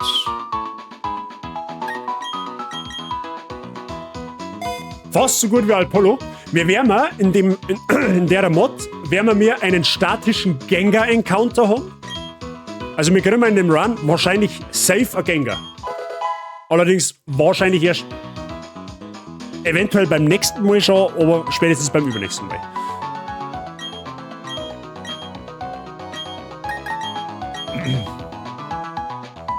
Müssen wir gleich noch mal schauen.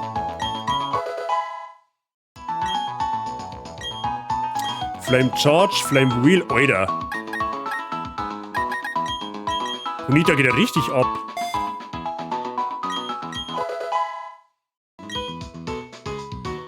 Okay, jetzt müssen wir nochmal luren, weil wir müssen so ein bisschen, da ein wenig so separieren, weil es gibt ja Pokémon, die haben Gutswesen und es gibt Pokémon, die haben Scheißwesen. Und wir müssen so ein bisschen separieren, welche Pokémon potenziell stark aufgestellt haben und welche, die wo weniger stark aufgestellt haben.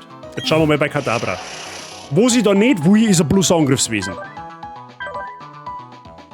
Ja, herzlichen Glückwunsch. Ja, wenigstens nicht Minus Special Attack Wesen. Das ist fein. Das Minus Speed ist kacke. Aber es ist okay. Es ist okay. Es ist okay. Es hätte Schlimmeres. Es hätte ein Minus Special Attack Wesen, sag ich. Ne? So, Magic Guard, das heißt, wir kriegen keinen Schaden durch Vergiftung, keinen Schaden durch Sandsturm, keinen Schaden durch. Also alles, was nicht direkt Angriffe haben, von das kriegen wir keinen Schaden. Das ist gut für uns. So, Stone Cold, wie schaut's bei dir aus? Ein Scheißwesen, das ist okay, das ist Worst Case. Stone Cold ist absoluter Garbage. Kannst eigentlich. Okay, pass auf. Das Ding kannst eigentlich direkt da ins letzte Eck oberschieben. Das ist ungefähr das schlimmste Wesen, was ein Georock kommen kann. Oder in dem Fall ein Kleinstein. Da unten im Eck müssen sie die hinstellen, die wo Scheiße haben, die wo sie schammern müssen für ein Wesen. So, jetzt hoffen wir mal, dass das auch noch halbwegs passt. Rash Nature. Plus Special Attack, minus Special Defense.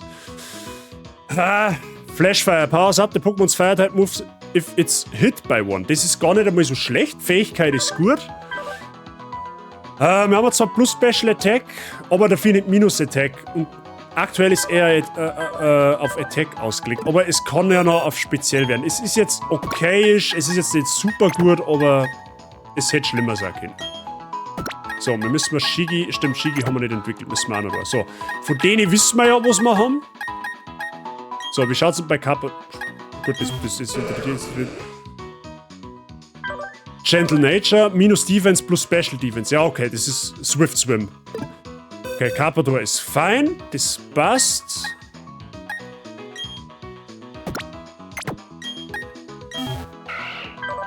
Careful Nature plus Special Defense minus Special Attack, das ist auch in Ordnung. Minus Special Attack plus Special Defense, das ist eher suboptimal. Form aber aktuell noch okay ist. Du warst neutral, das ist gut.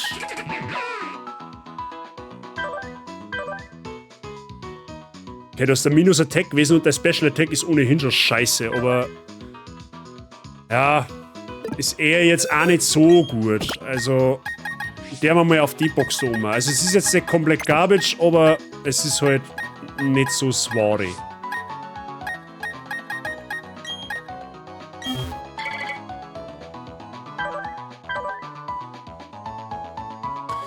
Plus Special Defense minus Defense, das ist fein. Und plus Special Attack minus Attack, das ist Worst Case.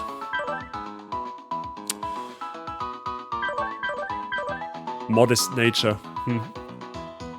Ich glaube, Zubat lernt da spezielle Moves. Also ich will es jetzt noch nicht komplett judgen, aber du bist da eher so mittelschlecht, da ich jetzt mal behaupten. Leider. So. Der Rest ist, glaube ich, relativ solide. Was hast denn du überhaupt für Wesen? Das ist einmal das Wichtigste. Naiv. Minus Special Defense plus Speed. Okay, das ist gut. Das passt. So an und für sich können wir bisher eigentlich mit der Encounter relativ zufrieden sein. Relativ. Also es geht von den Wesen her definitiv schlimmer.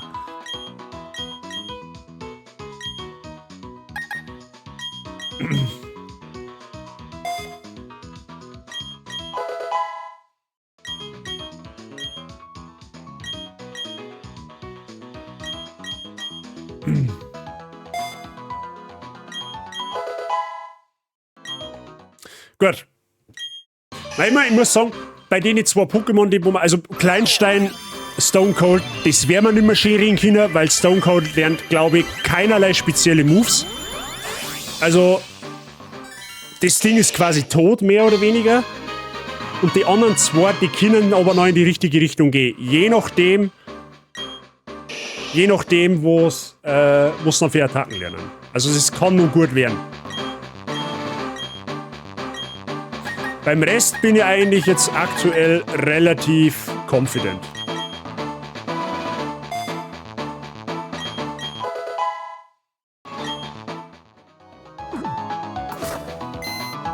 Und wir kriegen ja noch einiges an Encounter. Es ist ja nicht so, dass wir jetzt für den Rest des Runs mit denen Pokémon auskommen müssen. Also eigentlich, wenn man es oberbricht, haben wir einen kompletten Totalausfall. Das ist Kleinstein, aber selbst wenn das Wesen gut war, ist Kleinstein eher suboptimal, weil es ungefähr 12 Schwächen hat. Hoppala. Und die zwei können theoretisch, also Zubat kann theoretisch nur werden, weil das lernt, glaube ich, auch spezielle Moves. Da wird es jetzt so eine Sache, weil halt dem sein Special Attack schon so derartig beschissen ist und der Attack wird auch nicht gerade unbedingt mit Glanz sich brüstet.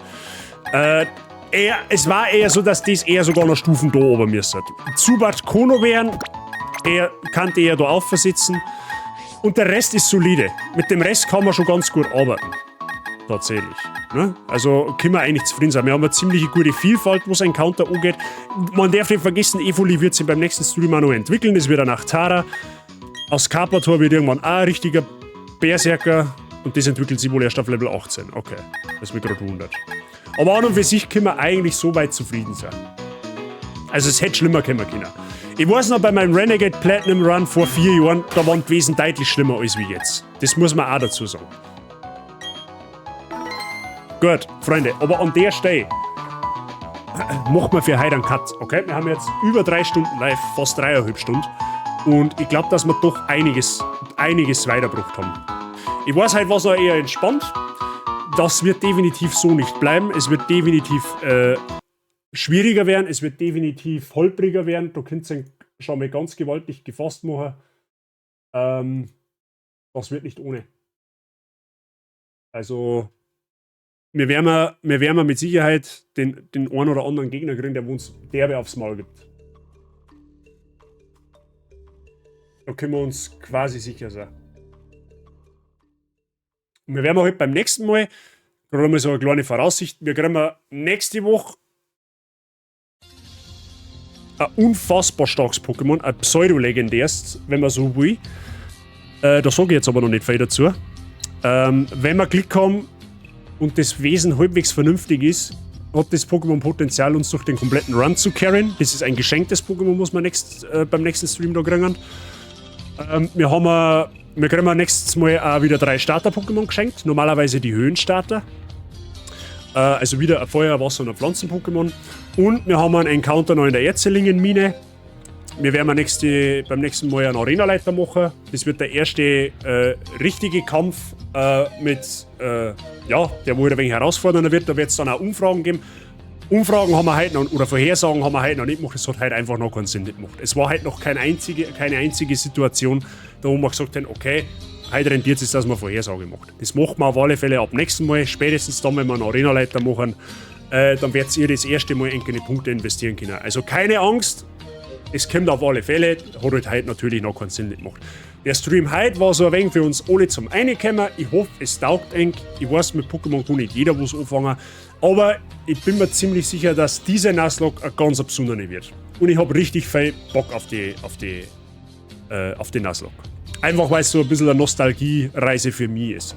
Und vor allem, weil man halt die Sounds vom DS einstellen kann. Wenn das für euch okay ist, werde ich es auch so lassen. Ich finde die alten Sounds teilweise besser als wie die neuen. Und so bringt es halt den Vibe von Renegade Platinum ein bisschen wieder auf. Von damals. Wie gesagt, da waren viel von euch noch nicht da. Und deswegen freut es mich einfach umso mehr, dass wir den Run jetzt einfach mit der Community machen können. Ja? Also ich habe richtig Motivation drauf. Ja? Jetzt ist es allerdings so, ich weiß jetzt noch nicht, wann ich nächste Woche live käme. Also es wird wahrscheinlich, ich muss halt auf Nachttisch mit der Frau Basi schmatzen, es wird wahrscheinlich der Montagabend werden. Und dann erst wieder am Wochenende, weil ich habe Mittwoch, Donnerstag Spätschicht. Vielleicht komme ich auch Freitag live, ich weiß es noch nicht. Nein, Freitag komme ich nicht live, schmarrn, weil ich Training habe. Es wird wahrscheinlich Montag und Samstag oder Sonntag werden. Weiß ich noch nicht. Aber da sage ich dann morgen irgendwann im Laufe des Tages Bescheid. Am Montag werden wir aber sehr wahrscheinlich erstmal wieder mit No Rest for the Wicked weiterspielen. Ja? Das möchte ich schon wieder einführen, dass wir es halt abwechselnd machen. Also einmal das Spiel, einmal das andere. Und da wir heute ja kurzerhand uns für die Nuzlocke entschieden haben, steht jetzt dann auf erst mal wieder No Rest for the Wicked auf dem Plan. Ja? Also das vernachlässigt man auf keinen Fall. Ist dann auch wieder für euch ein bisschen Abwechslung mit drin, auch für mich wieder ein bisschen Abwechslung mit drin. Und mit der Nuzlocke, der man dann, glaube ich, ist besser, wenn wir das am Wochenende spielen, weil, ja, es ist einfach gescheiter so, sage ich mal. Aber gut, so ist jetzt auf alle Fälle mal der Plan. Genau, ich werde jetzt nach dem Stream, wenn ich offline gegangen bin, werde ich mal schnell kurz nach oben schauen und mal abchecken, was so Phase ist, was ansteht und wie was ansteht, keine Ahnung. Und ich werde mich dann noch wahrscheinlich Stindal oder 2 ins Discord hocken. Also für alle, die wo das Spiel selber spielen mengen, die können sich dann dazu hocken, dann kann ich es ihnen zumindest damit sagen und erklären. Es ist wirklich nicht viel dabei. Ja, also wie gesagt, wenn ihr einen halbwegs halberten, vernünftigen PC habt, dann geht das. Ohne weiteres. Überhaupt kein Stress. Und na, gut zu Fuß, es ist kein Latios, es ist kein Legendäres, es ist ein Pseudo-Legendär. Also es gibt halt Pokémon in die Spiele, die haben halt besonders stark, also vor allem Drachen-Pokémon, wie zum Beispiel Brutalanda, die werden als Pseudo-Legendär betitelt, weil die halt sehr hohe Werte haben, aber halt, ne? Genau, und so eins kriegen wir nächste Woche. Geschenkt. Aber ich sage eigentlich nicht was, es ist kein Drachen-Pokémon. Und es ist auch kein Voltoball und auch kein Pikachu. Müsst ihr ein bisschen gedulden. Aber das, glaube ich, ist das Wenigste. Gut, dann hoffe ich, es hat euch getaugt. Also, ich habe Freude dran. Und endlich halt den Heck sprengen können.